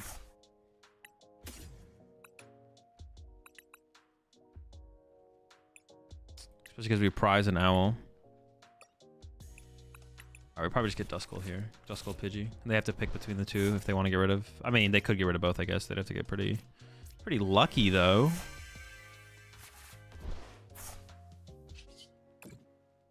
Hoot Owl. I said Hoot Owl because I prized 2 owls. Oh, it's... No, okay. Hoot.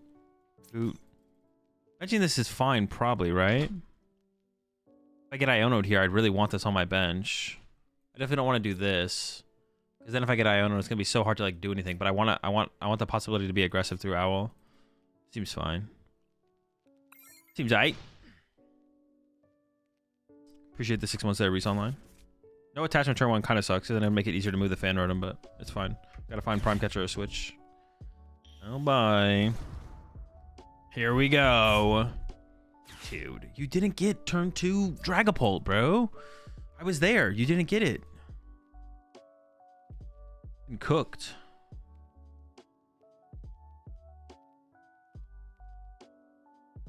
Charizard or Guardy, which is best in the current format?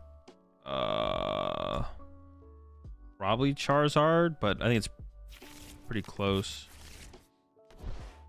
We'll see what if they KO my Duskull. I can't KO this, but if they don't, I can go. Can't do Duskull or knockout. I would need a lot, especially with so many Owls prized. Okay, so now I get the Pidgeot, but I don't get the... Okay, I'm okay with this still. I'm okay with this.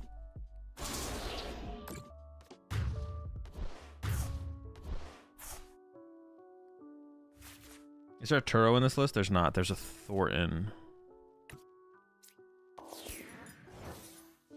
So I just go punch? That's it? My whole turn is just punch?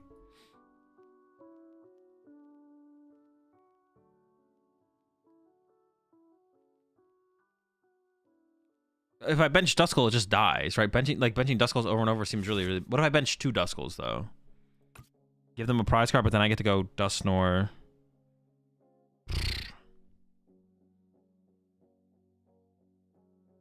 The threat of a Dusknoir next turn sounds really, really good, but...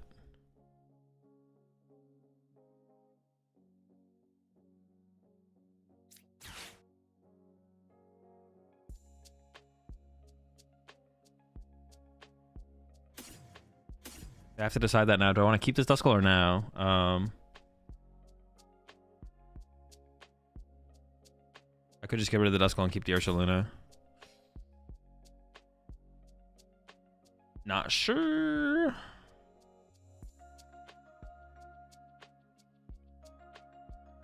I think I want the option of the double Duskull. I'm gonna go for it. I'm gonna go for it.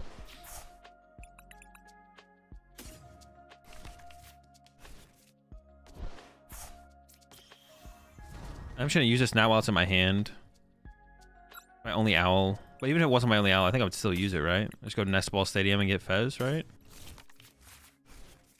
I can go Stadium, Nest Ball, Fez. Well, hang on. Their hand... Hold up. They did all this and they only had that. Doesn't mean their hand is... They had no Drakloak. I don't really want to Iono them, to be honest. Let's just flip the script first and see what we get. Okay. Oh, I prized my other Duskull? How many stretchers do I have left? 2? Well, now I'm getting this, I guess. I should just stretch it for Duskull, though. I don't even think I'm going to play the Iono here, though. I don't have a good enough read on what their hand is, to be honest. And they have to kill another Duskull again. They can't leave my Duskulls. They're gonna have to go after my Duskull here. So I didn't need to hit this hard though. Oh wait, no, I did have to hit this hard.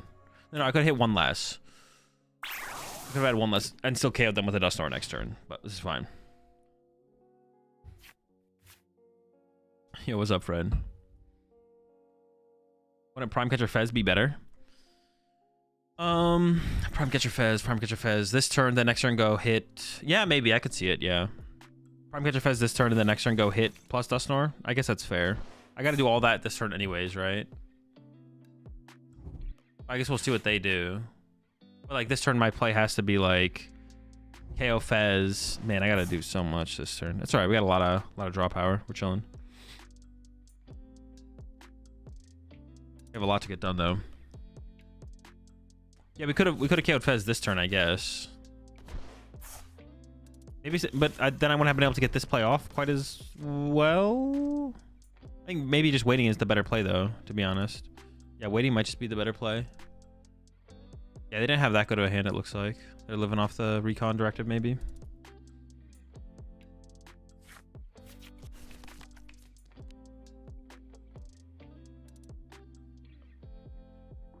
We'll see what their full turn looks like.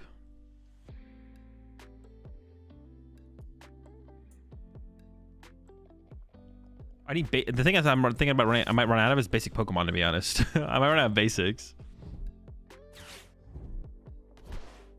Also, if you KO Fez, you give them the chance to stretcher flip the script. True. Though this is probably better to play around the stretcher play, to be honest. Because otherwise they could just go arm for stretcher, recover Dippity, and then it's like, well, I'm screwed. Now I have to give them Dippity draw, which feels really bad.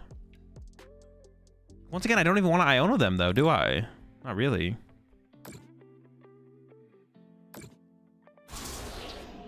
I don't even really want to Iono them here. It's from a 2-card, but I might just need to draw more cards here. We'll see. I think I start with this. I just flip the script because I have Ultra Ball in hand, so I want to use that to get the Dusknoir. No, I have the Dusknoir and the Prime Catcher.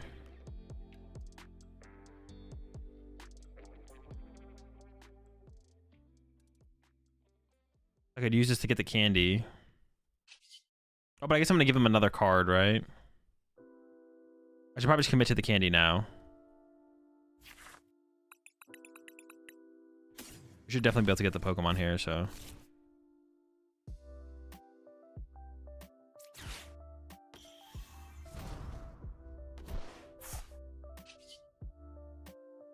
Yeah.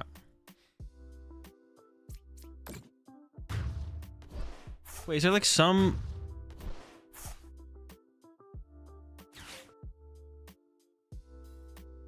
Is there some Thornton play I can make? Prime, Thornton, Dusknoir, but there's no way I actually pull that off though, right? I have to like play Briar. Dude, this is... Yeah, there's no way. No, there's no way, there's no way. Look at that! Alright.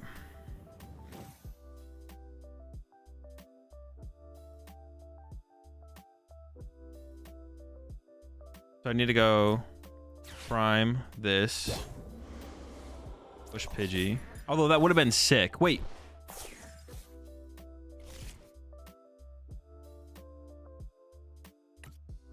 Briar? No, I can't play Briar and Thornton in the same freaking turn. Dude, how do I keep doing that?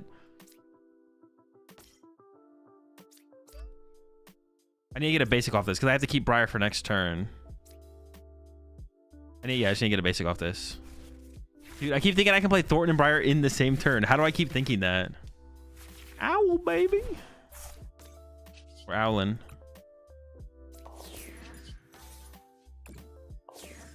All right, well, they win with... what do they win with? They honestly, they have so many outs. Holy smokes. They have so many outs here. Not looking good, to be honest. An insane amount of outs. They have so many outs. Holy smokes. Evolve Energy, Boss Energy, Dusclops, Candy Dusknoir, Dragapult Boss. Dude, chill. This probably... Yeah, this should get him there. I got faith in them. I got faith in them. They got it.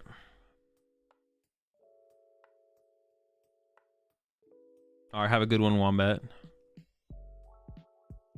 Yeah, Dusclops gets there. All they need is Ultra Ball. I'm not benching Duskull. My benching of Duskull doesn't matter. I literally have a Terapagos on my bench with 30 HP left. Alright.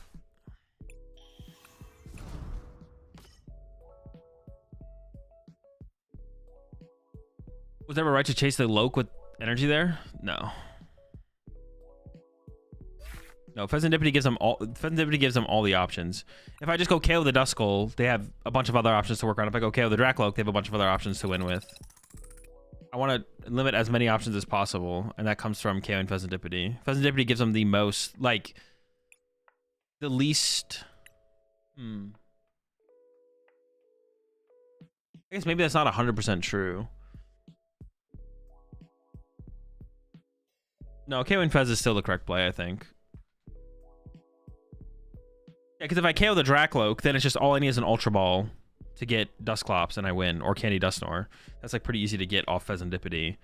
And then if I go KO the Duskull, then all they need is Pheasantipity to draw them into a Fire Energy and a Dragapult.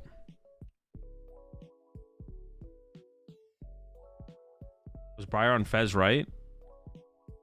Which at one prize, so the Dusclops WinCon would be gone. Was Briar on Fez right to put the Dusk? Oh, I guess that could be an argument, to be honest. I could have gone Briar KO their Fez, so they have to get Dragapult.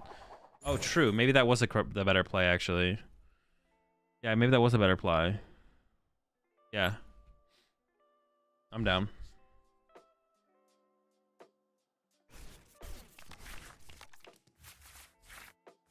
Probably don't want to open Fez because I don't know what I'm up against. Yeah, that was probably the better play. Yeah, we should just have Briar instead of Iono and then be like, oh, you need to have Dragapult energy. Go ahead. You need to Iono for one more Pokemon? No, because I could have played the Ultra Ball on the Switch in the Iono and played the Briar. I had the Ultra Ball in hand. I could have done the Briar play instead. I should have done the Briar play instead.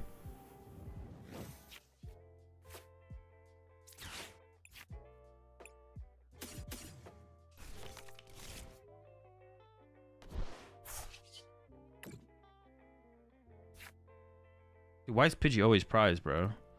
That freaking rat. That bird rat.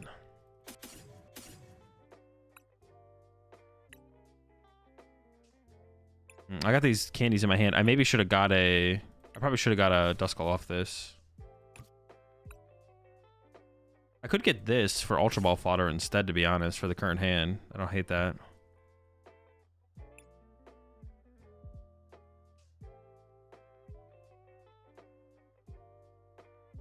Honestly, seems okay. I don't know if that's correct, but we're gonna go for it.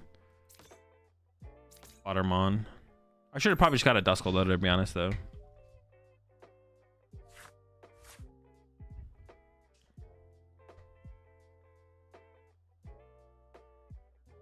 So I'm not sure you had two Stretchers in the deck, but if you could have Pidgeot for Stretcher for Norfang for Candy, second Stretcher for Thornton, Candy, double Dusk, both the Pult, Dracloak, plus Kill, I think, but I might be wrong. Anyways, oh, maybe I could have done that Thornton, and then they would have just Dreepy. Actually, that might have worked as well. No, but then I couldn't have filled my bench to KO the Pheasantipity, but I could have KO'd. That might have worked actually. I'd have to go back and think about that. Yeah. Okay.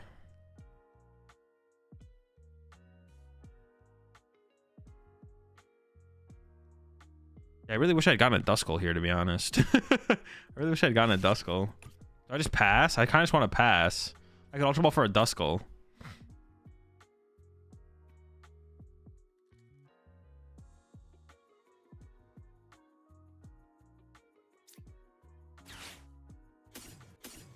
Shoot.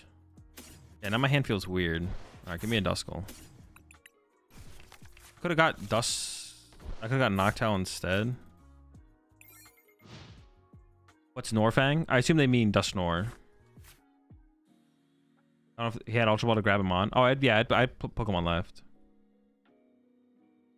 I'd Pokemon left.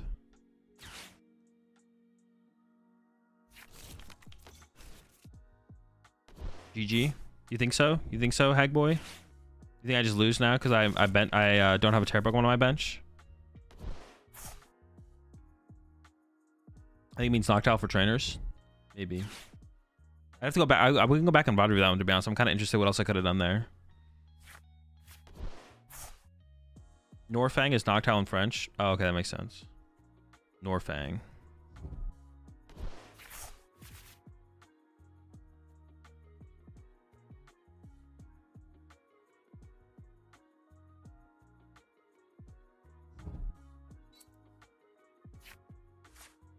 Probably just go for the full combo.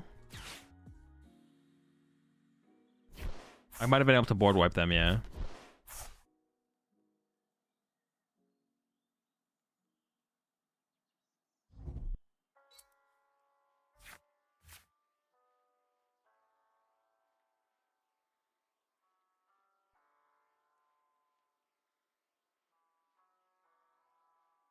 Thornton was discarded turn 1 with research. Oh, okay, then it wasn't available if I don't have Thornton. Never mind, never mind. I guess I can't do it.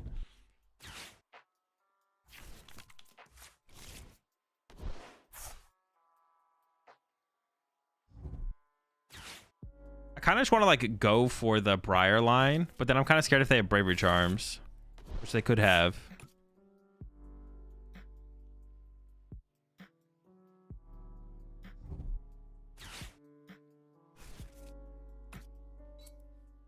I just want to immediately commit to Candy Dusknoir, pop the Greninja, and then Prime Catcher KO into Counter Catcher Briar KO. But if they play Bravery Charm, I could be in trouble. But maybe we just hope they don't have it. They don't play that. They don't play that. Bravery Charms are actually probably correct to play in Regibolt for this, just because of this matchup, to be honest. Like, they're decent in other matchups too, but like, I feel like they don't have quite as big of a swing as they do in other matchups compared to this matchup. I think maybe Bravery Charms are correct right now.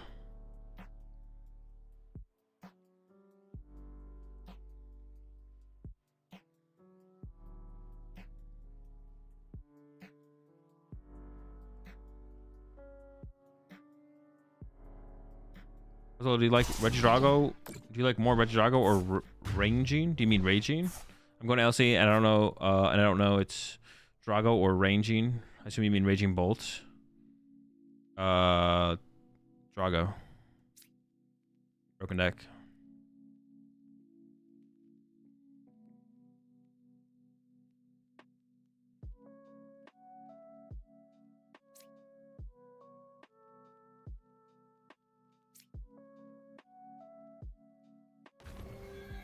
Maybe I prize some things. We'll find out.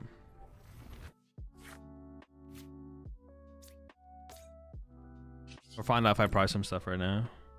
Might be throwing with this play.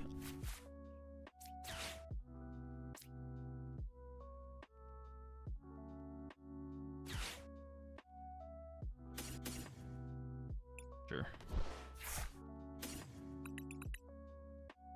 Or do I have Prime Catcher? Yes. Okay. Prime Catcher 40T. I have Second Stadium and I have Counter Catcher. We're chilling. We're chilling. We're chilling. We're chilling. We have everything we need. Just have to not whiff. Hella owls. There's no way we whiff as much owl potential. Owl potential is insane. Oh, I didn't check for Briar. I didn't check for Briar. Dude, if I draw Briar here, that would be tragic. Not Briar, not Briar, not Briar, not Briar, not Briar, not Briar, not Briar. Okay, we're safe, we're safe.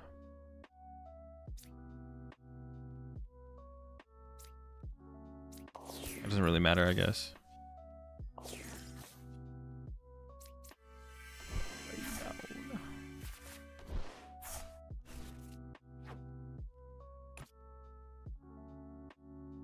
Owl time, baby. All right, hold up.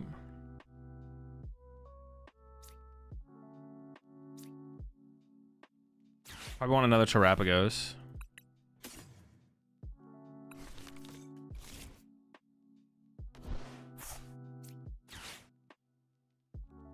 Back a hoot.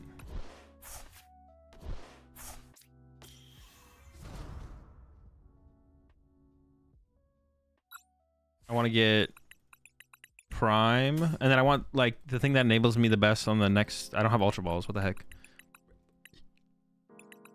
What is left in this deck?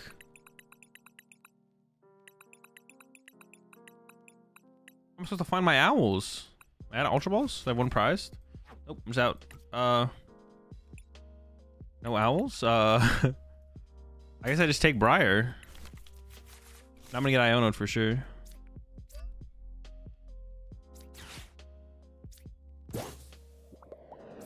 Where are me owls? Just threw all my Ultra Balls. Alright, we'll be fine. We have Fez. Can't whiff the Fez. Also, if they replace my stadium, I can bump my owl. We still need a lot of Pokemon then, I guess. Oh, Pidgey and a Buddy Poffin? Locked. All good. Chilling. Guys, what are you playing in Louisville this weekend? Wouldn't you like to know, Kohler?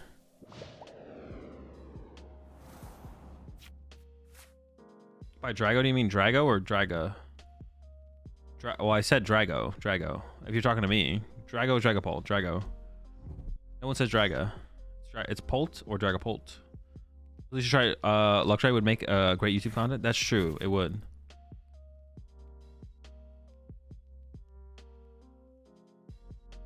Wait, what happens if they take a one prize? Oh, if they take a one prize knockout here, I still just win.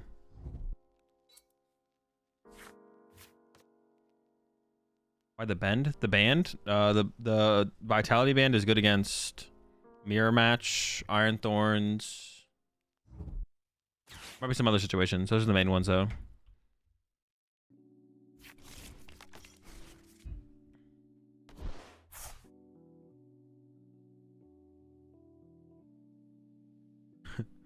Playing Regidrago V-Star. Hey, Azul, it's me, your testing partner. Hey, I forgot what deck we're taking to Louisville. Could you remind me?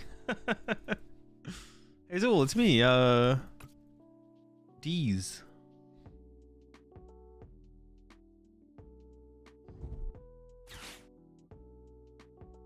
With or against 2 Rotom and Pult, no Pidgey. With. Octal better or worse than Shady Dealings? Doesn't matter. Different formats, different cards. Who cares? Lock in. Lock the fuck in. Why are you worried about old formats? When's the next Evolution Series vid? I don't know. A little while. Probably 3-4 weeks.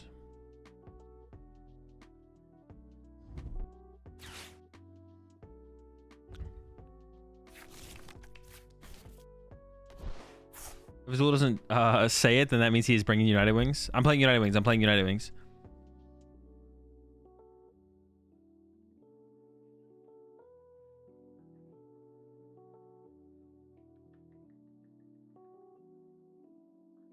I'd like to talk to you about your car's extended warranty, and I need to know you're 60.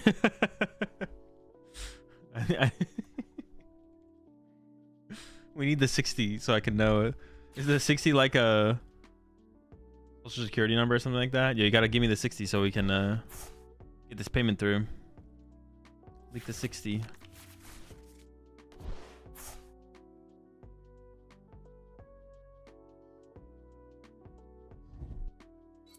Bro got a lot of cards. I understand absolutely nothing to do. Sick deck Raging Bolt is. Yeah, they're doing a lot. They're doing a lot. A lot of nothing. It's cooked. It's chalked. Pack it up. Have a Pult looks like a chair? Nope. Just go play Ryuki's. That's the list I played most recently that I think is the best way to play the deck. And I haven't made any changes to it. Ryuki 60. Hazel Louisville is going to be my first regional. I played Guardia and AIC, but no other premier events experience. And I went 051. I'm torn between 3, possibly 4 deck choices for the event. I mean, that's your problem right there. Just stop right there. Just pick a deck. Just pick a deck. And don't know how to pick to go about picking a deck and best choice for success for the Louisville Regional Championships. I apologize for the wall. I just don't know how to pick a good choice. Just pick your favorite good deck. Just pick your favorite good deck. Your problem is you are overthinking your deck choice. Just pick your favorite good deck and then play that at the event. Just pick your favorite of good decks that, yeah, and then play the deck. All right, well, we get our owl back, so that means I think we have game in hand. And don't apologize? Yeah, and don't apologize.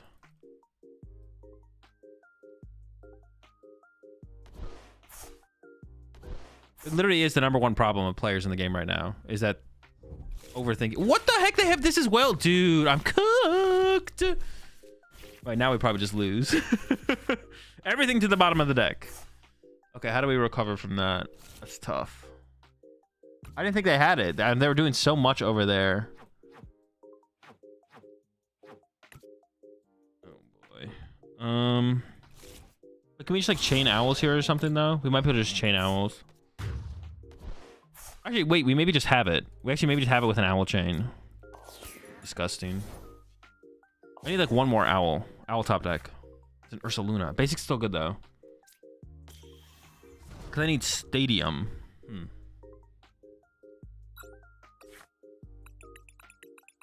I have to go like Stadium, Stretcher.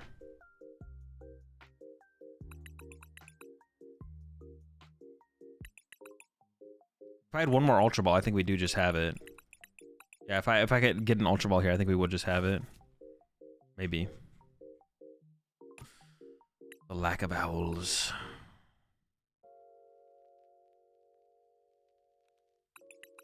Counter catcher's in there. Okay. Then I go Stretcher for... The thing is I need like, too many specific pieces. Should this just get Pheasantipity? What do I have? 1, 2, 6. I need 7. I need 2 more basics. I need Counter Catcher and Briar.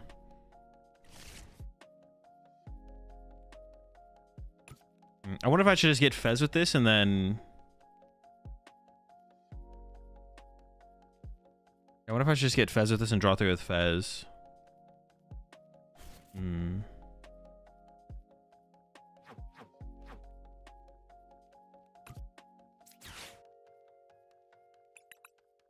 Or I get Owl, but if I get Owl, I have to get Nitroster for Fez anyways. I think I should just get Fez. I think I should get Fez and pray.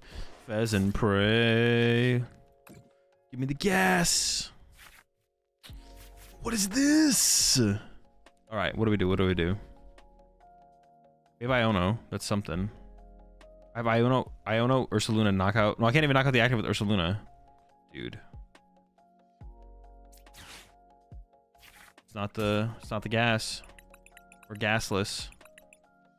We were just an Owl away though, right? If I had Ultra Ball, if I had an Ultra Ball in the deck still, I think we would have had him. Thornton Dusknoir Bear wins. Oh yeah, that also would have won. True, because they did put the Greninja back in play, which they definitely shouldn't have done.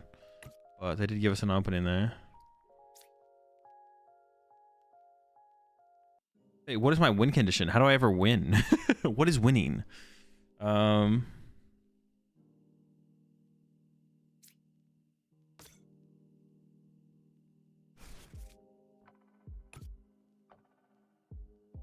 I have that Iono into counter catcher and then hope they whiff or something.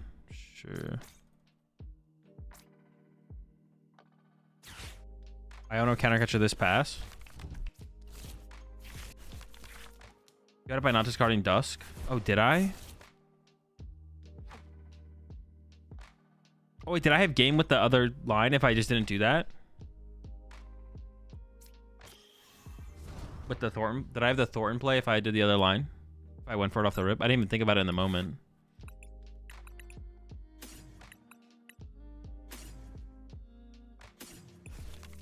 I have a dude left, right? Yeah.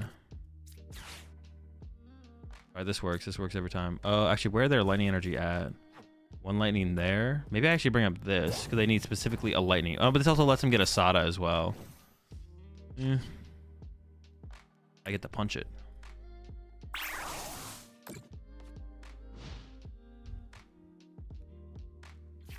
Candy plus Stretcher. Oh, okay. So I could have gone with that then, I guess. I had that play. True. I'm just going to go ahead and pretend that I didn't have that play because there's no reason my opponent should have benched the Greninja again. I'm going to pretend... Oh, they could whiff. It's unlikely. Unlucky. This deck is wild. You almost have to look for a game after you've taken one prize card. Yeah, basically. I also was maybe a little bit aggressive. I could have done some stuff differently in the early game for sure as well. Could have been like a little bit more aggressive. Unlucky. Bellowing Thunder.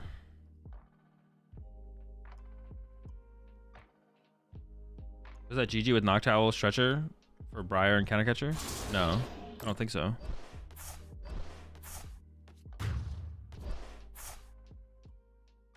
I don't know what turn you're talking about. Or, yeah, one in the turn you're talking about.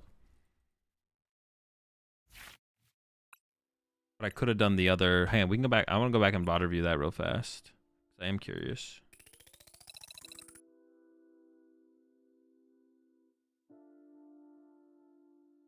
Let's go back and look at that.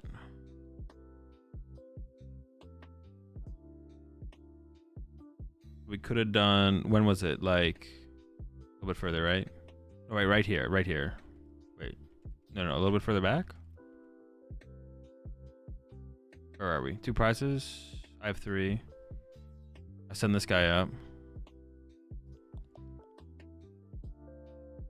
Ooh, and then I top decked Ursa. And then at this point, I could have gone...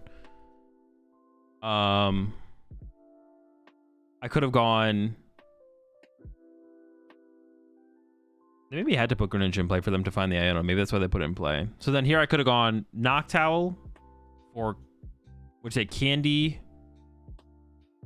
Stretcher for Noctowl, Noctowl for Thornton Stretcher, Thornton Hoot or Terapagos into Duskull, Candy, Stretcher for Dusknoir, Candy Dusknoir, bench Ursaluna, pop the Greninja, retreat, knockout with Ursaluna. Ooh, true. Yeah, that would have worked. That'd have been game. Could have been a dub. Could have been a dub.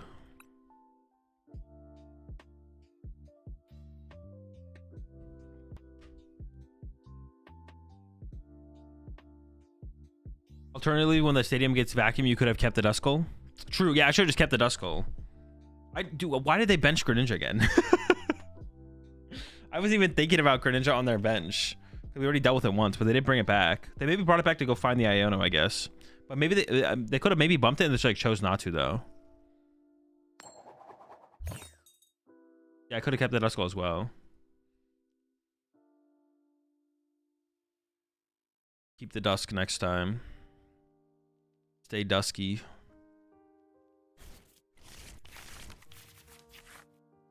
Okay. I mean, I'm gonna assume Terapagos is the better of the two of these to start with. Opening Ursaluna sounds kind of miserable. Let's chill though. Our hand would have been pretty mid going first, but who knows? Maybe we would have top decked. Who knows?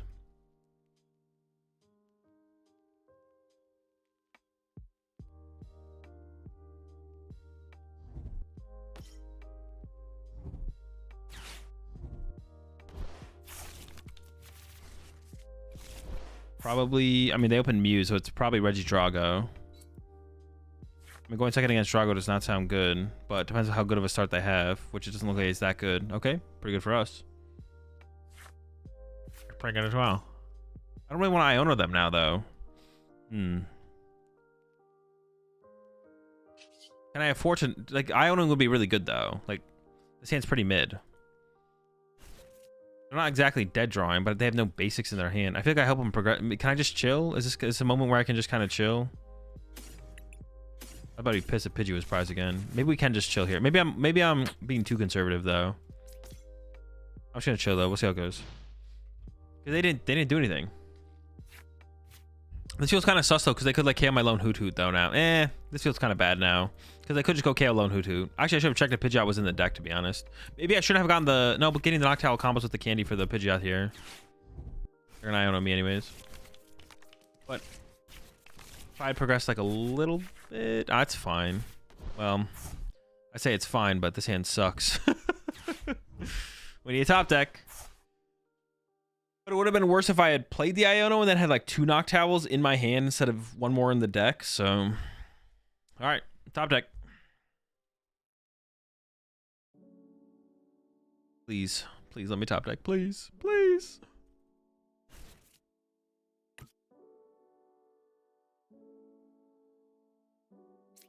Need help.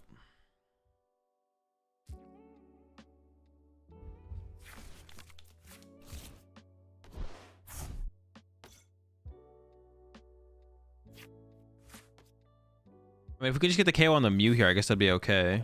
Or now this thing, I guess. Is that even worth? It's like easier for me to KO this thing now. Owl, baby! Alright.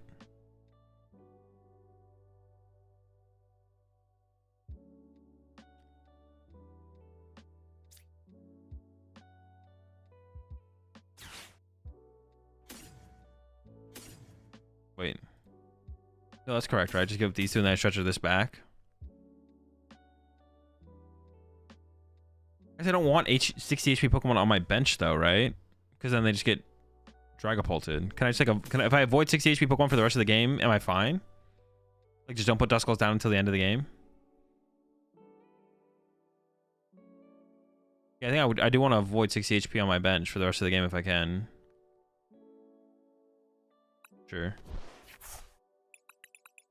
I don't want 60s.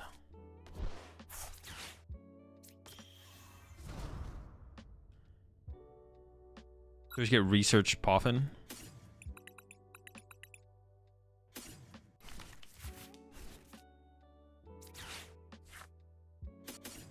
More Hoots. More Scoots. More Boots.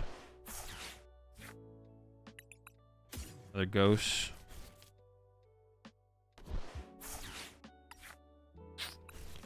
Dude, I am just so unlucky. All right, research. Wait, we whiffed. Dude, no. Oh.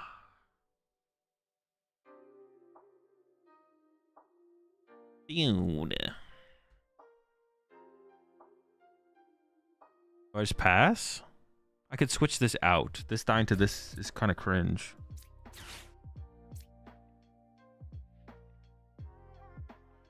But if I send up this, oh my gosh, this is just all kinds of bad. If I send up the Pidgey so they can't get a 2-price turn with the Drago? Maybe. If I send up, so if sending up Pidgey here means if I send up this, they can get a 2-price turn with Drago. If I send up this, they can't get a 2-price turn with Drago. I don't know.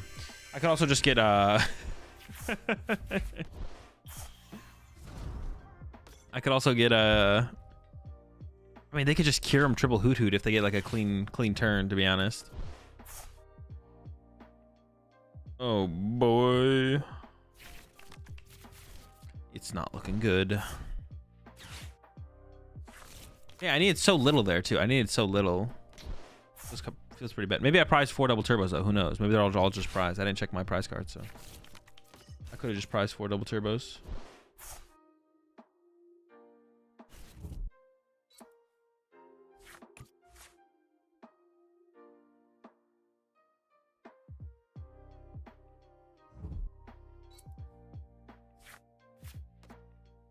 No E-switches yet. No attachment for turn either. They haven't attached to their Drago yet. Maybe send up the Noctowl? No, I don't want to give him a 2-prize turn. I want to give him a free 2 prizes. Okay, I'm okay with that. Giving him 2 prize cards sounds terrible. Makes it so easy for them to win the game, I feel like, from there. Because then they could even just bring this up and cure him spread. They'll cure him here and then 2 of my bench Pokemon, and I just lose. Let's go 2-4. And game's over. Yeah, I would just get bodied. They prize their E-switches? That's fair. They prize 4 E-switch, I prize 4 double turbo. Unfortunately, they come out on top. In that exchange, they come out on top, unfortunately. But it's fair, right? 4 for 4. We both go next.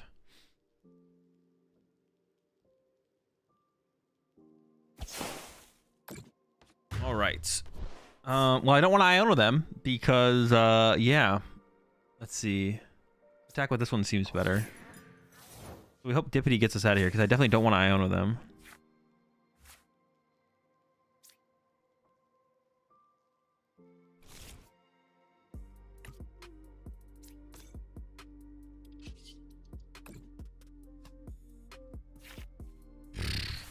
Will they get off that? Will they get off their V-Star? Iono Grass. I guess they're Ionoing anyways.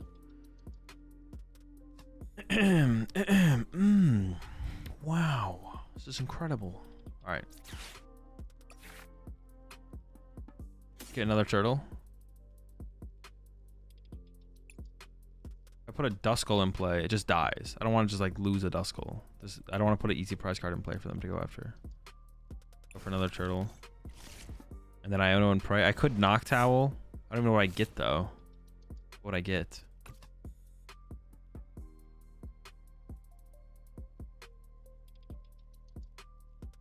Maybe we just save the owl use for later, right? My Lotto's gone. I don't want to research the hand. Sure. Thornton Pidge. Oh shoot! I could have Thorntoned. Yep, that was definitely the play. You're right. When you're right, you're right. Thornton Pidge is pretty good there. Don't talk to me ever again.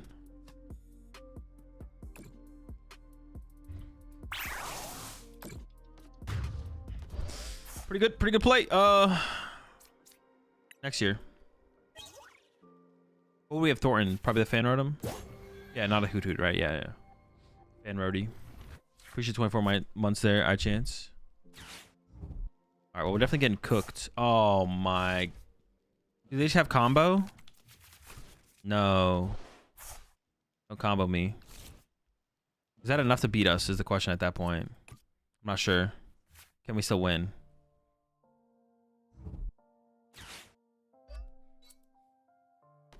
They also need the stadium, though. They need, like, Temple of Sinnoh. They don't have Temple of Sinnoh, we're fine.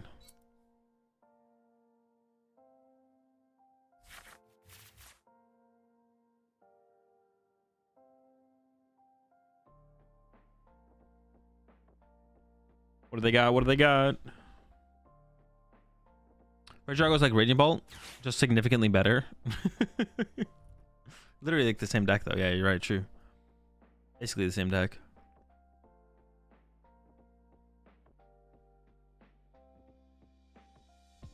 Would have been nice to have the Pidgeot in play as well. Obviously, been pretty good. Pretty good. Don't they just win with back-to-back drag? How do I beat back-to-back Dragapult attacks though? They go punch active, spread 6. No, actually I could beat. They can't not count my active if they do that. I guess that would be tough to beat though. Kyurem KO triple hoot might be tough. Well, but then there maybe I can beat that though. Maybe that is beatable. We'll see. I'm actually not sure what they're gonna do here. That's like a pretty big extension though, possibly. They are down 3 E-switch now. Let's see.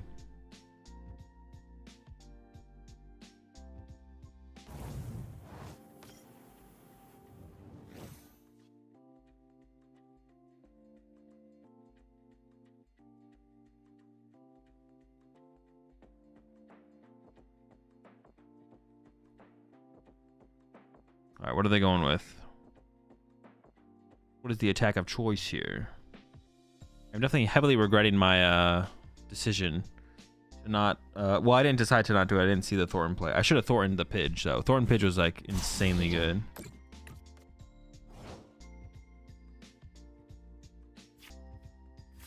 Okay, so they went with the Dominating Echo. I honestly didn't know that did 140 damage. What have they burned so far? Switch. They still have Prime Catcher. They only have 1 E-switch left. It's possible if I bring this up, it gets stuck.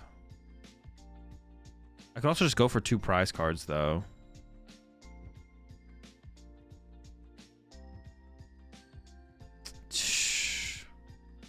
How do we win? We can't win. I think I have to trap this for a turn. I think I think it's my only win condition. I don't see a win condition if that doesn't involve trapping this for a turn. Because they just go, if I go bring up a 2 prize or knock it out, then they just go Dominating Echo, and then I have to take a turn off to like set up for some kind of double Dusknoir play, and then they just go Kyurem, 3 prize cards, I lose. Sheesh. You can Thornton Dusk Luna still? Thornton Dusk Luna. Oh, I could have gone for Thornton Dusk Luna. Shoot, that was the play. No, so I should have punched active then. Wait, no, punching, this is the same thing though, right? No, because I could have played research. I could have gone punch active, play research. That's what I should have done. All right. Yeah, dude, there's too many plays I got to keep in mind. The Thornton plays are honestly pretty sick. The Thornton plays are honestly like the sickest plays in this deck by far. So they're gonna research into Prime Catcher plus Super Rod. Well, it has to be, right? They have to know they have that as well.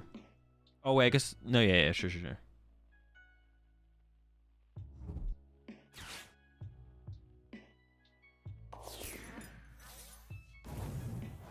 Oh wait, how do I get to? How does the Ursaluna play ever work out? Actually, well, okay. So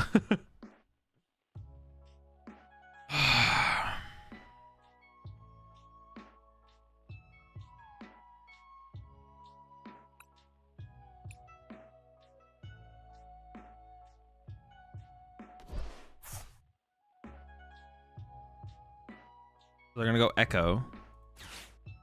Super Rod, Echo, and then just Kyurem. Board wipe my hoots. I lose, right? Go down to 2. No, because the Ursaluna play wouldn't work anyways. Cause I can't get him down to 1. How do I get him down to 1?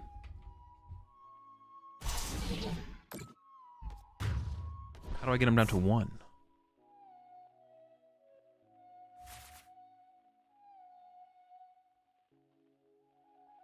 I could counter catcher this, but that doesn't last for forever. But it's something, I guess, right?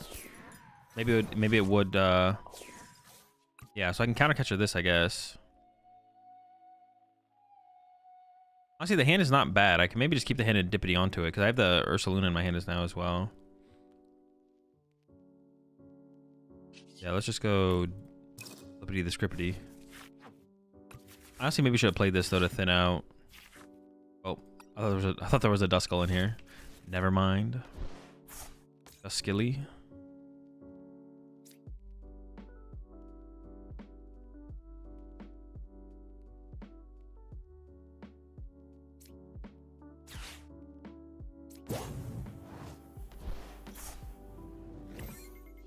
Gotta get your boss. That's not how Prime Catcher was game for them last turn. Was it? How? Yeah, they can't hit Terra on the bench.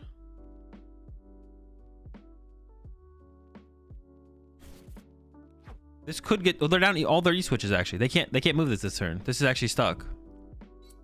Oh, did we just win? Yeah, it's actually just stuck.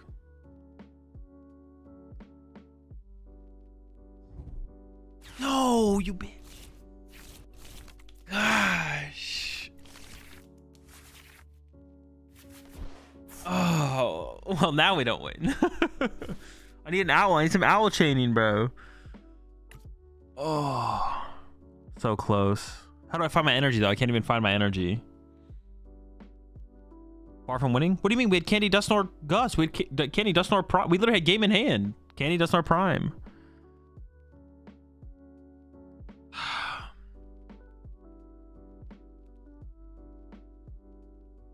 Terapagos has whatever the you can't snipe a Terapagos on the bench. It has the terrestrialization. It's got the Terra attribute. Terra attribute. Not snipeable. I've made the mistake myself. I know. I know. I'll have to remind me.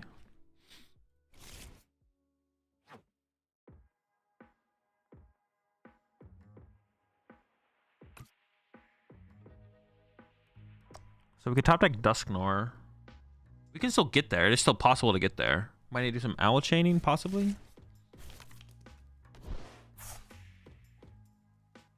We're very close, though. If we top deck an owl, we top deck an owl. Okay. Oh, we just do it, right? I don't really have a choice. I don't think. I need something off my prize. Like they're almost definitely winning next turn. Because they just go what? Attach, retreat, and then attach, retreat, anything, and then they just use Kyurem. Or attach, active, Kyurem. Yeah. Okay. First blasting. Gotta be some insane prize cards. Here we go.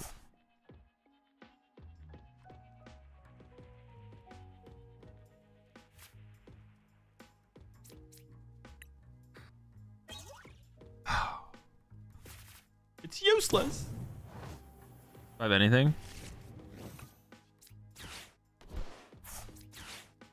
Squad. Oh. Fan rarity. Nothing. I need an owl, man. I need an owl. Owl me.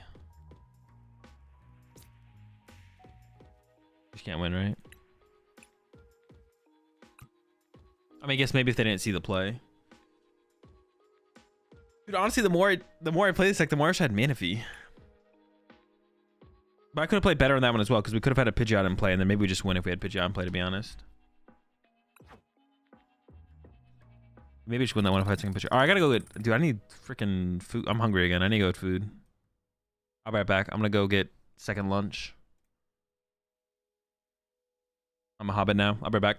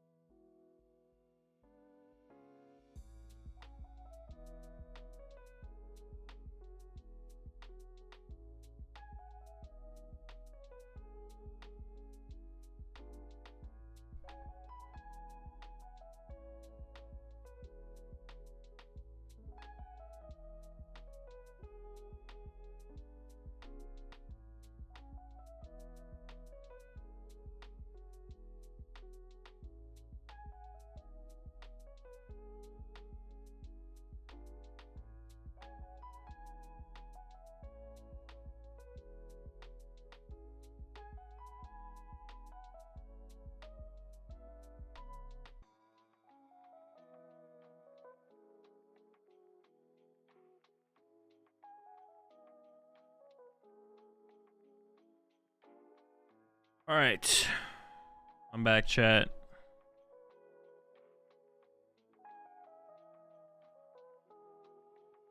Let's see if I can start to not misplay with this deck. I gotta remember Thornton's a card. Honestly, that's what I keep forgetting about.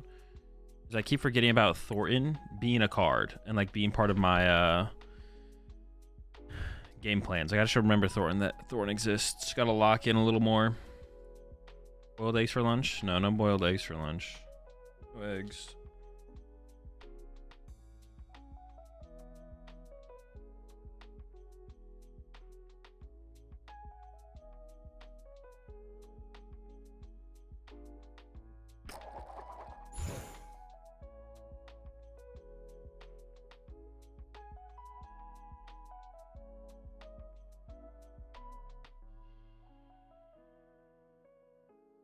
What's up, J-Chan? We're going first or second. And second? Oh boy. Against Lug? Oh, we're definitely screwed.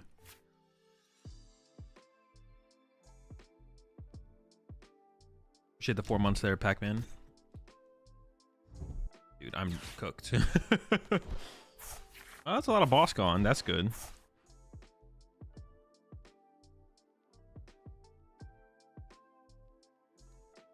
I can just I don't know, get fan run and pat and like pray, I guess.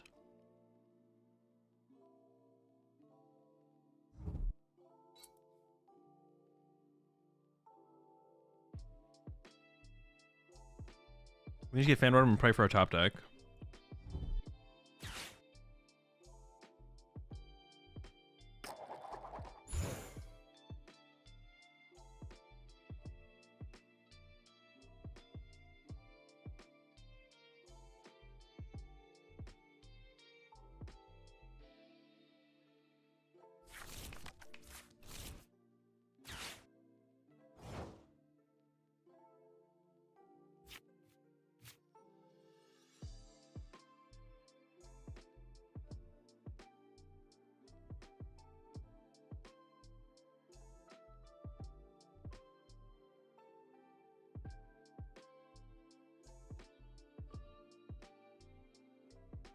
All right. Well, now we have Trap or Mezzagoza, I guess. So we can start with that. See what it gets us.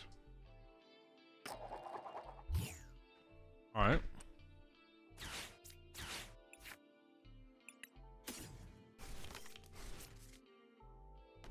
I think it's still a fan angle here. And then, yeah, fan and pray. We got some good top decks, though. All right. 1 second.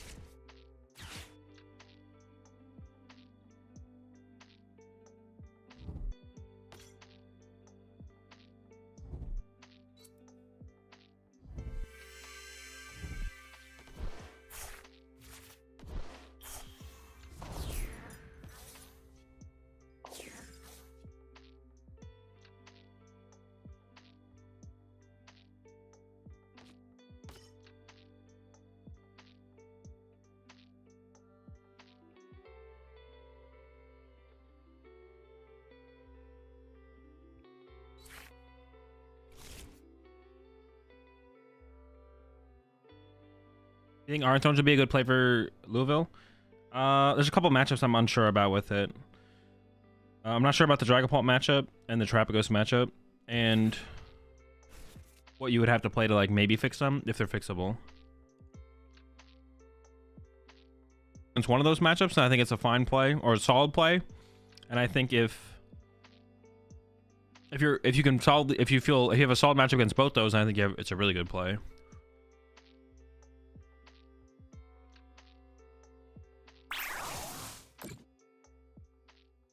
So that's the question.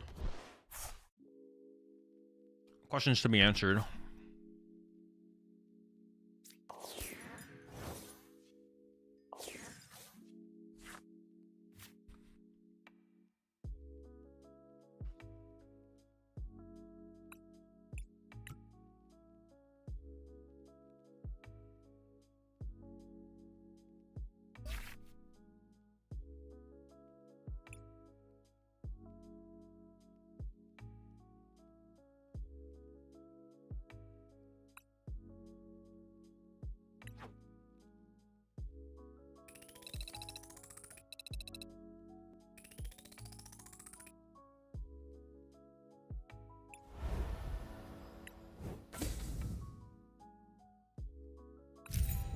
Alright, let's try again.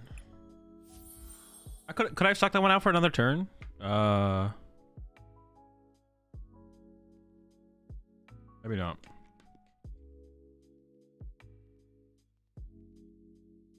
Orange is the best deck at hitting Terapagos with Judge. It's probably just the best Judge deck in general, right?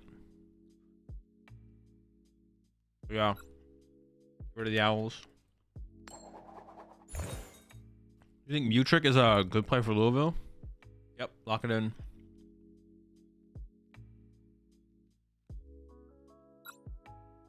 Lock it in. Broken deck. Yeah, the Dragapult matchup, I'm not sure if it definitely feels unfavorable, just neutrally. So the question would be like, if you tech for it, would it become a good matchup or not?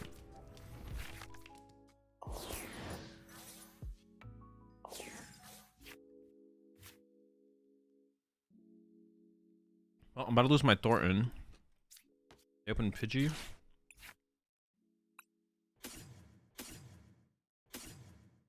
I don't really want two Duscles down though, do I? I can go bench this, or hold up. What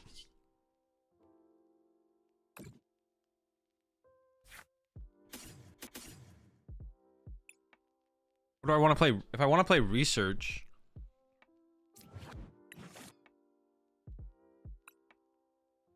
I just gotta grab a fan rotom instead for fodder for the ultra. No, I already have enough fodder for the ultra ball. Let's just get double owl, right? Yeah, that's fine. So I priced 2 Hootoots? Dude, what? Ridiculous, man. Am I expected to be able to win like this?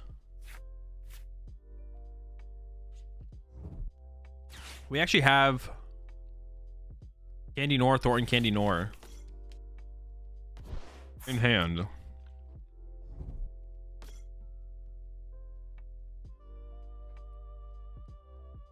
Which could be pretty sick here.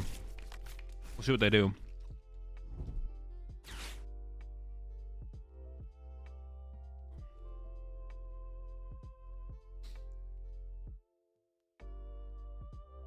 Turtle's moving to Vitban for Mirror hurts Thorns, though. It does. I mean, it gives him that 1 KO. That's why I was wondering if Legacy Energy. But you can also play a Bravery Charm. I don't know how good that is, though.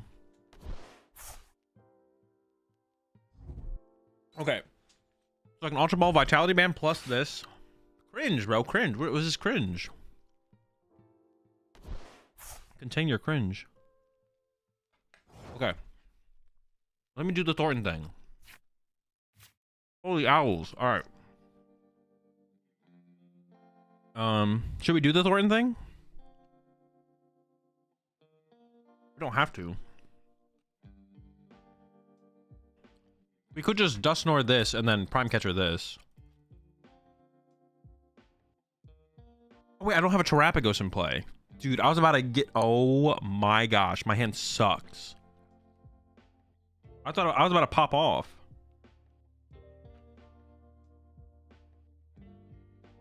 The collapse body me. Bro. That's actually insane. They cooked me with that collapse.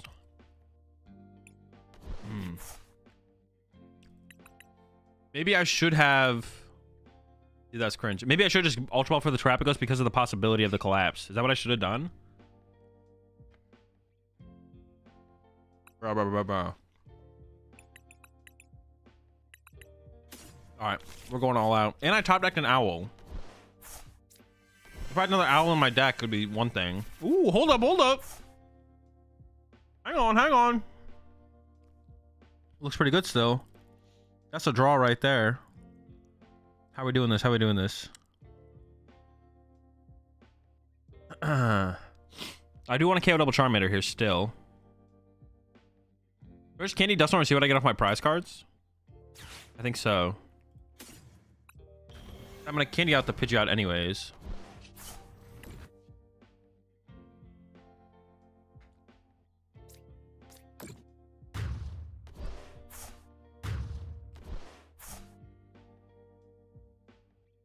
Well, this can become Candy. Let's see what we get. Ooh. This can become Candy plus Prime. And then this gets... And then I Ultra Ball for it. Okay.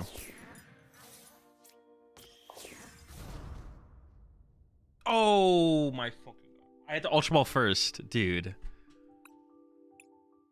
I had to Ultra Ball first for the turtle. Dude, I gotta lock in.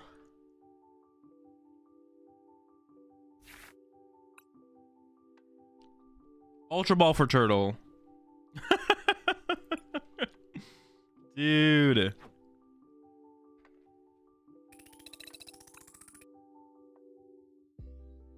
Ultra Ball for turtle. And then owl.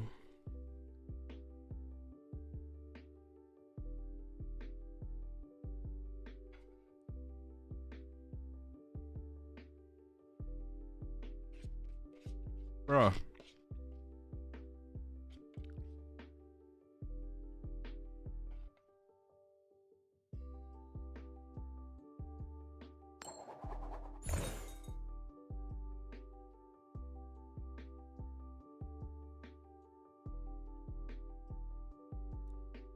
Should have Candy the Pigeon, then get Candy for Dusknoir? No, it's incorrect. Otherwise, I don't have a way to get my double turbo energy. The way I sequenced it was correct. I just forgot to bench the Terapagos.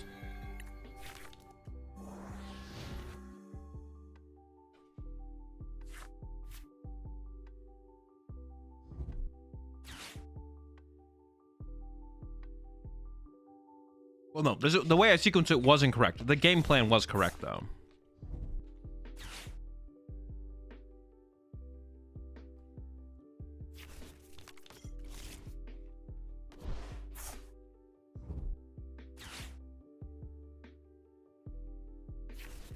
Do you think it makes sense to run a 1-1 Darkrai V-Star on Terapagos? Probably not. It's like a lot to get out. Oh shoot. Yeah, it's like hard to get that out early enough. It's just a lot more to like set up. I'm struggling out here to chain Noctowls. Like I don't even know when I would have time to get the other stuff. Yeah, I'm out here struggling to chain Noctowls, but so I don't know when I'd find time to do the other things. I don't really want to Iono them because I would give them +2 cards.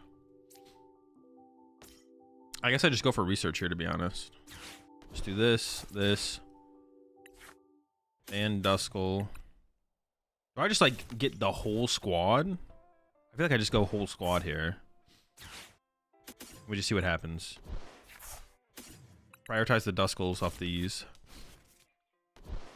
Because I want the option of Dusknoir next turn. Well, if they replace my stadium, I have to discard so many good cards, though. I don't know if this is correct, actually.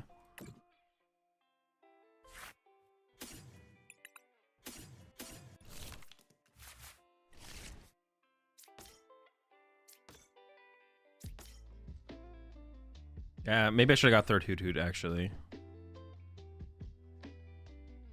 I don't want to just be able to get rid of my Duskulls and not give me a Dusknoir option.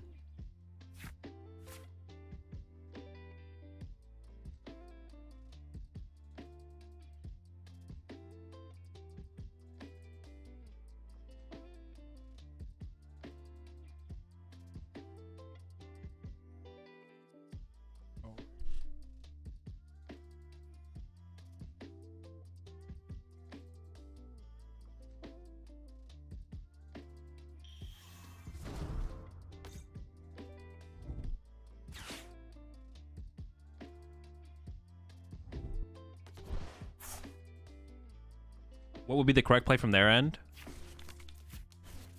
Probably just KO my Hoot Hoots. Just KO my Hoot Hoots this turn with the Greninja at least. But we'll see what they go for. That's why I need like the third Hoot Hoot to force the Dusknoir as well. They're probably gonna go after my Hoots if they're going after this though.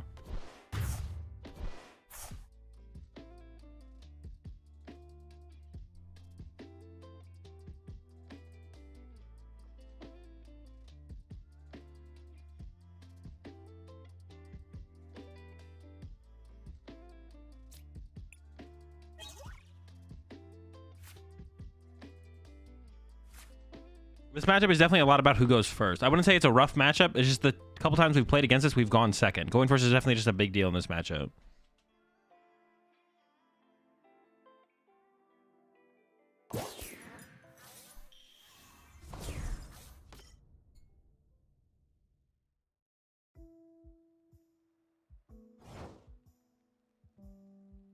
All right. I mean, they didn't do it. They didn't do the thing. Okay. Yeah, they didn't do anything. What the heck? Oh, they have one water in there. Okay. Let's see. What are the threats? I don't want to Iono them. I'll tell you that much. Let's get that Skippity online. Script. See how many options we get off that.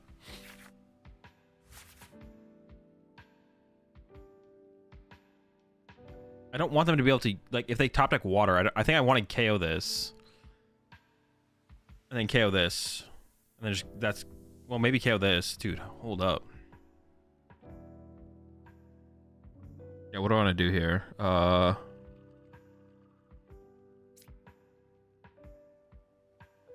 wait, I could KO their Palkia, though, right? I could go KO Palkia. Maybe I just KO the Palkia here. I can KO the Palkia and... Well, I'm not afraid of their Froakie. I think we just KO the Palkia.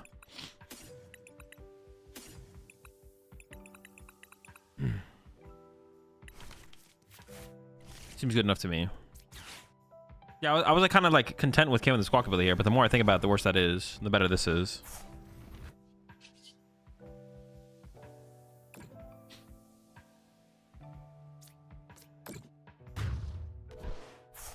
I'm not really that scared of their Dusknoir. It's like kind of annoying if they pulled it off, but it's not that big of a deal, I don't think, overall. We'll just like go with it.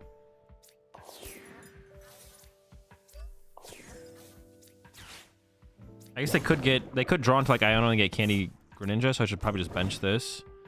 And then I could Stretcher for Pidgey here, which I think I will do.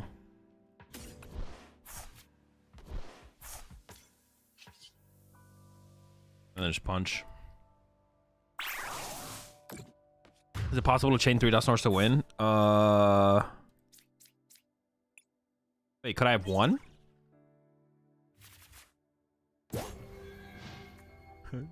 Dusknoir, Briar. Dude, there it is. Could I have actually won there? Dusknoir. Hold up. Dusknoir, Briar. I mean, maybe. Was it possible? That seems unlikely. That's a lot of cards. It seems unlikely that that was possible. But maybe. It maybe was.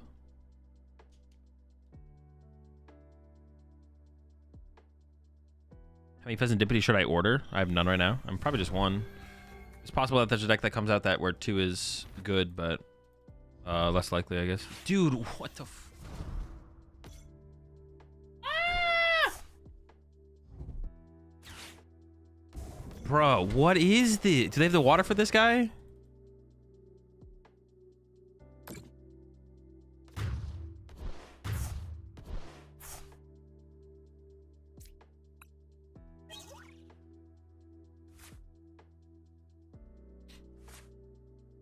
I need like top deck rare candy for this Candy Dusknoir. I do just win with like KO Billy, I guess. Dude, chill out. Oh my gosh. All right, it's fine. I wish get rid of the they're gonna go down to 1 prize card, so I can't use Duskulls anyways. Is there an owl in here? No. So I definitely want this in my discard pile. And I guess that, I don't know. I used to get like Candy Dusknoirs out of the hand. Just get him into play, maybe. Dude, what a turn, man. What a freaking turn. All right. My win condition this turn is Prime Catcher, the Squawkabilly. So I don't even know if I should send this up. I feel like I should send up...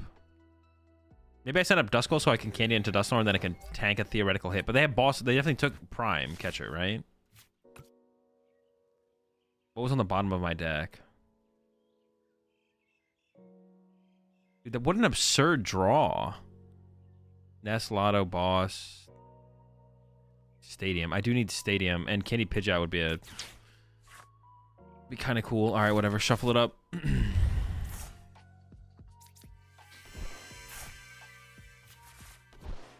didn't quite get there, though. Oh, I forgot about Ursaluna. No! Oh, I forgot about Ursaluna. I had game. I literally had game. I literally had it.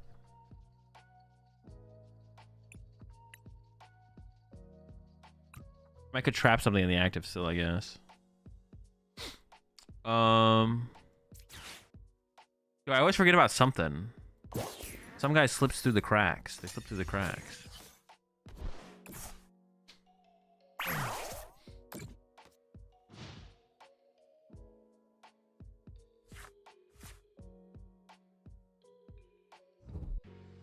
Ready for Hoot Hoot? That doesn't sound very good. Ultra for Clops. This deck doesn't play Dusclops. Punch. Evolve into Clops. This deck doesn't play Dusclops. And even if I did, I'll give you 1 second to figure out why that wouldn't be very good. The bear was the out. The bear or not, or just doing the, just hitting the other stuff was the out. Yeah. I should for Noctowl to grab Stadium. That'd be pretty good. But I just benched my Hoot Hoot. Come on, chat. Give me something to work with here. Actually, I forgot. I completely forgot about Ursaluna as an option.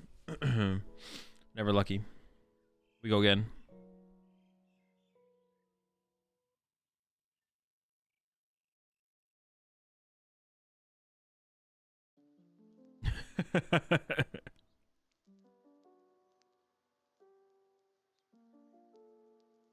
Is the deck in Discord? The fact that you're asking if the deck is in Discord means you know the decks are supposed to be in Discord, which means you didn't check the Discord before you asked me if it's in Discord, which means you get timed out.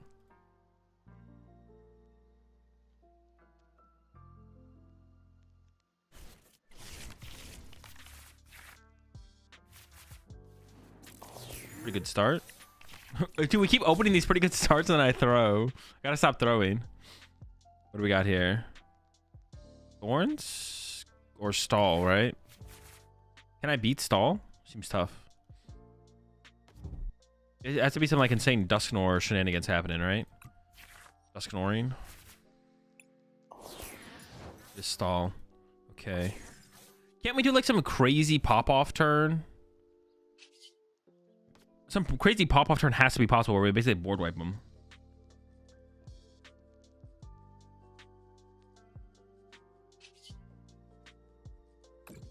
And call. I would really like to set up Pidgeot.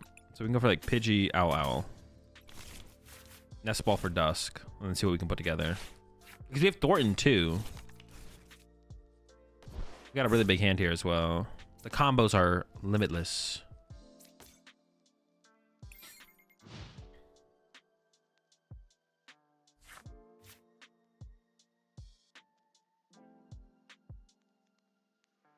We'll see how good of a turn they have. But I could definitely double Dusknoir plus swing this turn for at the very least, I could do that. Do you play Penny? No. This is just Giovanni's list. One switch, one prime. One switch, one prime. This might just be kind of sad. Oh my gosh. 2 Ultra Balls. Okay, it's fine. Cape. Okay, so I can go.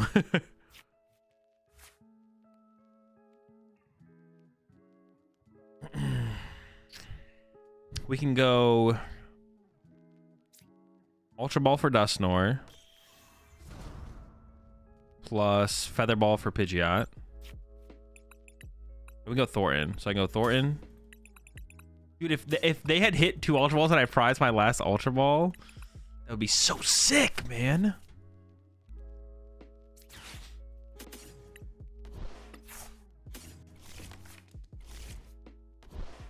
Give him a little wombo. This time I remember Thornton. Look at that. And then it's a dub.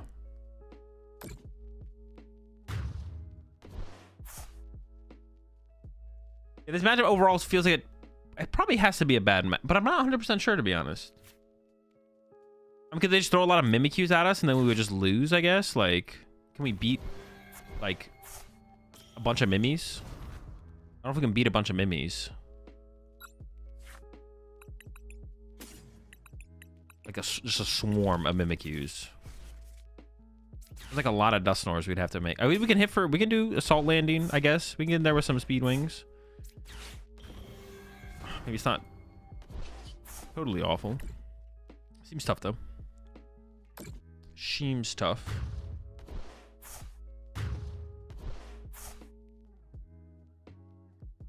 We're pretty aggressive, though. It's kind of similar to, like, Palkia Dusknor, where it's... Well, Palkia Dusknor definitely has a better matchup than this deck, but it feels like it's kind of similar, because we have, like, Radiant Greninja that can actually get through Mimikyus. They can't just bench a bunch of Mimikyus, because then we just get to Moonlight Shuriken a lot for a lot of value.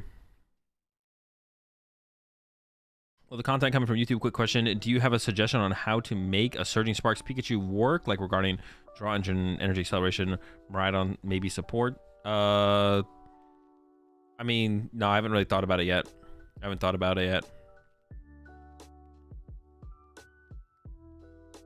I'll probably work on a Pikachu EX build. Honestly, it's probably soon, to be honest. I'm gonna start working on Surging Sparks decks.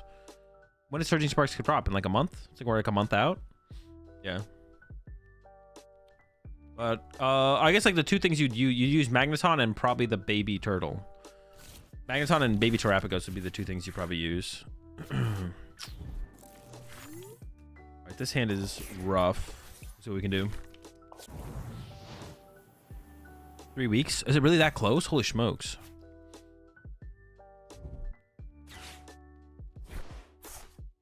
I might Ultra Ball away double Rare Candy here, to be honest. We'll see.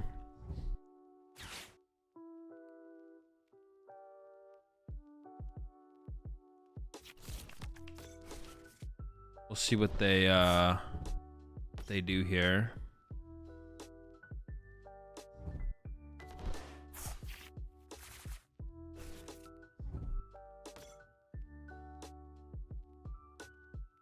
Because Dusknor's like good in this matchup, but it's not broken. Where Night Charger is definitely broken. Well, Night Charger's broken in every matchup though. We can just go like 1, 2, 3 with Ursaluna. We don't have to actually Ultra Ball away these two, get fan for... Well, maybe I have to get Pokestop involved, actually. Maybe I hold the Ultra Ball and just hit that for a Poffin, possibly. That's probably the play. Just hit the Pokestop, see what we get first.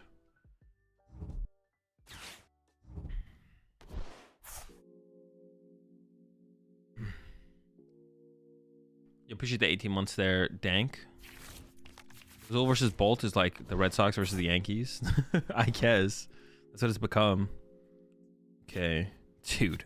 Yeah, let's get it. All right, Poffin me.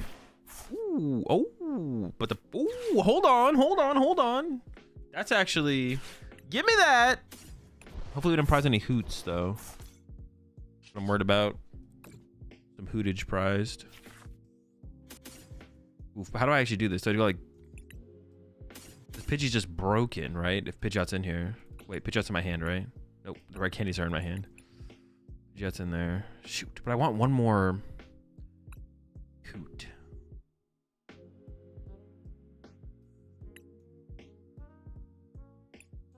I want one more hoot here. I could go Ultra Ball. That's well for Dippity. Ultra Ball for Pidgeot next turn. I can maybe grab the extra hoot. No, I shouldn't need it. I should be able to get away. Oh wait, not that. What the heck? Wait, where's my hand? Okay, yeah, I should probably be able to get away with this. This should be fine.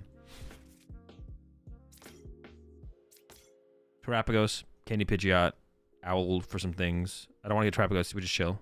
And pass.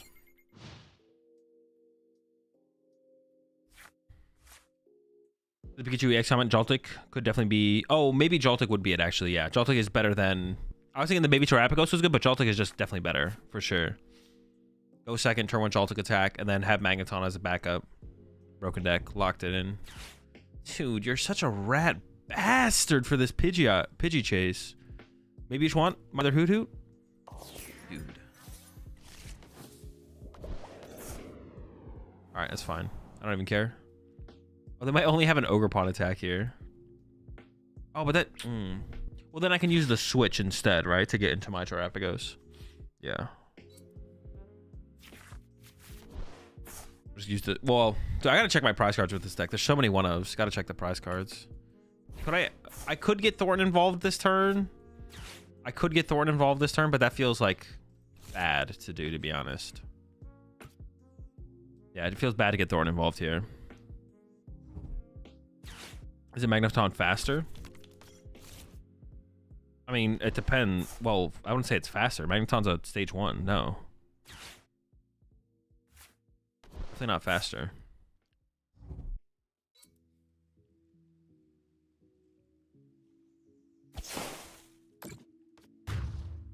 All right, folks. Time to get these owls to work. I could Thornton this. Into the Pidgey. Candy Pidgeot. Does that ever lead to a knockout, though? I don't know if that would ever lead to a KO. I think I just get Dippity off this, and then we just, like... You know, honestly, Pheasant... I almost want to play a... Oh, okay. This changes things for sure. I almost want... Well, no, I don't want to lose my Prime Catcher, though. I almost want to play a Heavy Ball in here for literally just not to prize Pheasant Dippity. Because Pheasant Dippity feels like literally the most important card in, like, the whole freaking deck. Like, the draw power turn to turn to set up your combo plays. It's like, it's all on Dippity. All on Dippy. Dude, can I do this Thornton thing? If I went Terapagos, use this, get Thornton, Ultra Ball. Plus Poffin. I'm so close, but I don't know if I'm actually there. I think we can do it. I think we can. I think I'm going to do it. I think I'm going to do it. I'm just going to go for it, and we're going to see what happens. I'm not going to math it all out. Oh, my gosh. All right, Thornton's there. 1, 2, 3, 4. We got a squad in there. We got plenty of Poffin targets. That's what I was, like, looking for. Oh, I need... Oh, no, because I can Thornton this. So that's basically, like, getting the switch anyways.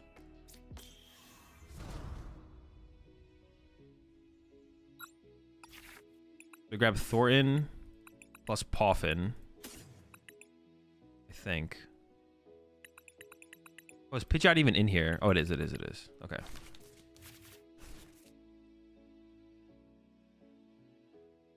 I could Ultra Ball for another Owl as well if I need to.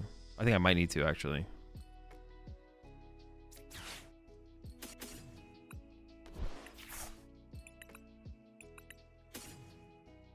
One, two, three, four.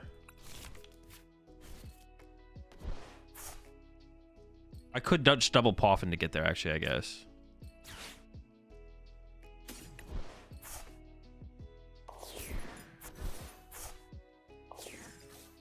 Do I want to hit this? Nah. Nah.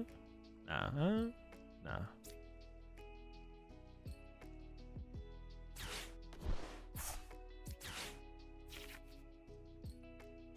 How many dead cards will I have on my bench?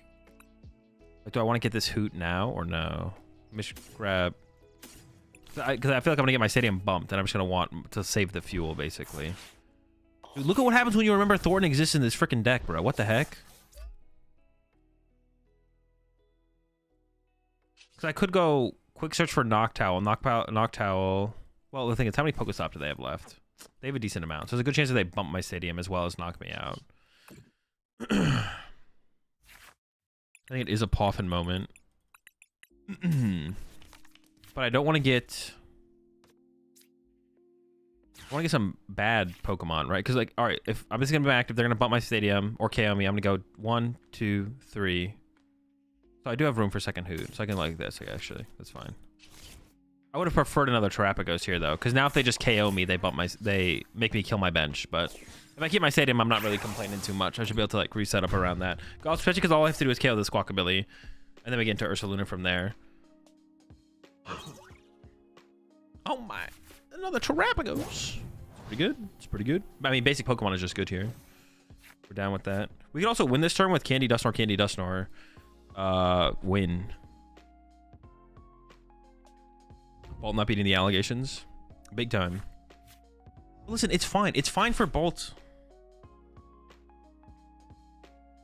Dude, I don't know why people are so like bent out of shape about my opinion on it as well. Because the thing is, like, if you think differently, then that's fine. I don't have a problem if you think Bolt is good.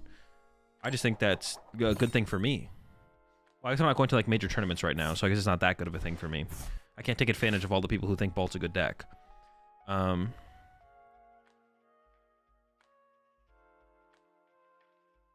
could keep the... do I play for the double Dusknoir play ever? It's like never correct to do that, right? It's just unnecessary. It's just unnecessary, I think. Yeah, if you think it's good, that's good. That's fine. You know what I'm saying? Like that's fine. If you think it's good, I just think it's not. I think it's a mid deck. Like I don't know why it's like that big of a deal.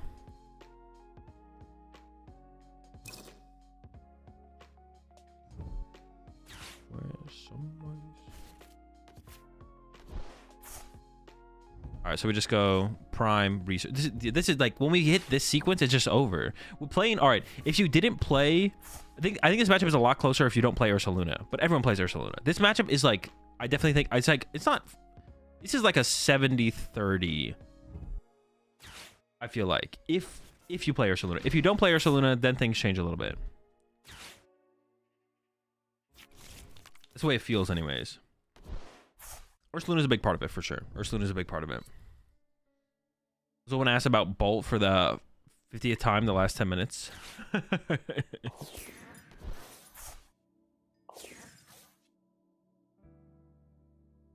that's a little bit annoying. I mean, we could whiff because of this, actually, this KO. But we're probably fine here. We'll see. We'll see. We have research into Dippity Draw, into Pokestop if we need it.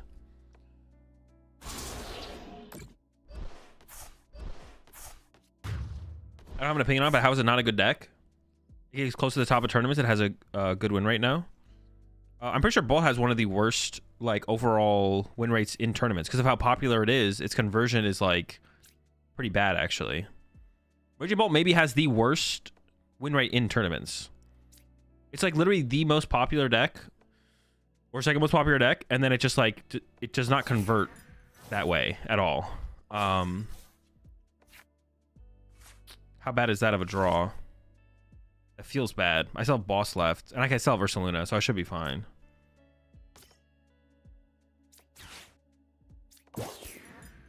I'm not even using that as my argument. My argument why I think Bolt's mid is because when I play the deck and I play other decks against it, and just like overall how it feels in the meta, it just feels mid. That is my argument for why I think Bolt is mid. Is because when I play the deck and I play other decks, the other decks feel way better. I need to get the stadium here.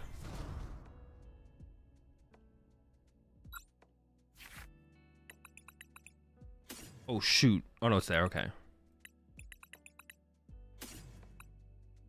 I don't really need that. I actually don't know what I need. I literally have everything I need in my hand, I think. So if I get Iono, I should just draw into cards that I wouldn't want to draw off Iono, which is like the Vitality Band, I guess. So I have an owl. All I need is an owl. And then I should be able to build game off that owl. I think putting this down right now makes sense, or it's like fine, whatever.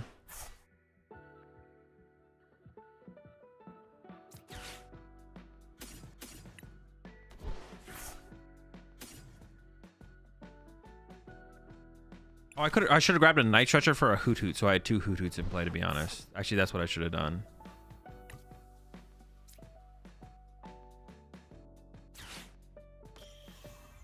I should have grabbed a Night Stretcher for a Hoot Hoot, so I could roll 2 Hoots.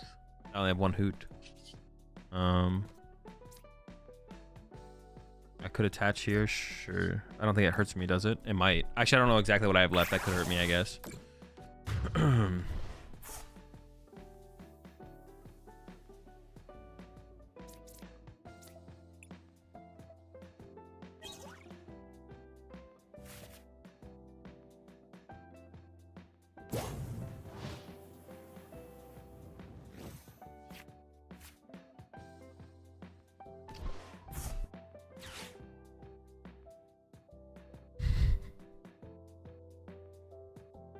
I guess the owl, right? Like, there's a possibility that I used the Dusknoir, even though it's unlikely.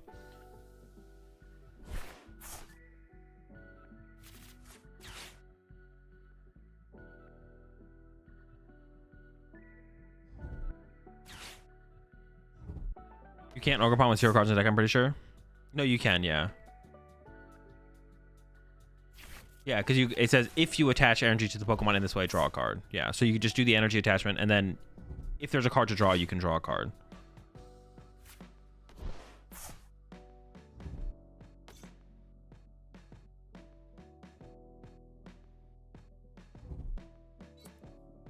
Azul, the deck you're playing, is that good? Is that a good pick for deck pick for next year? I don't know. I don't think that far into the future. I thought I remember trade being ruled differently. No, trade is the same. Trade, you can discard a card with no cards in your discard pile. That's why the ancient Pokemon worked in the Zoroark Toad deck.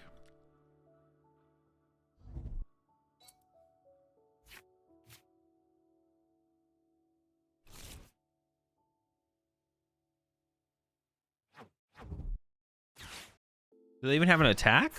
I don't even know if they're attacking me this turn. Is Bolt playing 0 Iono? No, they usually play 1. Pretty much every Bolt player plays 1 Iono.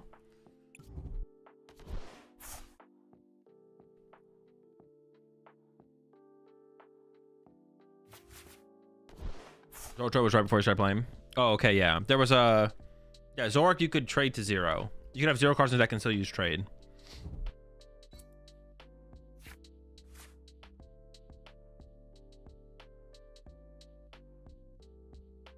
Probably can't be used with 0 in deck because it's worded differently than Zoroark. Okay, so I guess those two are different then.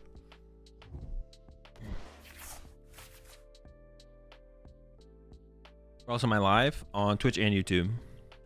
Triple streaming, triple wielding. What is a triple wield? There's dual wielding. Is it just called triple wielding?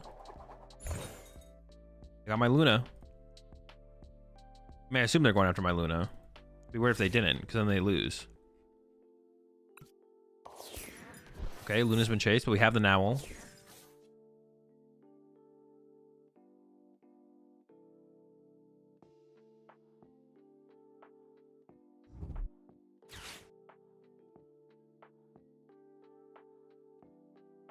Okay, Pal Pad. Let's get 2 Sadas. Okay. Another Hooter would have been nice, but... Hey, relatively new to the PTCG. How often do card slash formats rotate? And how many formats are left for Teal Mask Ogerpon?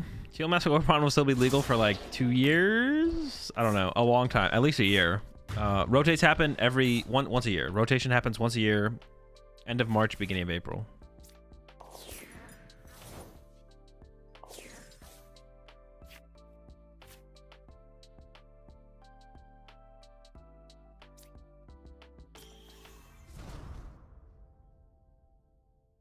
I should have a Night Stretcher left here.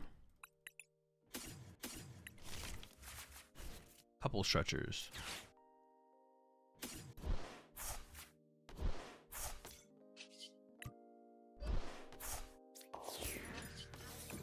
Yeah, I should have sequenced my last turn. I should have ended up with another Hoot Hoot in play. I definitely messed that up. Because I could have done something weird. Maybe like... No, probably not. Oh yeah, I should have done that for sure. Definitely should have done that. Honestly, because of this deck and the Dragapult deck, I feel like Raging Bolt should be playing Judge now. Maybe 2 Judge or 1 Judge, 1 Iono. Judge is like really good. But just not that many aggro decks can actually play Judge. Honestly, like...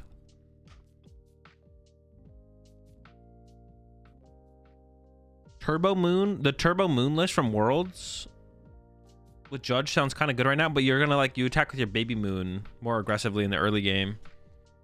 I don't know if I'd like play 3 Baby Moon. Maybe you could. Or 2, not 3. Judge and Zard good? No. By the time you would have time to judge them, by the time you would have time to judge them, an Iono already does the same amount but gets you more cards. I think Bolt should stay in people's binders. True.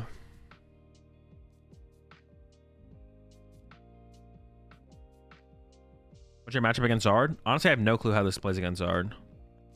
I have no clue. Iron Thorns with 4 Judge. Pretty good. Yeah, Judge is kind of sick right now. One feels really bad with Dustar running around from my experience. I mean, it's annoying, but yeah, that's pretty annoying. Remember Arceus? Yo, bring it back. Time to bring back Arceus. The time is now. 4 Judge Arceus.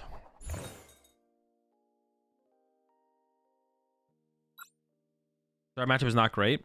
Honestly, it feels like a lot of Terapagos' matchups are like whoever goes first is at a big advantage. a lot of this deck's matchups feel like if you go first, you're at an advantage.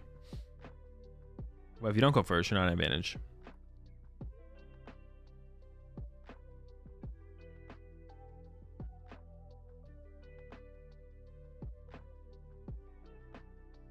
I wonder what they bring back once V's rotate.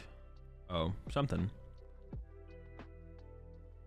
I mean, we'll probably just have EXs for a little while. Yeah, when V's rotate, it's just going to be EXs for a while still. What do you do if you end up going second with this deck? I mean, you don't do anything that much different. You just play as if you're going second. Yeah, not that much changes. Good top deck.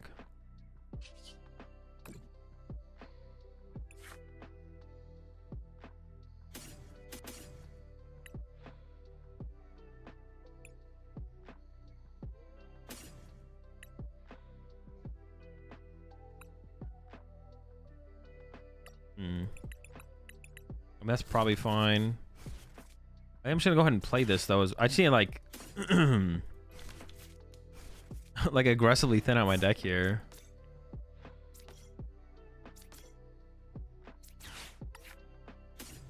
Should check my prize cards a little bit more thoroughly. Like, I could attach this here.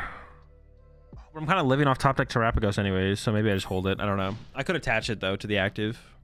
Like, I obviously want to get like Candy Dusknoir or something like that, but if I don't get to the Candy Dusknoir, then I'd like to be able to move it. But I do also have like Switch and Prime Catcher and stuff that I can take advantage of. But we're all in on the top deck here. Give me something, anything, please. Why do you think Judge is a good card right now? Because a lot of decks are trying to hold their hands. Like Rotom puts you up to like 7-9 card hand. You use Fan Rotom, you have 2 knocked out. Like, look at this. Look at my hand right now. Now, my hand isn't that good, but I have 2 knock towels in it. And it's like, it's going to be hard to find my knock. Like, they're about to end with a 9-card hand here, maybe. Or maybe not. 8. All right, my bad. 7. All right, stop, please. 7, right? What if you could go Judge, Boss, KO, or Catcher? Moonin. Well, it's not looking very good, folks. Let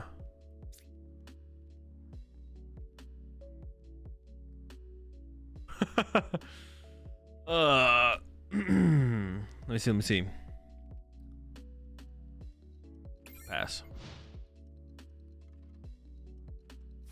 Is it time to throw in a grabber or two? All right, we get some grabbers involved. Okay, I like where you're headed.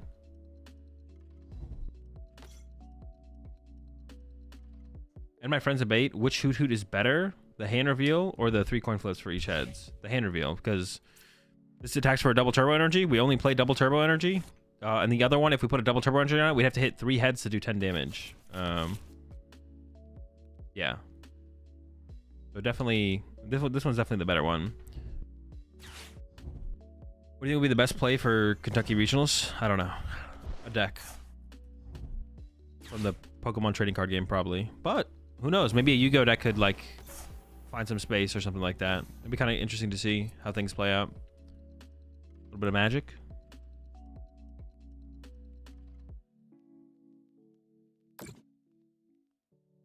Torch has to play the 3 flip one to bluff that you play non-DTEs. I guess. I don't know. I feel like there could be moments where you want to see your opponent's hand so you can make a judgment call on your next turn, though.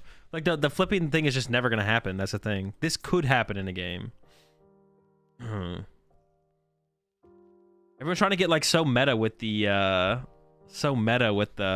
what basic Pokemon you should play. Bluffing non-DT build seems more relevant than that attack. All right, maybe you're cooking. Maybe. All right. Top deck one time. Oh. I guess I just gave them bench access, but it might be worth it. I don't know.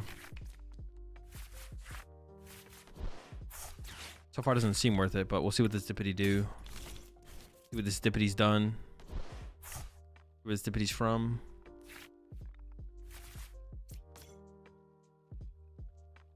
I don't want to bench this. Benching anything seems terrible. Sheesh. Well, I need an energy, right?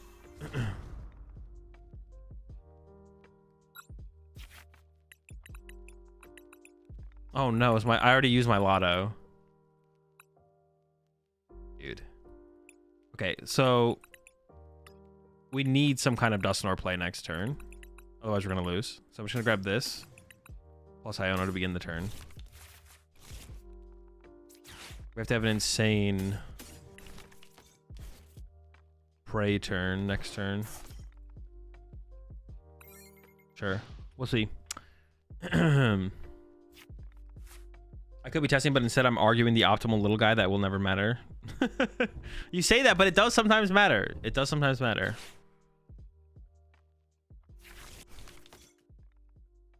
Holy smokes, they got the squad online.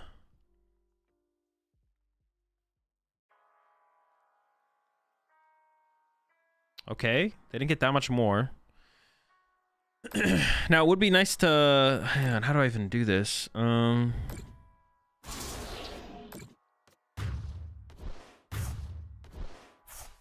Wait, what's the play here? I can Dusknoir once.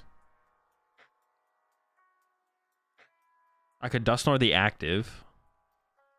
Dude, I don't even know what the play is here. I'm like... But then he's got Dippity on the back line. But I have to, right? I have to... Dusknoir... I have to knock out their active here, right? There's no way I can't knock out their active, I don't think. I can do it with Ursaluna as well. I don't have to do it with this, I guess.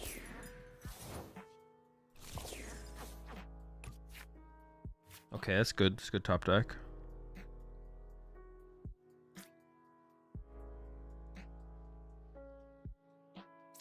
I don't think I need this, but actually I don't know for sure.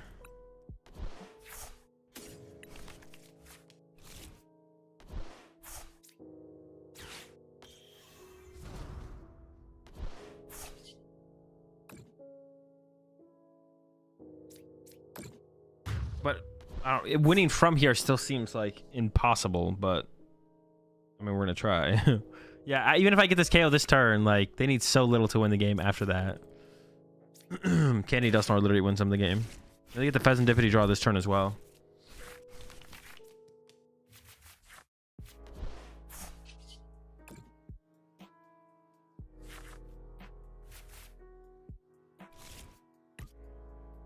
I think it's an Ursaluna angle then.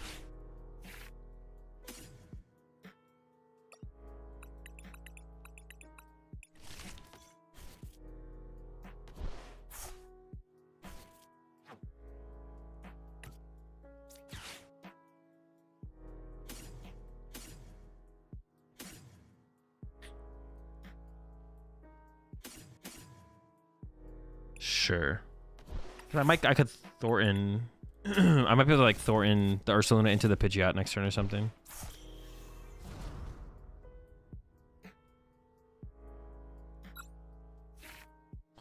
Yeah, we just gotta go like this, right? Switch, and then I feel like Prime Catcher's probably gonna get involved on my next turn. Pretty unlikely that it doesn't get involved. I could go for the Thornton here. The Thornton the bear out. And then get Pidgeot. Sure. That almost seems better. Do some cheesy plays. Alright, sure. I mean, yeah, it still seems impossible to win, but... Cause I have to... Well, I can't really... I probably can't afford to Thornton next turn, to be honest. Because I'll probably have to Iono them, right? Yeah, because they're going to draw through a Dippity and then draw through a... If they don't win this turn, which is a very good chance they win this turn. Yeah, that's not probably going to happen here. Because my play next turn has to be like Iono Prime, right? Iono, Prime, KO, Dippity. They discarded Rotom. Interesting. What if they whiff this turn? Would they not want to draw? Why would they keep this? Did they just mess up? Why do you ever keep this thing? They had to have messed up on those clicks. There's no way that makes sense. The sequencing is also weird that they're doing this before using Pheasantipity. What is this? Oh, that's like the other Datsus.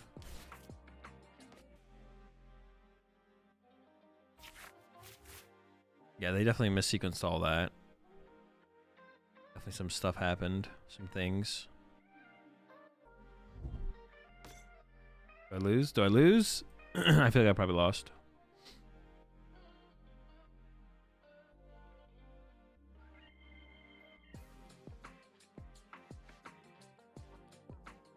Lucha Clops incoming.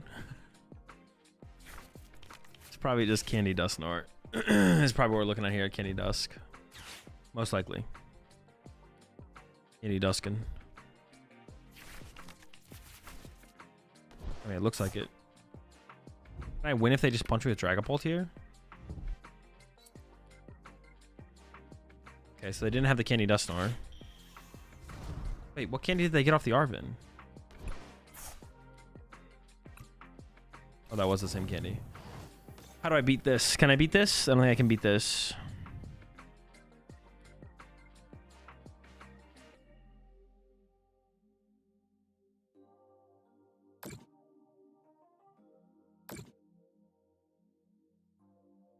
Wait, maybe. No, how do I beat that? How do I beat this? Because then my bear's on the bench with 6 damage counters on it. I don't think I can beat this. Because I was thinking I could like go Prime Catcher. Ugh. I don't think I have a win condition here. Trap Radzam. Then I also have to Thornton this. But Trapping Radzam doesn't lead to anything. Pale Fist, I think gonna attack it if I do that. Yeah, I don't think there's a win condition.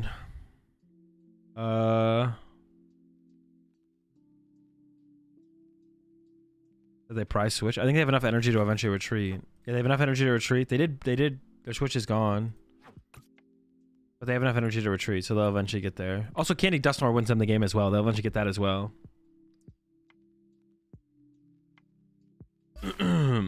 Oh, I also just lose to Alakazam moving 2 damage over. Well, no, I could Thornton it into a Terapagos, I guess.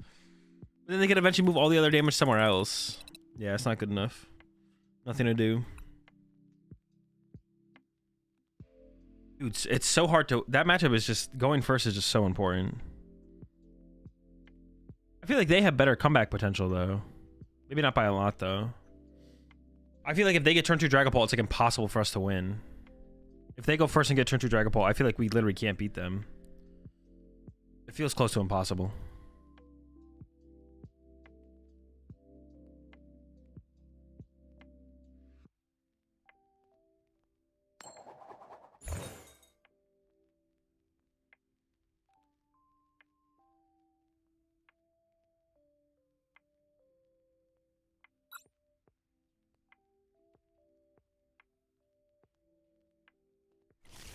Big of a jump is not getting interim turn 1.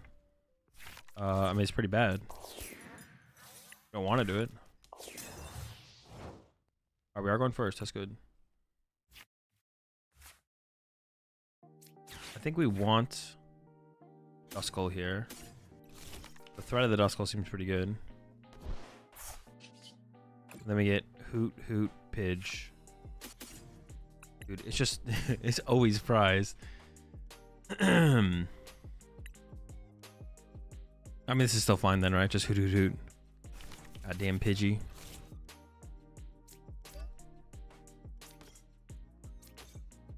Honestly, if I could have got double Duskull there, I think I would have got double Duskull instead. But I don't think I could have, right? No, because I had to get the Fan Roadie.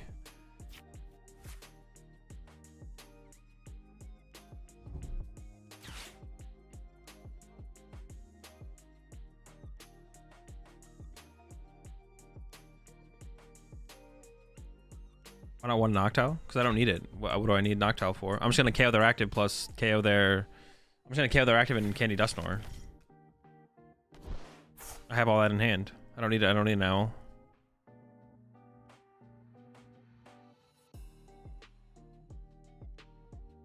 Then just play research, see what we get from there, and then get more stuff if we need it. Double Pidge? I don't mess with that double Pidge. Gosh. Do I go after their Duskull here then? Oh, they didn't candy the pit. They didn't. There's my Pidge. I don't want them to use Dusknoir, right? So I just remove that from play, and keeps me ahead in the prize exchange. Both Hoots is GG. Do I just go after the Hoots? I want to play my research though. I guess I could, right? I could get Prime Catcher. I don't have to use Boss. I get Prime Ultra Ball. Sure, why not? I'm down. Let's try it.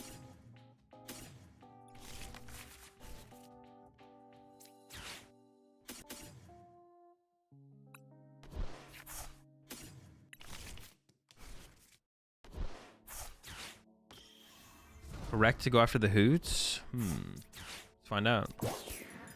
It does seem that way though. Like it's like always like, yeah. You guys are probably right. Going after the Hoots is probably correct. Because that's how you get to the Pidgeot, right? Is through the Noctowl. Although if they just have Candy Pidgeot in hand, that'd feel pretty bad, to be honest.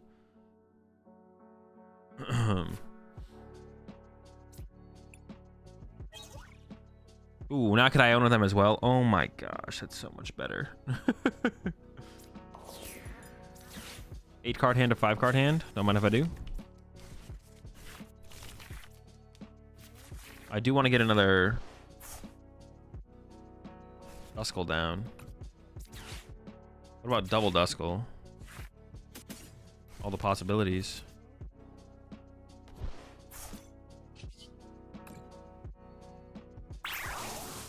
No Hoots.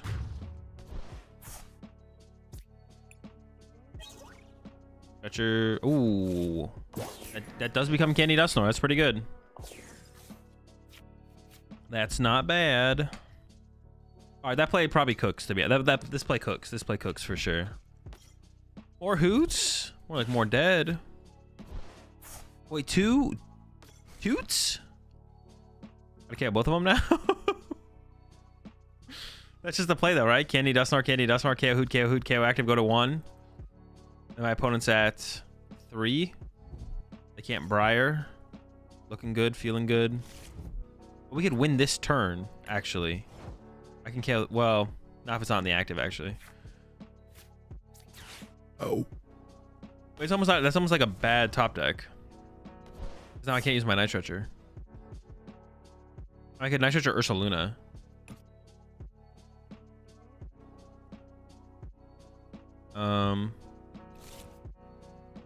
I'd rather hold out for another Terapagos though, right? Oh no, I could put the Ursaluna on the bench because I could go pop Dusknoir now. Candy off prizes? Honestly, there could be one. I just don't know. Let's try. Let's go for it. Or I could get like a Noctowl, right? And that would still be pretty good. Yeah, it would still be pretty good. True. All right, I'm down for it. That's right. The prize card could be something. What do we got? Ooh, not bad though. I'm not. It's all right. It's all right. Oh, I guess I can just get a Duskull with this as well now. Or I can just go this for Duskull to have like another. I don't need anything else on my bench here. Pidgey's prized, so. The question is, can we get another Candy Dusknoir? We're pretty likely though, right? Yeah, there it is. Just get it through the owl. I almost had if I had Prime Catcher, I just literally had game this turn. If I don't.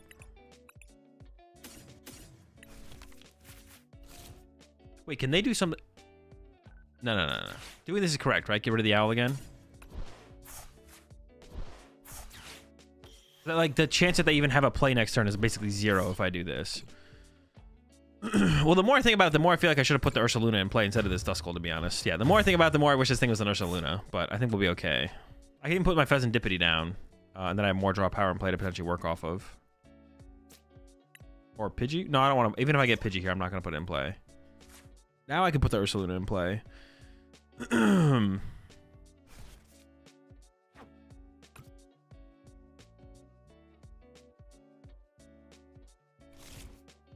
No, well, honestly, I just want a Briar plus Beltwinds. No, it doesn't. I'm gonna draw a prize card.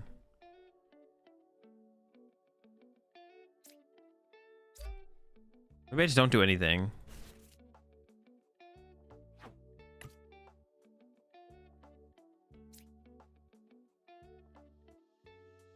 I'll put this in play. I'll do this. I'll go with this. I'll go with this setup.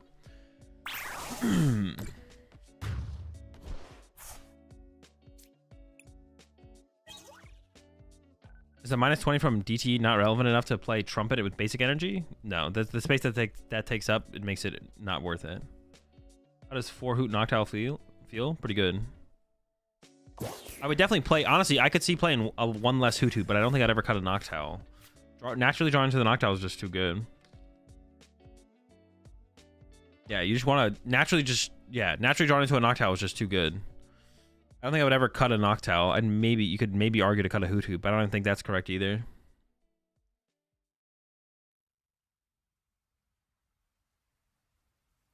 It's easy dub. Just kept them board locked the whole game.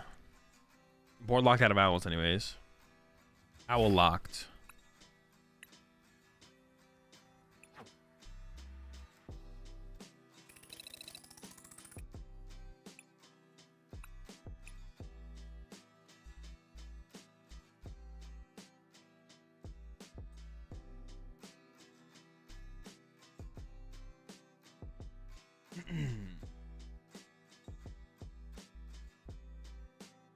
What do you feel is the best deck in the format? I don't know. I'm not confident in any deck specifically, or overly more confident in any deck over any other deck.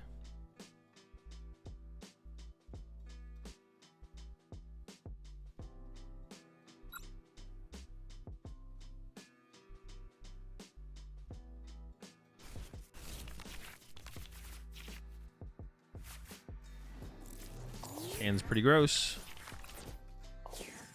Pretty gross hand.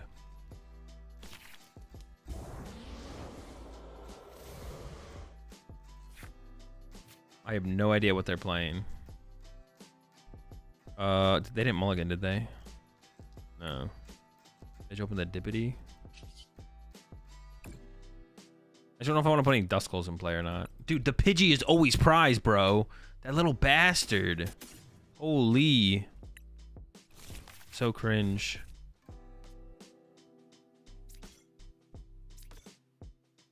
I definitely go get one Duskull. I'm not gonna get two. I don't even want to put this in play because I don't know what they're playing. Well, I'll risk it. I'll risk it. It could be Raging Bolt and they could get a turn 1/2 prize knockout, and that would kind of suck, but oh well. If it happens, it happens.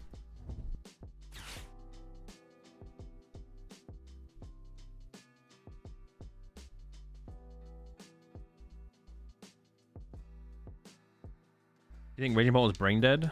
No. I just don't use that term though for the Pokemon TCG at all. I think it's just a stupid term to use. There's some decks that are like less easier to play than others. That's about it though.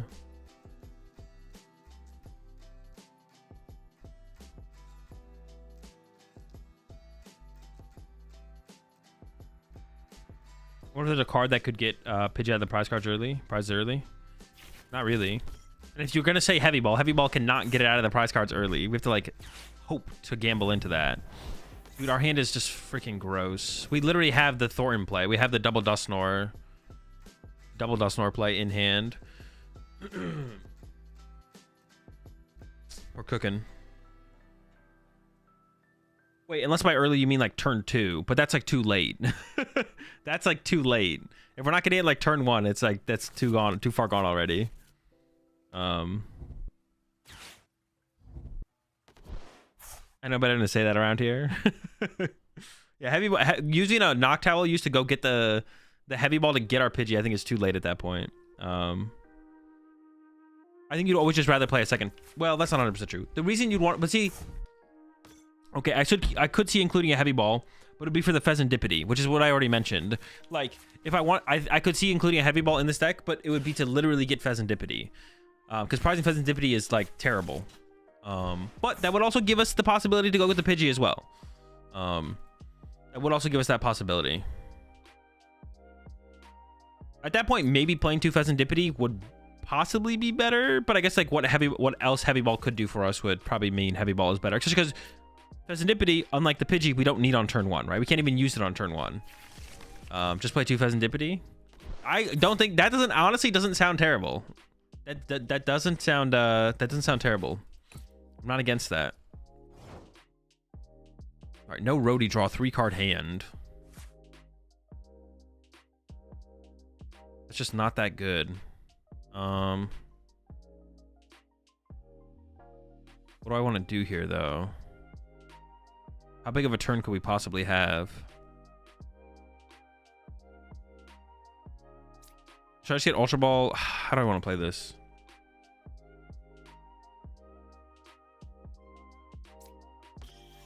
Ultra Ball Candy.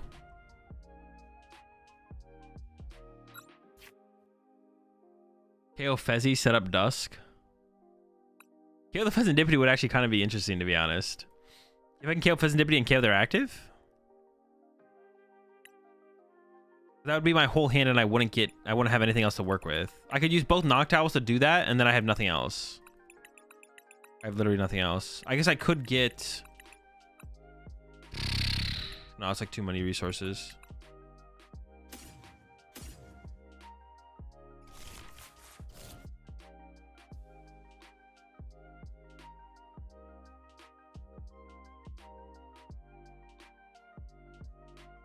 Yeah, I could Ultra Ball, Candy, Dusknoir, Thornton the Fan Rotom into a Duskull, second Noctowl, Candy Stretcher, and go Dusknoir, or Dusknoir. Oh, and then I could Iono them, right? And then hope for a double turbo? No, I can't do that. I would have played Thornton. I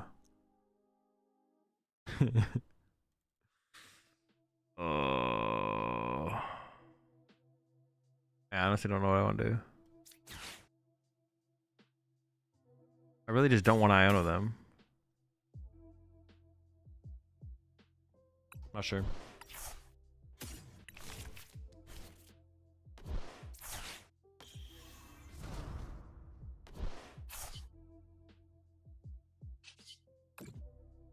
I'm gonna see what I get off the prize cards. I don't think there's anything off the prize cards that's that good though, to be honest. We'll see. We're probably just going KO that KO active, which is hopefully good enough to stop the candy. But even if it's, yeah, that seems like it's pretty good. Well, now I got a Terapagos.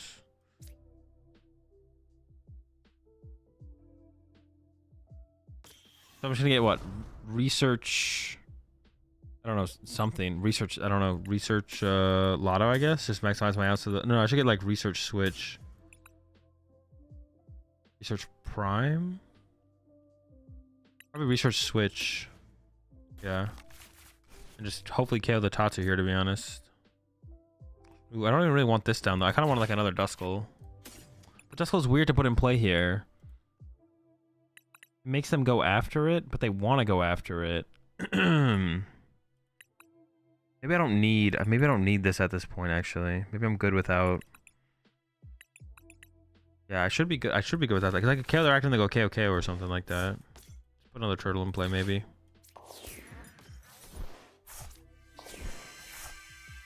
I whiffed. No, we're not done yet. Dude, we gotta... Let's just use all of our owls, I guess. Sure.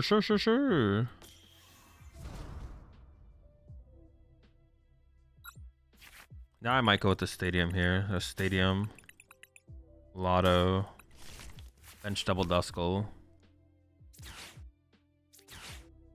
So I have the threat of Candy Dusknoir next turn.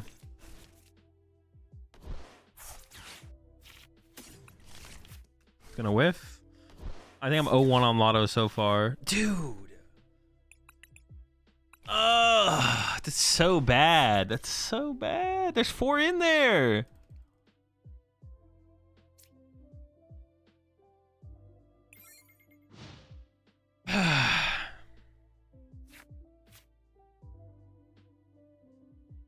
I'm 0-2 on Lotto today. Unlucky.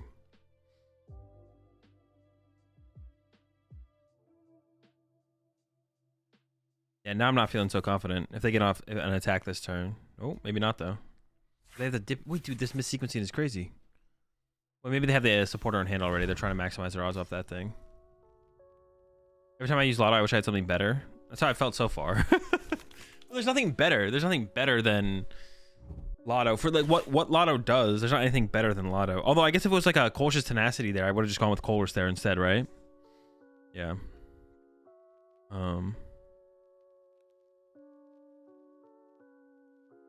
there's nothing better than like nothing is better than Lotto.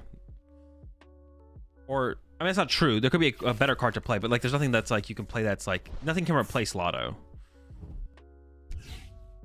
With what Lotto does, like Lotto, like yeah, nothing is like a 1-to-1. Like, all right, this is just a different, yeah, not even a 1-to-1, but like even like a different version of the card. Dude, now we're just gonna get freaking cooked. Pack it up. And here comes the squad.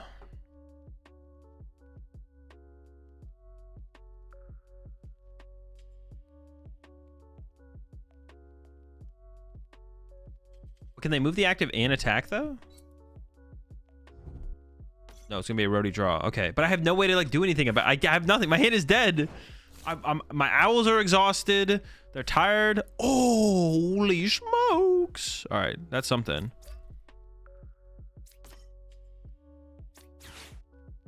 I want 2 prize cards, right? Yeah. Give me them. Can they win next turn?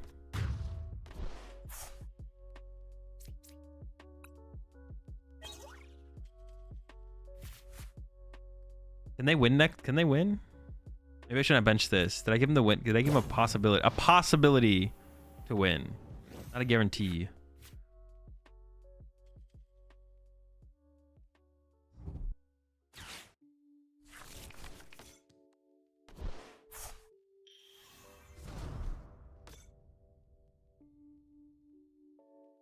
I'll sometimes knocked out for research today for DT, but I'm thinking of finding in space for Lotto.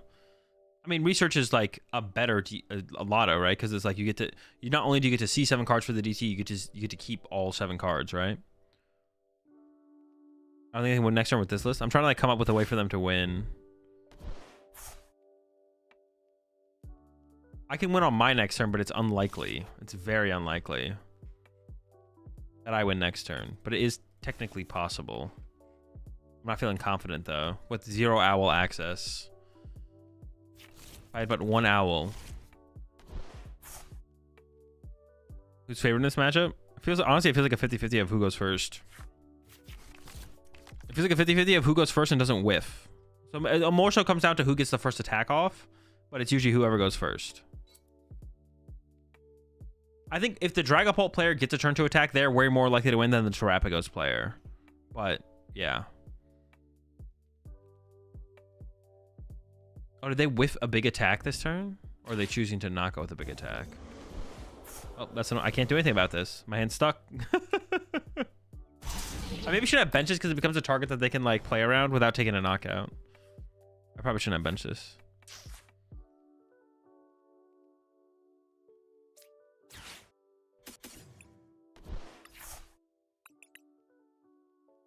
Oh, maybe I should have kept getting Hoot Hoot here. Well, I guess I take the Hoot Hoot, but like I should have probably just held those cards to be honest. All right, here we are.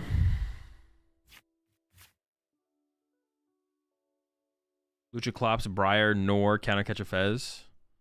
The insane combo, the Wombo combo.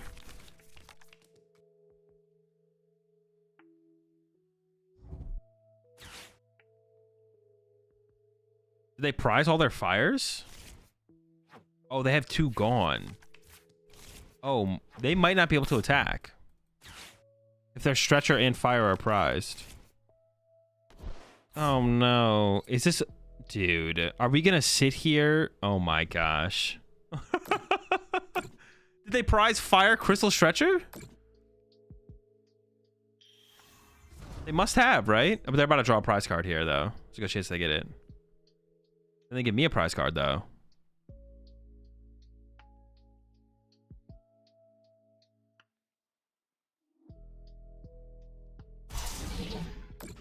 Big chillin'.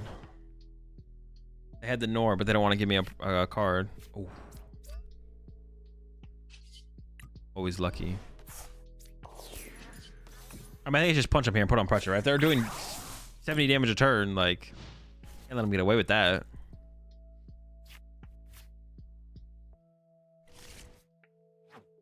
I really shouldn't have played the Ultra Ball and the Puff in there, to be honest. I should have just held them. If I could pop them for Hoothoop, but still have the option for like Ultra Ball for like Nor or Ursaluna or something. Or the Noctowl as well. The more I honestly play with this build of the deck, though, it makes it, the more it's like, if I feel like we maybe just shouldn't play Pidgeot unless we're playing a 2-2 Pidgeot. I don't know. It feels like it's really hard to get the Pidgeot out. Cause I keep, well, I don't know. The amount I have prized Pidgey is honestly probably unreasonable. Like, I'm not gonna, you don't actually prize Pidgey that much. They have game on board. Oh, wait, do they? No, but they can't attack with Phantom Dive. Maybe I should retreat to a 1-prizer there.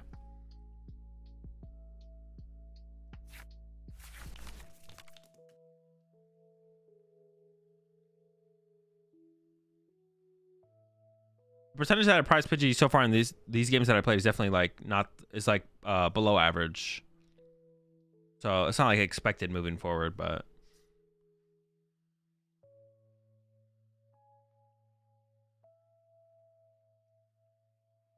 I actually maybe should retreat to a 1-prizer there, to be honest. Like retreat to Fan Rotom Pass or something.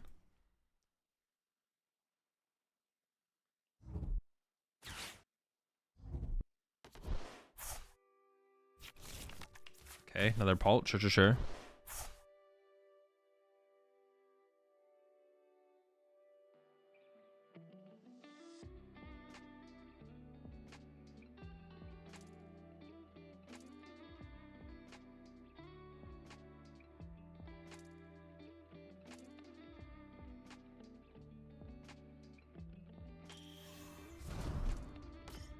I think 3/3 Owl 2/2 Pidge feels better. I don't know. The 3/3.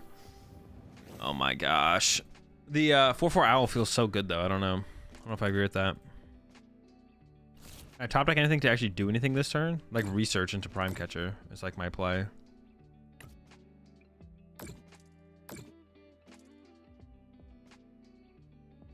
Owl is so good. Yeah, I don't know. I don't know if I'd cut an Owl to find room.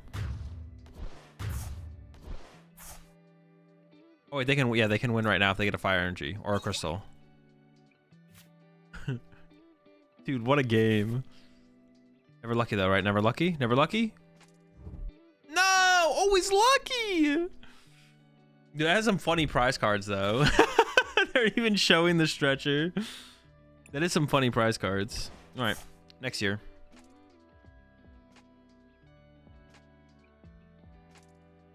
Yeah, maybe I should retreat to a 1-prizer there, to be honest. I maybe should retreat to the 1-prizer. That's probably the correct play, was retreat to a 1-prizer.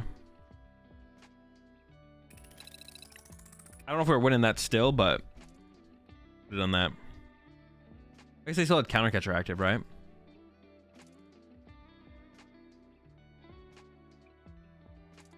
What are you cutting for a 2/2 Pidge line? I have no clue. Prizing them just kind of sucks.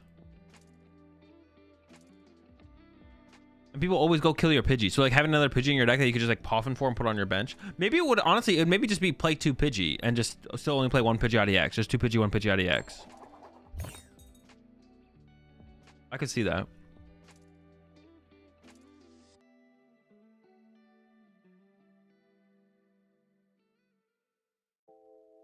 Just minimizing our prize variables by a little bit. Maybe we don't have to commit to the full 2/2, but like a 2/1.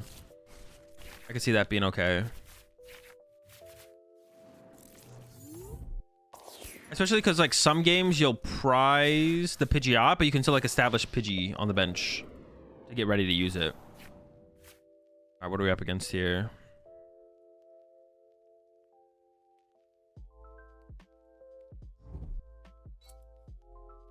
Drago or Raging Bolt, right? It's got to be one of those two. Doesn't have to be. Drago, okay.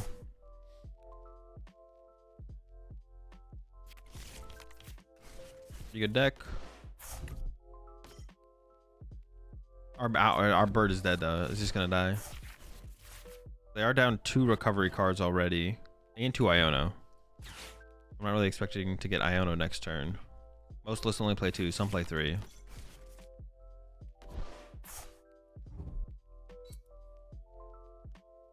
They had like a fine start overall. Chill.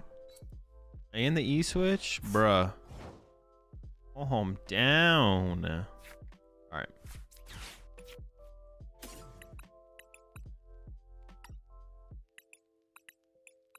Hey, let's do some actual prize checking here. Hold up.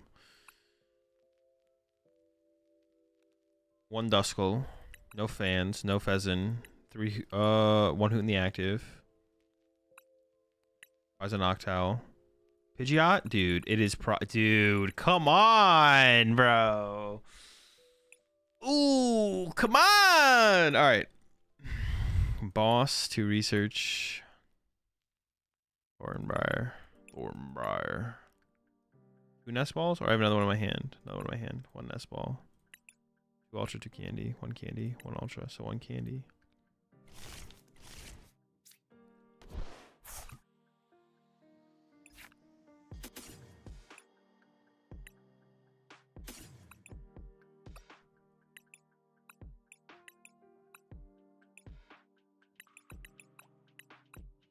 Counter. 3 Poffin, 3, 3, 2. What else did I prize? I prized 2 other things. I just don't know what they are. Feather ball? Nope. Counter catcher? Nope. Prime? Nope. Switch? Yep. Okay, 1 more. Probably some kind of Pokemon that I'm missing. Ow. I don't know. Alright. Okay, so I don't think I'm getting Iono next turn, but I don't have like a free retreater to work with anyways. So I could just go get my Terapagos here, but then they could KO my Terapagos. But I don't even think they want to KO my Terapagos. Do I get Terapagos here? I don't think it's gonna, if I get it, I don't think they're gonna go kill it. I don't know, feels kind of bad for them to go like with a Tina attack this turn. But I'm not gonna get Iono, but I want to be able to push it. Oh, but I have Switch in hand. Alright, because I have the Switch in hand, I probably shouldn't have gone. I probably could have just chilled, actually. Yeah, I literally have the Switch in the hand. But it would be nice to be able to Ultra Ball away the Switch. I don't know. This is where the boofers would be broken. Puts in so much work for Strago. But how broken would the boofers be? What am I not getting? So I'm not getting Pidgey, and I'm not getting a Hoot Hoot. But then they go Hawlucha, KO double Hoot Hoot, and I lose, right? That's the thing. Boof is like so hard to set up. I feel like it's really hard to get the Bouffalants turn 1. I feel like sometimes you can get 1 Bouffalant, but the Bouffalants feel like they have to come into play turn 2 more often than not. If we go second, of course. If we don't go second, it's a different question, I guess. But immediately into the star. The thing is, yeah, it's so awkward to get the Boof established, I feel like. It's not really something that is easy to do turn 1. What'd they grab? Research vessel? Sheesh. It's a pretty low value, they're out of recovery. Like a super low value V-Star there. Oh, they have Noivern. Dude. I just lose, right? Bruh. I mean, it doesn't even matter. The temple doesn't even matter. I can't,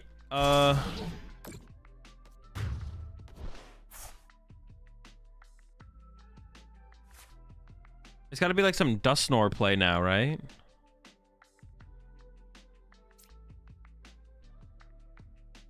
No bench space to work with. Okay. No Pidgeot, no bench space, yada yada yada yada. Yeah, it's gotta be some Dusknoir Ursaluna BS.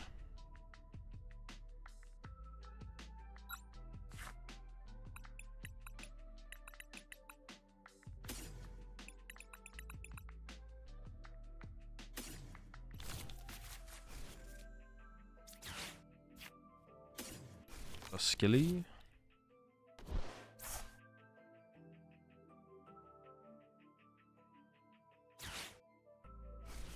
I don't know if I need Iono there or not.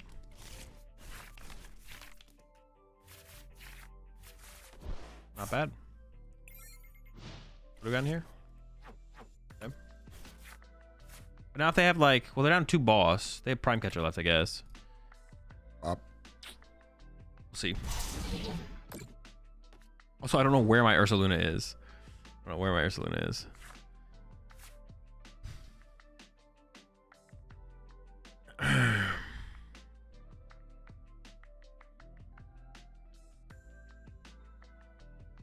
I pass, they knock out. Go down to 3. I go Dusknoir, Dusknoir, Ursaluna. Dusknoir here, Dusknoir there, Ursaluna. But I want to be able to Iona, though. I really don't want to...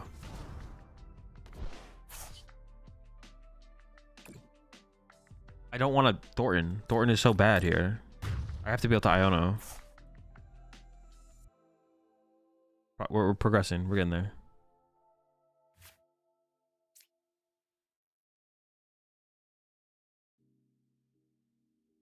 And how many Iona are they down? 2. I'm about to lose my Terapagos. So I'll lose access to my Noctowl. I could Stretcher for the Terapagos back. Stretcher for that.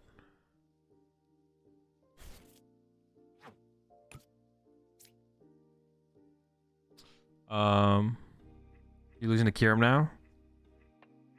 Oh my gosh, I just lose to Kyurem on board. They don't have Kyurem yet. They don't have Kyurem yet. Alright, they don't have Kyurem yet.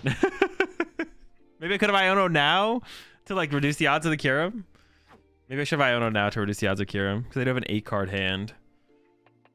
Dude, the tempo, yeah, the tempo that you gain from the thing is just so ridiculous. That's how I think of it. That's how I thought it would go too. It's like you're not trying to like lock them with Noivern the whole game. You're just trying to gain tempo. You have tempo. Now you just win. That's like the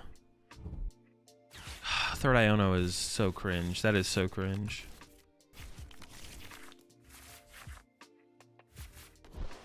Okay, I did get Terapagos Owl. I'm missing a piece though. I'm short one piece. I'm short one piece. Wait, did they have Kyurem the whole time? Am I tripping? Oh, okay, no. All right, here we go. This is it, chat. Lock in. Lock in. I'm a piece short. That is not the piece.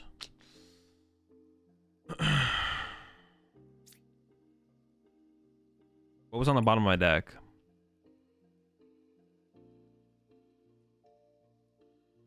None of that becomes...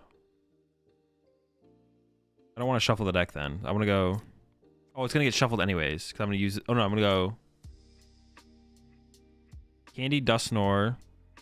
Use the Dusknoir here. And then I have to draw... I have to Iono into Ursaluna. Holy smokes. Or should I have just shuffled the deck and played Iono and seen what we had gotten actually instead? Ooh, maybe that's what I should have done. And then saved the Noctowl use. Hoping I draw into a Noctowl or an Ultra Ball. That was probably the better play, to be honest. Because those are like such good cards. Alright, whatever, we're locked. Well, now I'm gonna... Yeah, I mean, then I should... Whatever. Don't talk to me. There's one piece short. Oh no, we're 2 pieces short, actually. I take it back. 2 piece short. I know, I want to draw into Ultra Ball. Because Ultra Ball becomes Ursaluna, so I don't want to take Ultra Balls out of the deck.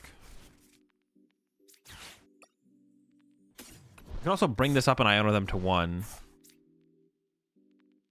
But then I have to bring this up on the next turn. So that'd be like the other play I could play. Other play I could make. But I could draw into Counter Catcher and do that anyways. Maybe I just wait and see what I draw into.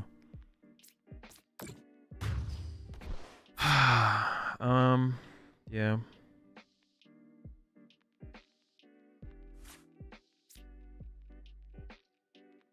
Do I even win? I don't even lose next turn because they don't have... Oh wait, how do I get my Ursaluna to the active? I'm tripping. Oh, I have to get Switch. I literally have to get Switch. Just like you. Da, da, da, da, da. Okay, maybe I take it back. Maybe I should play for the Prime Trap. Okay, I'm gonna play for the Prime Trap. I take it back. the Ursaluna play is just not happening. It's not happening.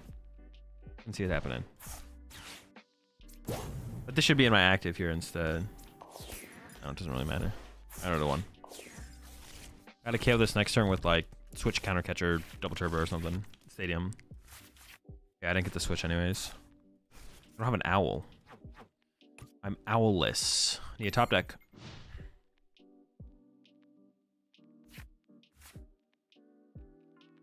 We ever prime the other dragon in case we whiff? Well, it wouldn't be in case we whiff. We'd have to do it like that.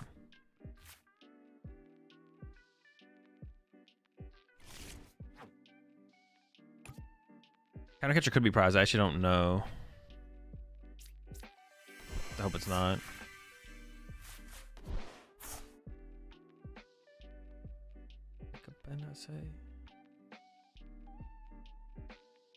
Wait, Pidgeot was my last prize card.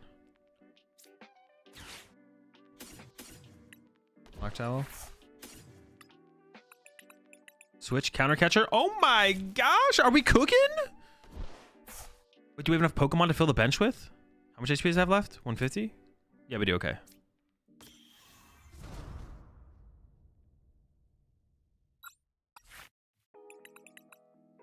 Switch counter. But this has to hit. Dude. There was no way it whiffed. I have no gust effects left. This still feels tough. And this is like, imagine if they just had Mew and Pheasantipity on their bench. Like, I wouldn't win. You know? Like, this wouldn't be enough to win. Imagine if they just had Mew and Pheasantipity on their bench. Like, I don't know. I just lose, right?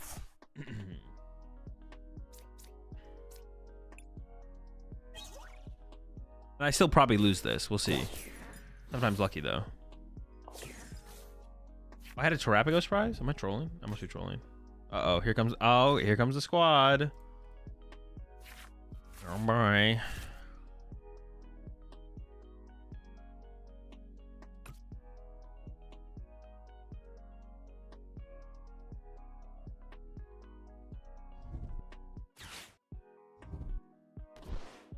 If I had my boss left, I'd feel a lot more comfortable, but I have no gust left. No gust. Oh, the motivate angle! Genius. I know what's in their hand. Do I have any info? I could like boss KO this. I don't know. We might be in an okay spot. That's the thing that they can hit with though, is only Noivern.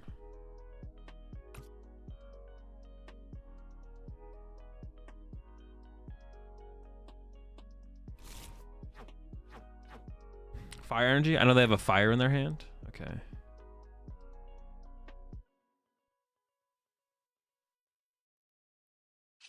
I think we just swing, right? I'm trying to think of like if there's anything else worth doing. It's knockout? I don't know. I think there's anything else to do. Just swing. I mean, we probably lose. Like I can't think of how we ever win. That Pidgeot, man. The Pidgey always prize. Always. Insane. That also works, yeah.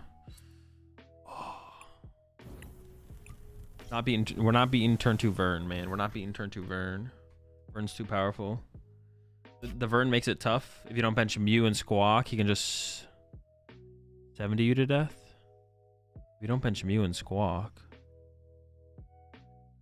Oh, if they don't, 70 me to death.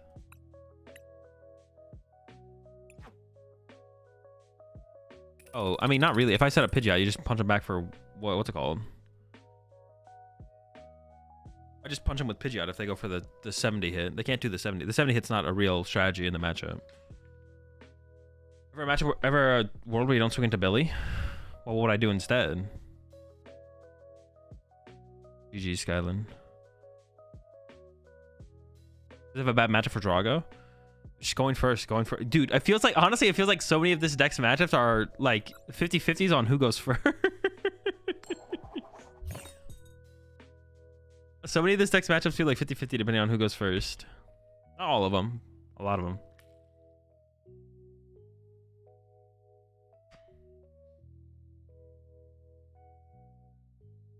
That's the entire meta now. I don't know. I haven't played any other deck where I've felt that way. This is the only deck where I've felt that way. I think you should have passed and then forced OT with Dusk. I don't think I could force OT with Dusk. They went first. We're playing Charizard. I'm feeling pretty comfortable opening Terapagos. We'll see what they got though.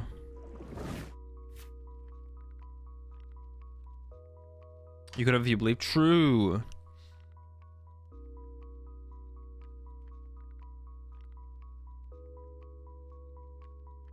I feel like this deck has to go first because this meta is changing to where some decks are going first. Maybe.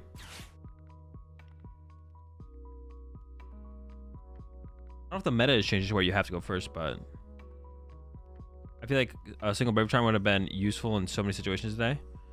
I've thought about that. Also protects your Pidgey from the Dragapult snipe, which would be nice, to be honest.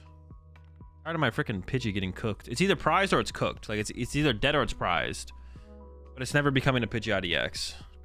It's not happening. Not possible. Okay, well, that's a turn from them for sure. I've definitely seen more powerful starts. I'm just gonna go ahead and say we're gonna find a stadium here. Or I could just find the... Yeah, we're chilling.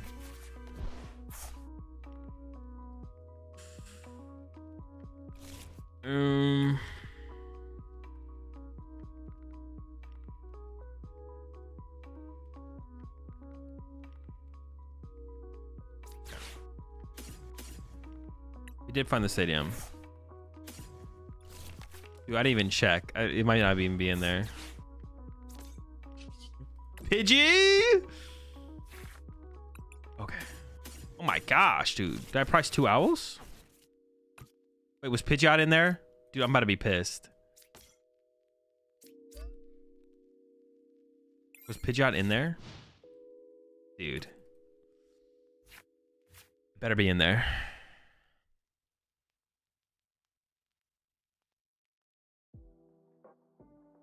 Also on Dortmund Dragapult. It's a good deck.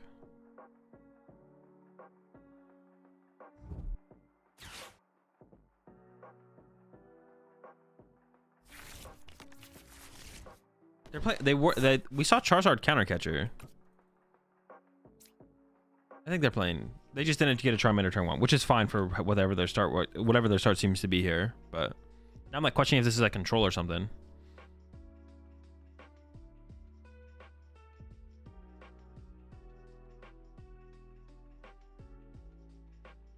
Pidgeot is somewhere in that board. Yes, it's there somewhere.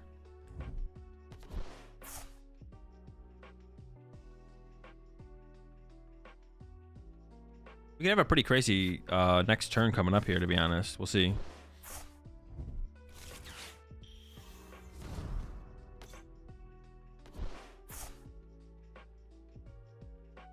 We'll see what they got.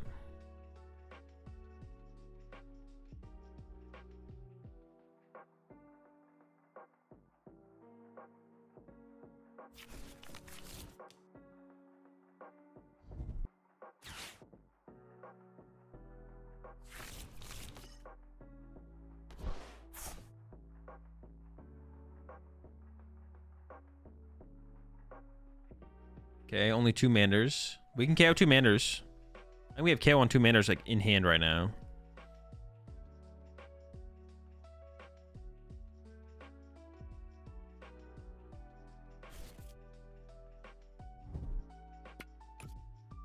Might have some more Manders coming though. We can KO 3 Manders. I can KO 3 Manders. Can I KO 3 Manders and KO their active? That'd be pretty sick. A 5 prize turn. Dusknoir, Thornton, Dusknoir. I don't think so. I don't think that's happening. I would need 4 rare candies. Or, no. Yeah, I would need 4 rare candies. That's kind of crazy. But even if I just got like Mander knockout active, that's 4 prize cards. I should be able to win off that at some point, right? They panicked though. They got the extra Mander just in case. Can I KO 3? I can KO 3 Manders with a Prime Catcher combo over here or something, right? There's got to be a way. Gotta be here somewhere. Mander dead. Like, how do I can't lose if I do that, right? If I take out 3 Manders on this turn, there's no way I lose. Are they gonna retreat to a Mander? You always retreat to... I don't know about that. I don't know about that. Feeding me the Mander? Holy. Alright.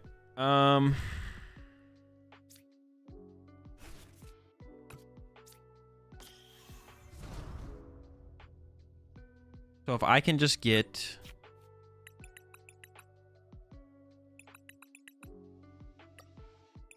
It's there. Oh my gosh.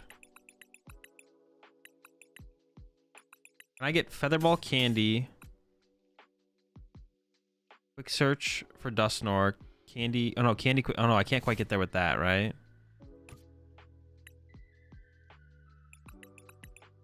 So it will involve another Noctowl. That's fine, because I have a Noctowl in my discard pile.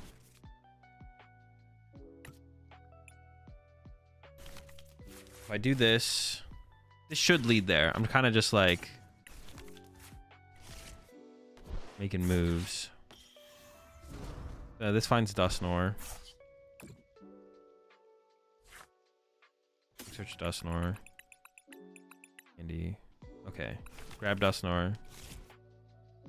Candy. Dusknoir.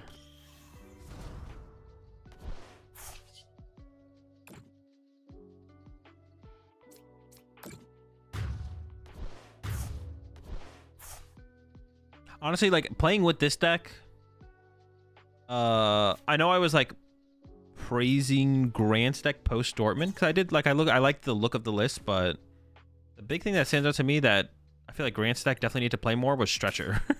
Because Stretcher's broken to like chain Dusknoir. The biggest thing is that it finds your Dusknoir. Yeah. It becomes like an Ultra Ball for one card. Like, yeah, like it just becomes it's like an Ultra Ball. Like I've done this so much.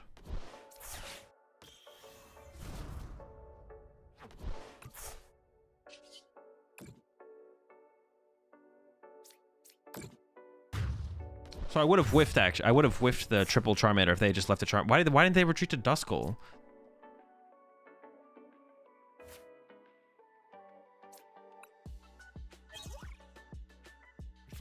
Do I even need to play this right now? I don't think I do. Bop him. How many stretchers are in this list? 3.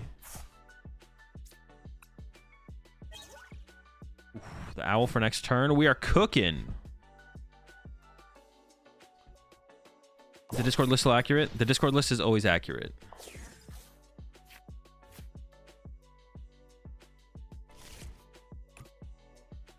Can they even win? If they had benched Radzard last turn with an energy, they would have a play this turn. Oh, I guess they can pop Dusknoir Radzard, right? They can pop Dusknoir and Radzard me here, actually. That's a play. That's a play. So they can go Dusknoir my Hoot. Dusknoir my Hoot. Radzard knockout. Okay, okay. Oh, wait, sheesh. That makes it kind of close. That makes things kind of close here, actually. Hold up, hold up. I already gave them 2 prize cards. Yikes. That's closer than I thought we'd be at this moment.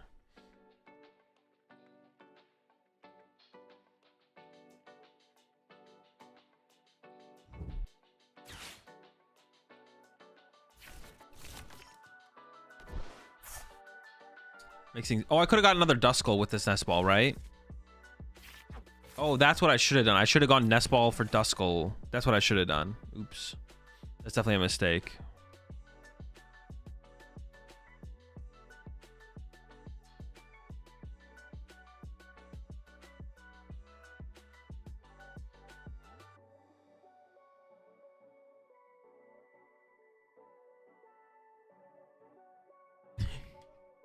You think Dusknoir is potentially ban-worthy? I don't know. I haven't thought about that. I haven't found it to become... I haven't found Pokemon to be unenjoyable, despite Dusknoir being in the format. So I guess my answer is no, but like I could see us getting there.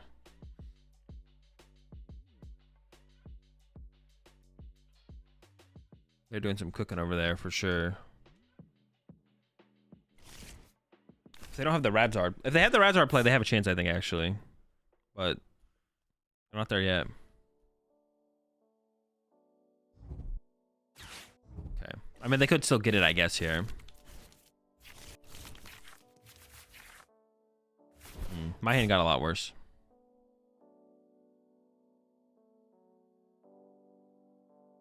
Why Bandit literally has brought life into the game. Each game feels like you're playing Xander's 2019 at Nag Checkmate deck.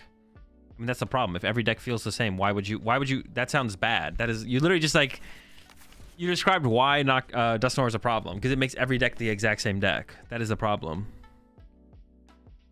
If one deck took advantage of Dusknoir, that's one thing. But if every deck takes advantage of Dusknoir, then it's like we're all playing the same deck, just with different energy types. Good thing this format is only 2 months.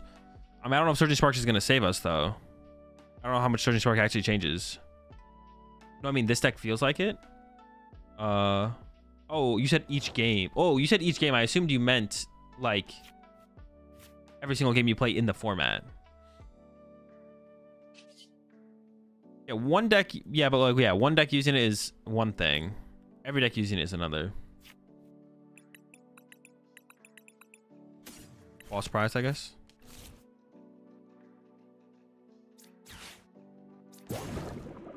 Oh, wait, this doesn't win me the game.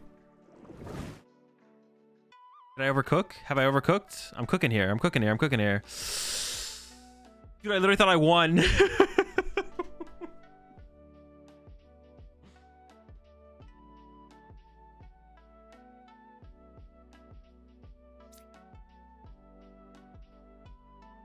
Okay, well, I don't win.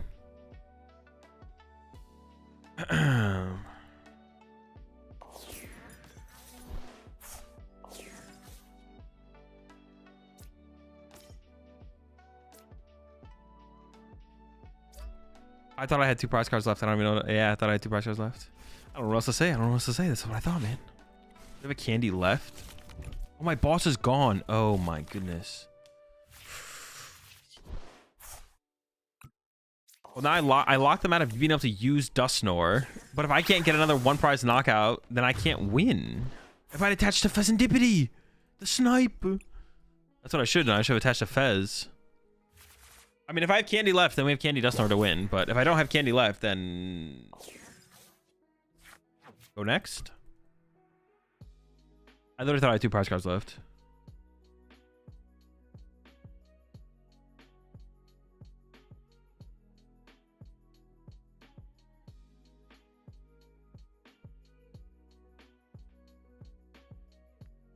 Going to another skull was maybe good.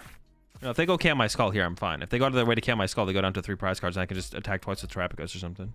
I'm okay with that. I mean, it's the same. I still have the Thorn play going into this turn as well. Am I starting to think Dusknoir's a little unhealthy? No, no. I'm not thinking about Dusknoir. I'm not thinking about Dusknoir. Trust me, you guys will hear me complain about Dusknoir if I think that.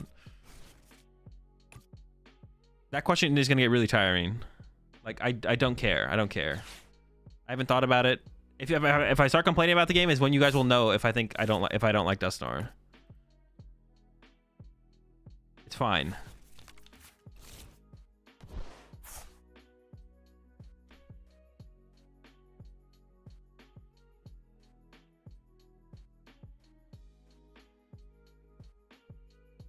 Is the card mid? Interesting question. How will we ever get to the bottom of this?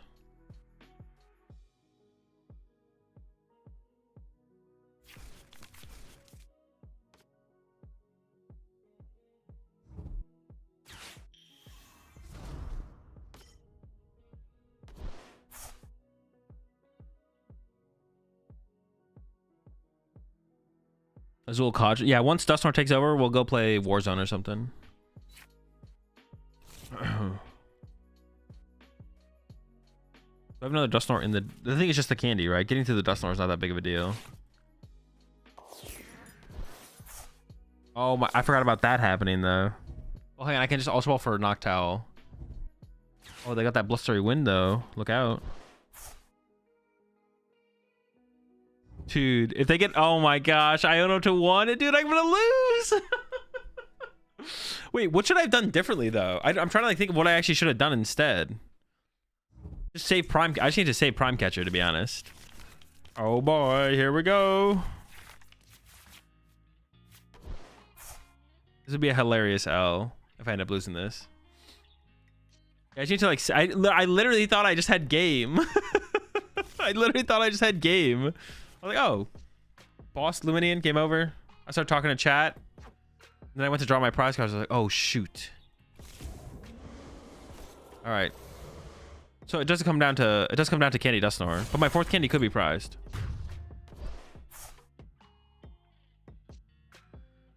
Use Pidgeot to get Owl and then get Prime and Briar. Wait, how would that work, Nicolo?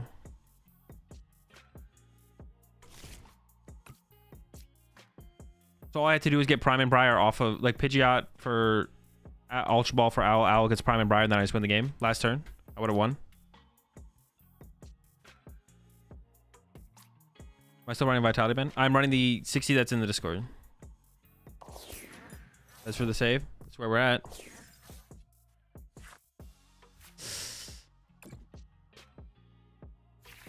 No money! No! Dude, I'm actually gonna lose. Holy smokes. Okay, we have one more out. Hold up. We got one more out. One final out. I can get the Night Stretcher off the Iono to 1. We can get Night Stretcher off Iono to 1. Dude, what a way to lose. Do they definitely have boss left, right? Yeah. I mean, I could retreat still, but... Alright, Iono to 1 into Night Stretcher. For Owl. Wait, is there an Owl in here? No, there's no Owl! I can't even win off this! Dude, that is insane.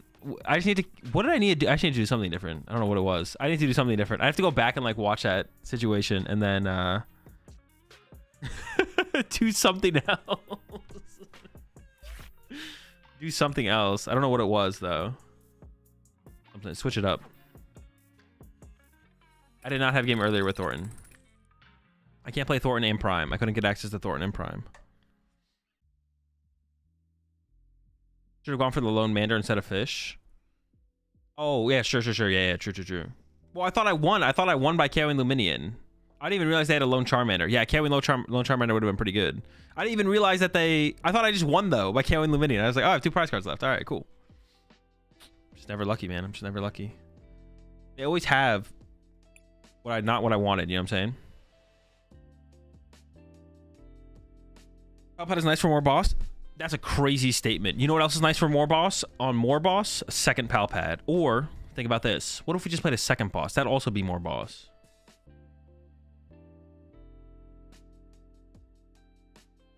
Why didn't you Thornton, Briar, Iono, and boss on the same turn? I was busy thinking about those Palpads. What is the meme? Thinking about something. I can't remember the meme. Does anyone know the meme I'm talking about? Maybe something to do with apple pie. Fuck, what was the meme?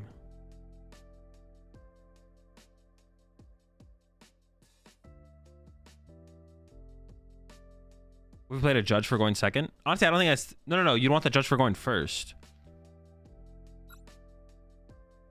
You want the judge for when you go first. You go first, then you turn to judge them. Yeah, because you don't have benches for Luminion.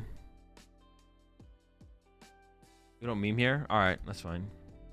That's why I play 7 boss. Gotta have all the boss. Honestly, 7 boss? Is that enough?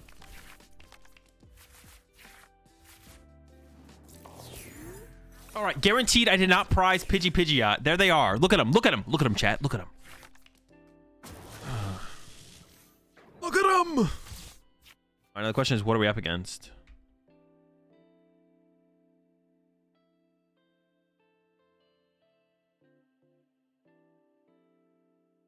Are we thinking of the other woman meme? No, it's not that meme. I don't remember it. What are we up against? What scenario is Turo currently in? Is Turo in a scenario or is Turo creating a scenario? Mander? Alright. Mandilly? Why would they Palpad right now? You do not want to draw into Turo or boss off this road. Honestly, I hope they draw into Turo and boss. Why would you Palpad there? Okay, let me cook. Some hoots. Hoot, Pidge.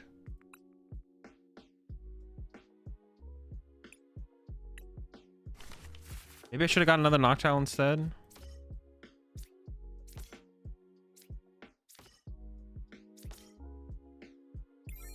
Pass. We got a Pidgeot for Nest Ball. Well, I guess I don't have to get Nest Ball. I could just get Terapagos, but same difference.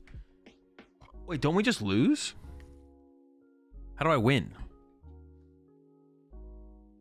Seems tough. Going second in this matchup seems...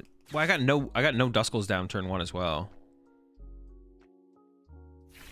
This seems pretty bad. Oh wait, Charizard Dragapult? That's a dub. If I lose this, retire time. Literally time to retire.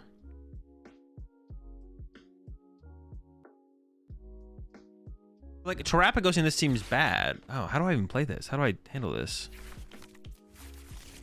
Alright, that's Candy Charizard. Do I just punch the Charizard and then they can't want to KO me back, I guess?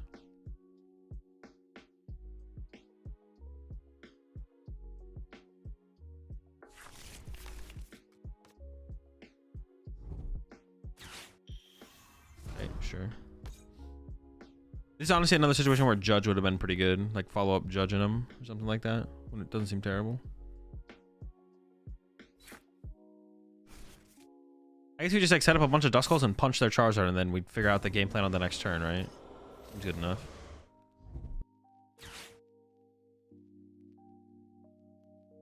What else I got here? Another Charmander, probably. Another Dreepy. Okay. Can I somehow Dusknoir this turn? If I go this, I can push this up, Nest Ball. That'd be really hard to fill my bench, I feel like, is the thing I'm gonna... No, I don't think it's possible. I just have to punch with Terapagos and chill here. Ooh.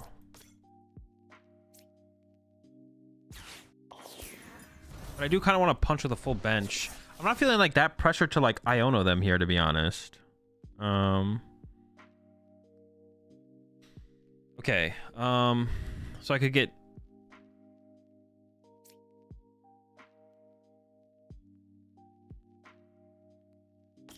Stadium. Oh, do they play Maximum Belt though? Dude. Oh my goodness gracious.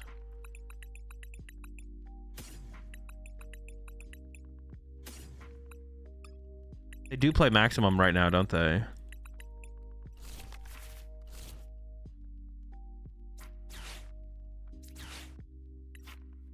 Get that Skibbity. Let me hit that script. Pretty mid draw. I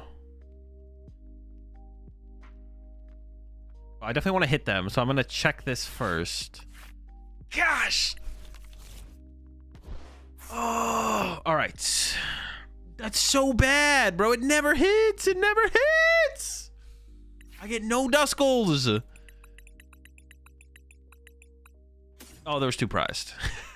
It was pretty unlikely to hit. It was pretty unlikely to hit. No Duskulls. Are you kidding me? All right, well, how much are we hitting for? Hitting anything off the bench seems terrible, right? Well, I guess I could have prime KO'd the Pidgey. Oh, I could have attacked with this. Hold up. Maybe I'm trolling.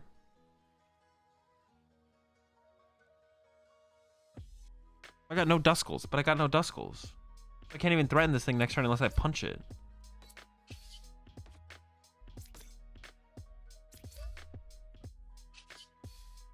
That's so pitiful. 160 is so pitiful. Punch. Okay, let me think. Why not quick search before Lotto? Because it doesn't increase my odds of Lotto by that much, so it's not worth the trade-off of whiffing overall for an attack for the turn. So I could have gone... Instead, I could have gone KO Pidgey with Pidgeot EX. But then that makes it so that if they have a Gust, they can kill my Dippity. But they don't have access to Counter Catcher because they've already drawn a prize card. And they don't have the access to Defiance Band because they've already drawn a prize card. So I could have even done it with Terapagos. I could have gone Terapagos, punch the Pidgey. Or it's probably better to have gone it with the Pidgeot EX. Pidgeot EX, KO Pidgey. And then next turn, then they punch my Pidgeot. Then I retreat this to Terapagos, and Terapagos punch their Charizard. Either way, I needed some Duskulls here, I feel like. The lack of Duskulls makes this seem impossible, but...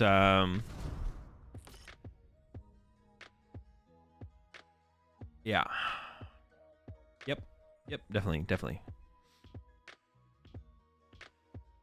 Now I don't know how this is going to go, to be honest. It feels like we're in a pretty bad spot.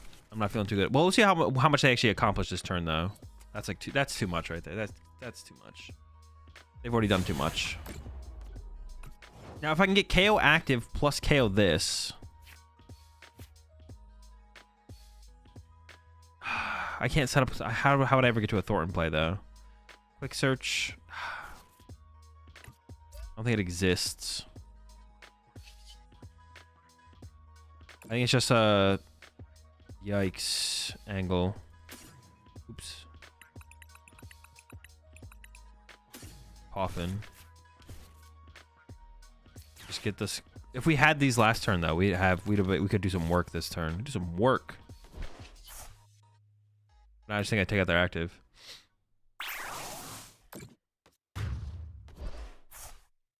Thoughts on Diva to help the Zard Pulp matchup? I don't know. I have to test it to see if it actually makes a difference. Not even sure it would make a difference. Okay. But if they go attack, they're going to draw 3. I have 4 prize cards left. I can go pop Dusknoir.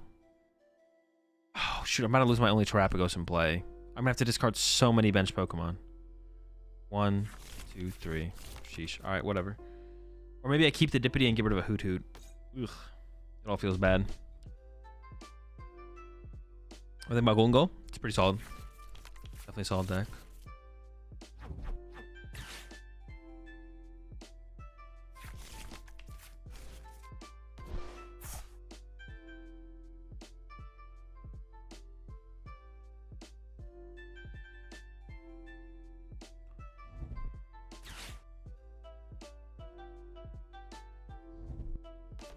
I think Terapagos only get 2 prizes. If they do a Dragapult, they get 3. They're gonna KO one of my Duskulls. Yep, there it is. Did they get the energy for it though? I wasn't really paying attention to their sequence there. If they just punch me for 70 here, then I can double Dusk. I don't know if double Dusknoir actually makes a big difference here, but oh wait, I can win the game this turn with double Dusknoir, right? Dusknoir KO Dreepy. Dusknoir here. I have to discard all these Pokemon now though. Dude, I need so much. Hold up.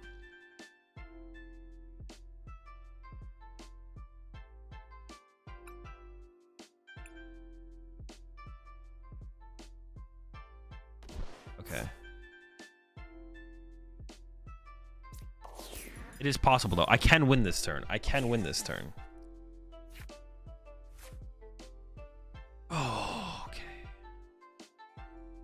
Dude, is it possible?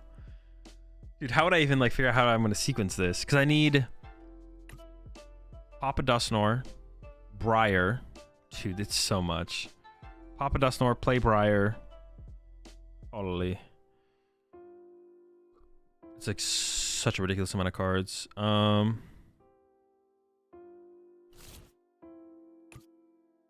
don't know if it's actually possible. It's so hard to figure out if it's possible. I'm just gonna go for the Fez draw first here. See what we draw. It might be like based on Fez draw, to be honest. That's pretty good. That's pretty good. I think it's got to get us close. Wait, that might actually like just give it to us. That was like an insane 3.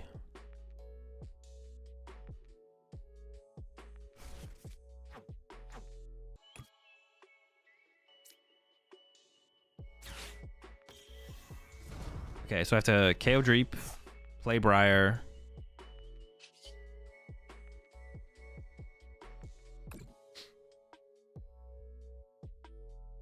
Oh, I could do that as well. I have the win with the bear. Oh, that's like way less exciting though. I do have that win. Yeah, you're right. I could do the freaking bear win. Oh, that's so lame. That's so lame. You're right. I have the bear. I'm like in the tank trying to figure out this Briar win, which I think we could get to. I think we could get the Briar dub here. Yeah, I'm in the tank trying to figure out this Briar dub, and then we just have the cringe Ursaluna KO Luminion. Oh my gosh, that is so cringe. Holy. Yeah, that's insanely cringe. Could we have done the other play though? I'm actually curious if we could have done the other play, to be honest.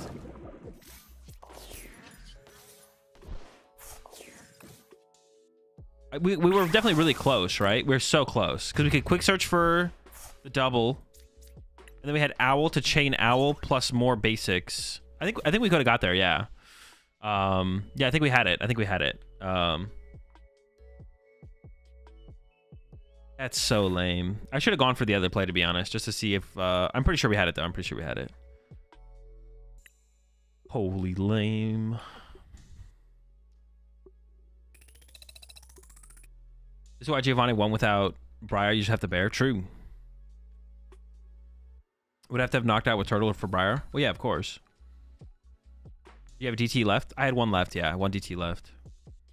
Did Deck Doctor happen already? No, it's not going to happen anymore today. We'll do it tomorrow. We'll do some Deck Doctoring tomorrow before I play in the late night tournament. Will be the plan. Yeah, that's going to be the plan. Yo, appreciate the 5 gifted as well. I didn't see that, Victor. Welcome to the pack there. Say Mirage, Crab, Core, Johnny YOLO, and Kazulai. Welcome all to the pack. We're all the thoughts. We got plenty of cringe Dusknor plays.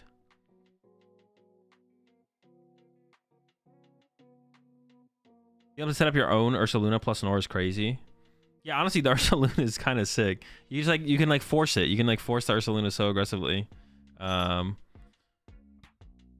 there's so many 2 prize liabilities for us to chase down at the end of games. Tier list happened yet? No, we're probably gonna move over to do a tier list next. I think it's gonna be the plan. Let's do that.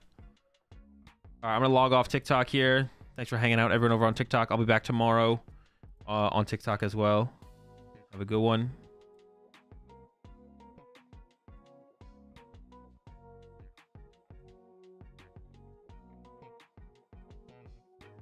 All right, let me pull up this tier list here real fast.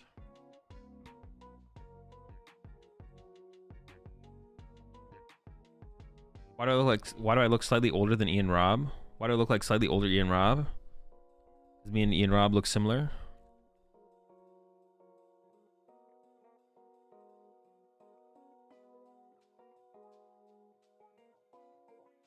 I don't even think we look that similar, but I feel like that's what people who look similar to someone usually say. So I'm probably not a great judge of how similar to Ian Robb I look, to be honest.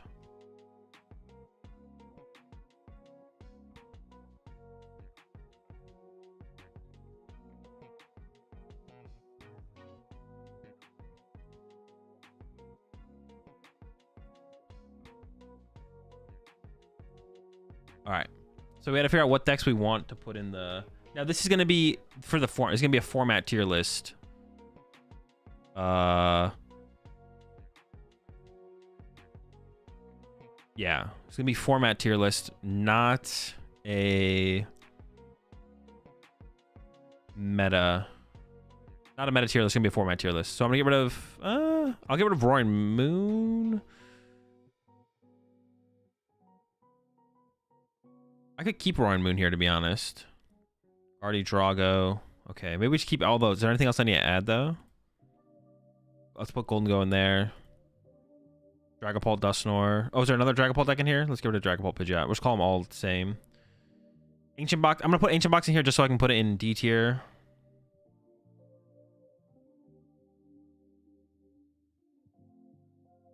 I'll put Cloth on there. Let's do a pretty extensive tier list here. What else? Is Palkia Dusknor in here? It is, okay. What's the difference of format and meta tier list? Meta would be like, what do I think are the best? How would I rank decks going into the Louisville Regional Championships? But the format tier list is just what decks do I think are the most powerful in the Stellar Crown format? Which are two different things. The best deck in the format might not be the best play for Louisville, right? Let's just say that Cloth is the best deck in the format.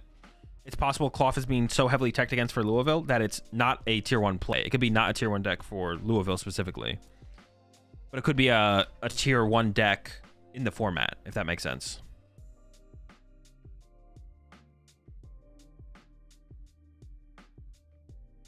I forgot that last one was a thing. That deck just vanished. Drago, it's tough to beat Drago, right? It's like the main thing.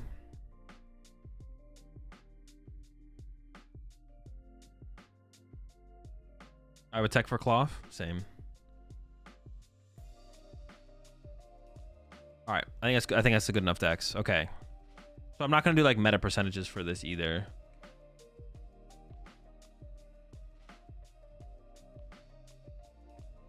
All right, here we go. Stellar Crown format, not meta specific, tier list. Just how powerful do I think the decks are in the Stellar Crown format, irrelevant of what other people are playing, meta percentages, tech cards that people are currently including in decks. None of that's included. So let's start with a baseline for S tier. Don't think about S tier as S tier for this one as well. Think about this as just like tier 1. So think of S tier as tier 1.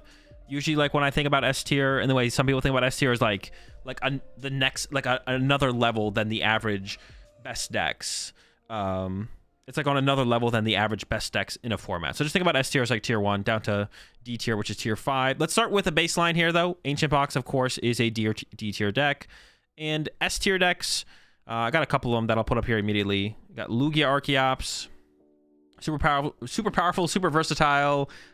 It's kind of hard to counter.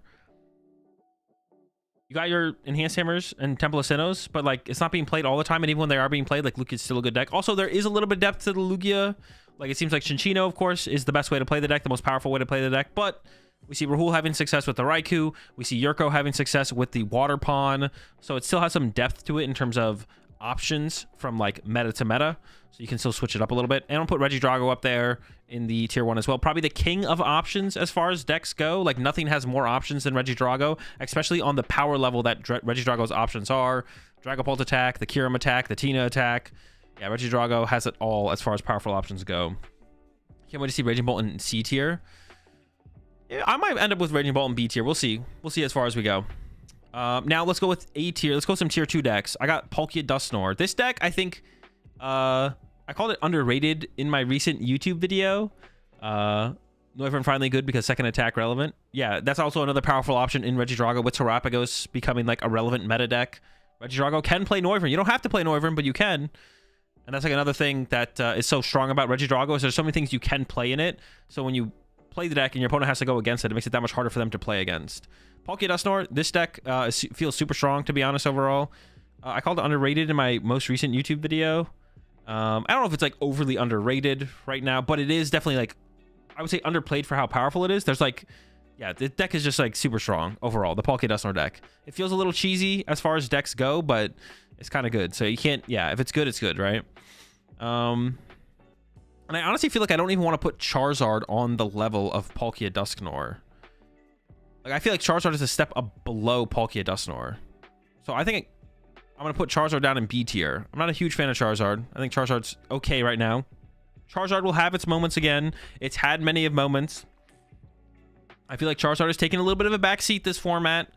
And there might just be kind of needs to be a new way to play the deck be discovered. But maybe Dusknoir is just the best way to play Charizard. That's what I've been saying recently. It feels like there's got to be something better for Charizard. There's got to be a better way to play Charizard than this Dusknoir pile because it's so clunky and so combo based. It feels like there's just better decks that combo the way that Charizard can combo, like the Palkia Dusknoir deck. So what's the point of playing Charizard to begin with? So yeah, Charizard feels mid in this format.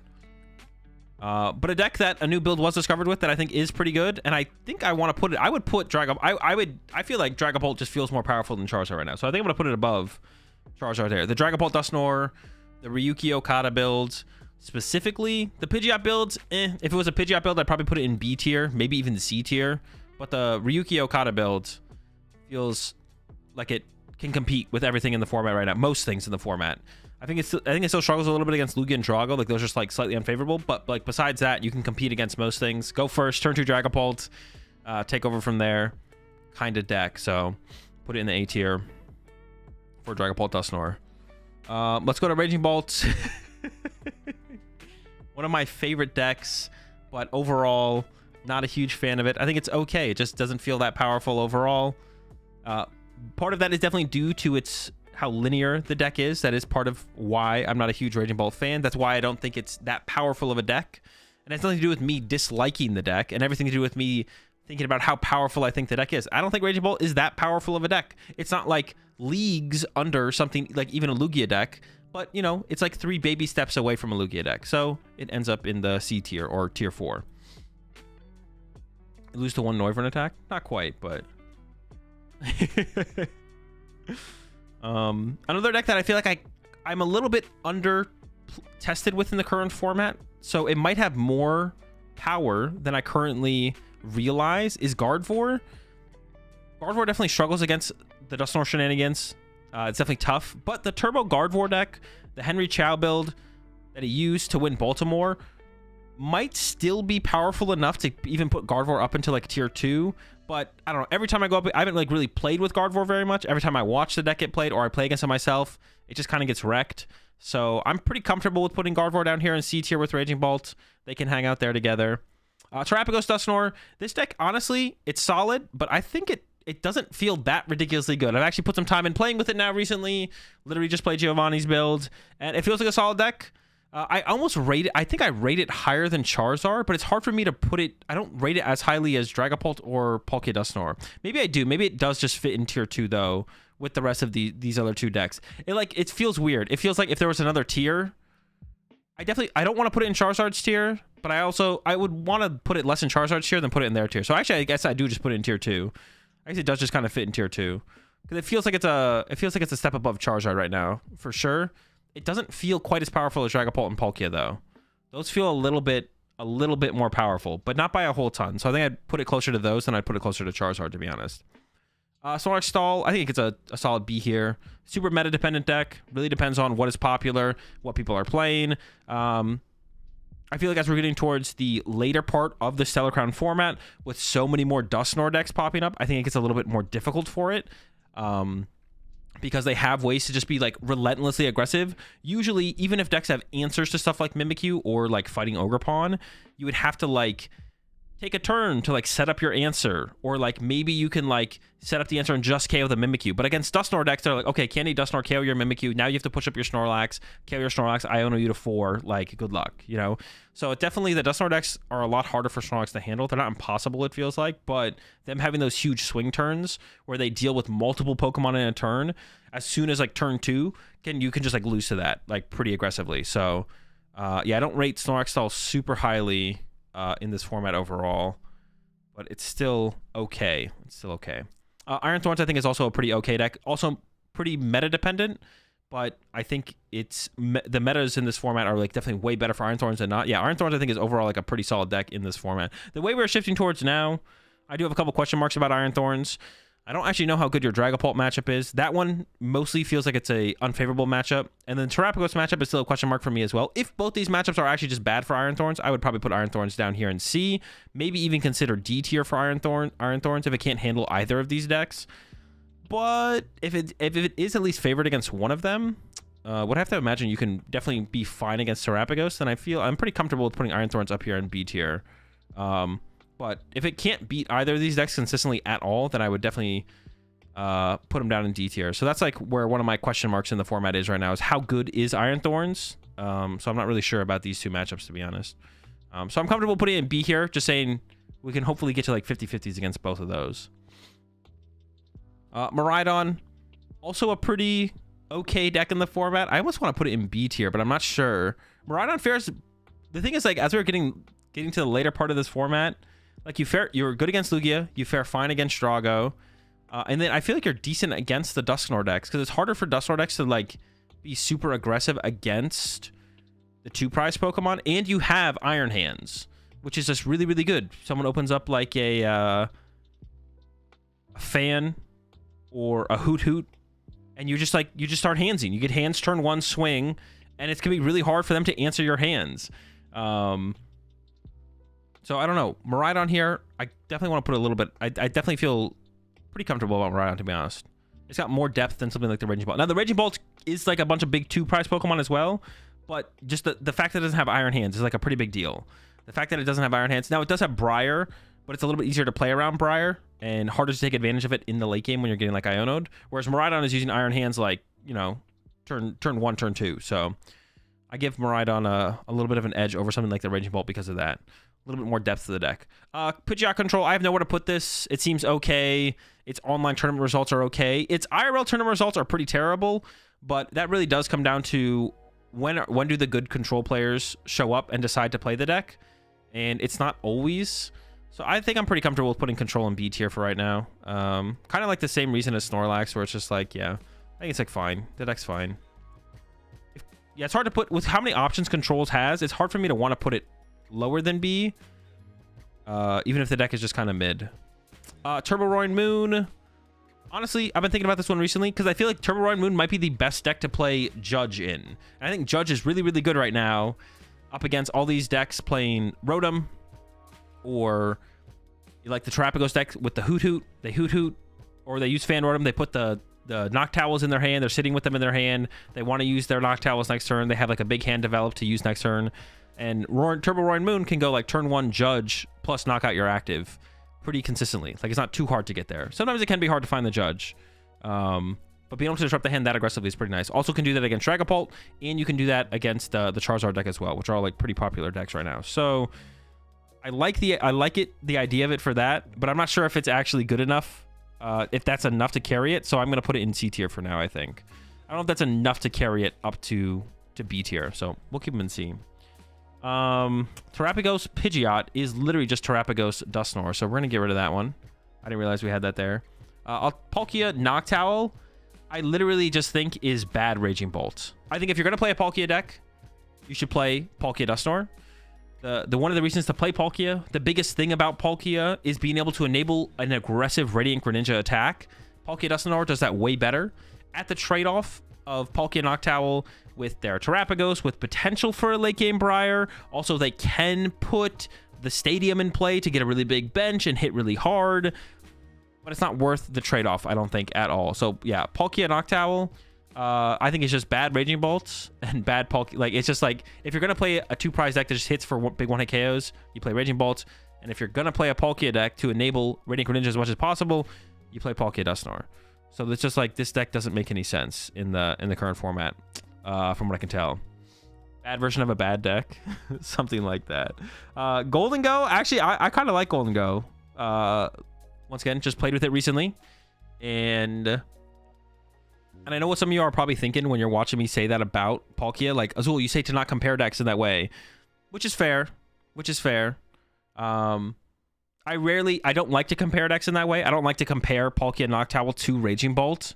I don't like to comparing Palkia Noctowl to Palkia Dusknoir. I'm fine with, because it's like, well, what's the best way to play Palkia? What is the best Palkia deck? What are all the good things about Palkia? What can we play with Palkia that gets the best out of Palkia? So comparing Palkia Dusknoir to Palkia Noctowl, I'm 100% fine with that comparison, because we're worried about what is the best Palkia? What is the best way to take advantage of Palkia? What cards can we play with Palkia to get the most out of Palkia? And the answer is Palkia Dusknoir, not Palkia Noctowl. And at that point, Palkia is just a bad Raging Bolt, I feel like. At that point, it just becomes bad Raging Bolt, because you can't attack on your first turn going second for a big knockout. But you can do that with Raging Bolt. But in general, don't compare decks in that kind of way. Don't compare decks makes a tier list. Well, no, not like that. We're putting power levels on the decks. The other comparison thing is the thing I say not to do. Yeah, putting power levels on a deck is like fine. And the last thing is Cloth. Honestly, Cloth is like okay right now. I don't think it's as... I was kind of hype on Cloth after seeing it get top 4 at Joinville. I was like, that's sick. And I thought about it. I was like, ooh, that kind of makes sense. It seems like you have a good matchup into the Raging Bolts, and you can beat Charizard with the Electrode Super Glasses combo. But when you think about it a little bit more and you see what are actually the most powerful decks in this format, Terapagos Dusknoir's tough for Cloth. Dragapult Dusknoir, that's really tough for Cloth. Palkia Dusknoir, honestly, that seems kind of tough for Cloth. Lugia, that's tough for Cloth. Regidrago, that's tough for Cloth. But you do stomp Raging Bolt, and you're an aggressive deck, so you're, you know, kind of chill. I'm not going to put it in D tier. I'm going to put Cloth in C tier here. Yeah. Because all those things, even though I said all those bad things about it, like, it's still an aggressive deck that can keep up with these the slower decks. Like, if you go second against Dragapult, you can just overrun them sometimes. You go second against a Charizard deck, you just overrun them. Same thing even with like a Terapagos Dusknoir potentially. Oh no, your Terapagos matchup is good because Terapagos is weak to fighting. In my head, I was like thinking you can't even one-hit KO the Terapagos. But no, but you have a good Terapagos matchup as Cloth. So I'm comfortable putting Cloth up here in C tier overall. Okay, that's it. And this is just how powerful I think the decks are in the format, not like a specific meta or anything like that. Just across the board, what are the most powerful decks? And then the things that I'm unsure about, I guess I'll go through this right now. I'm pretty confident in my tier 1 here, or S tier, whatever you want to call it. Pretty confident in this tier as well. The only thing, Terapagos Dusknoir is the one I'm the most iffy on, but it feels more powerful than everything down here. but it doesn't feel quite as powerful as Dragapult Palkia. This is where someone would add like a tier 2.5, but I hate doing 2.5 tiers, so I'm gonna keep it up here in tier 2. Iron Thorns, I could see being all the way down here if it can't actually keep up with either of these decks. Like I don't know everything about the format, but this is just what I know. And then Gardevoir I could also see being quite a bit higher as well. Like if Turbo Gardy, the Henry Chow double candy Gardy, can actually keep up with some of these Dusknoir decks a little bit more consistently than it seems like it can, then I could see Gardevoir even being all the way up here in tier 2, to be honest. But I haven't messed around with that at all recently, so my take on Gardevoir right now is that it's probably not great. And yeah, that's it. Stellar Crown tier list. No Dialga? No Dialga. Okay, so I'm about to buy Palkia Dusknoir. Would you recommend buying a 2-2 Greninja line in case that becomes the thing, or do you see it staying at 1-1? I could see 2-2 being better, to be honest. I can see 2-2 being better for sure.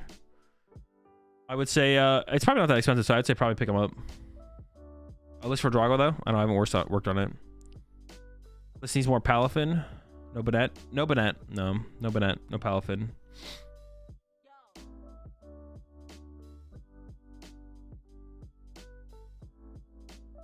I've tried to put you on control yet? No, not in a while. Not a long time. Banette is maybe a deck. If I had played with Banette, I could have maybe made it on tier, but I haven't played with that all recently. Can you trust a tier list without Palafin? That's a good question. Hazel, I'm about to buy Raging Bolt. Go away, Slap. All right, chat. It was a fun stream as always. I'll be back tomorrow. Tomorrow, I am going to play with Mateus's Banette deck. Also, what else are we doing tomorrow? Some Deck Doctor, and then I'm going to play I plan to play in the late night tournament as well. So that's the plan for the stream tomorrow. Let me go ahead and find someone to raid here before I get out of here. What's tomorrow? Friday? Thursday? Wednesday? Wednesday. All right, let's go ahead and raid. Let's see. Who's on?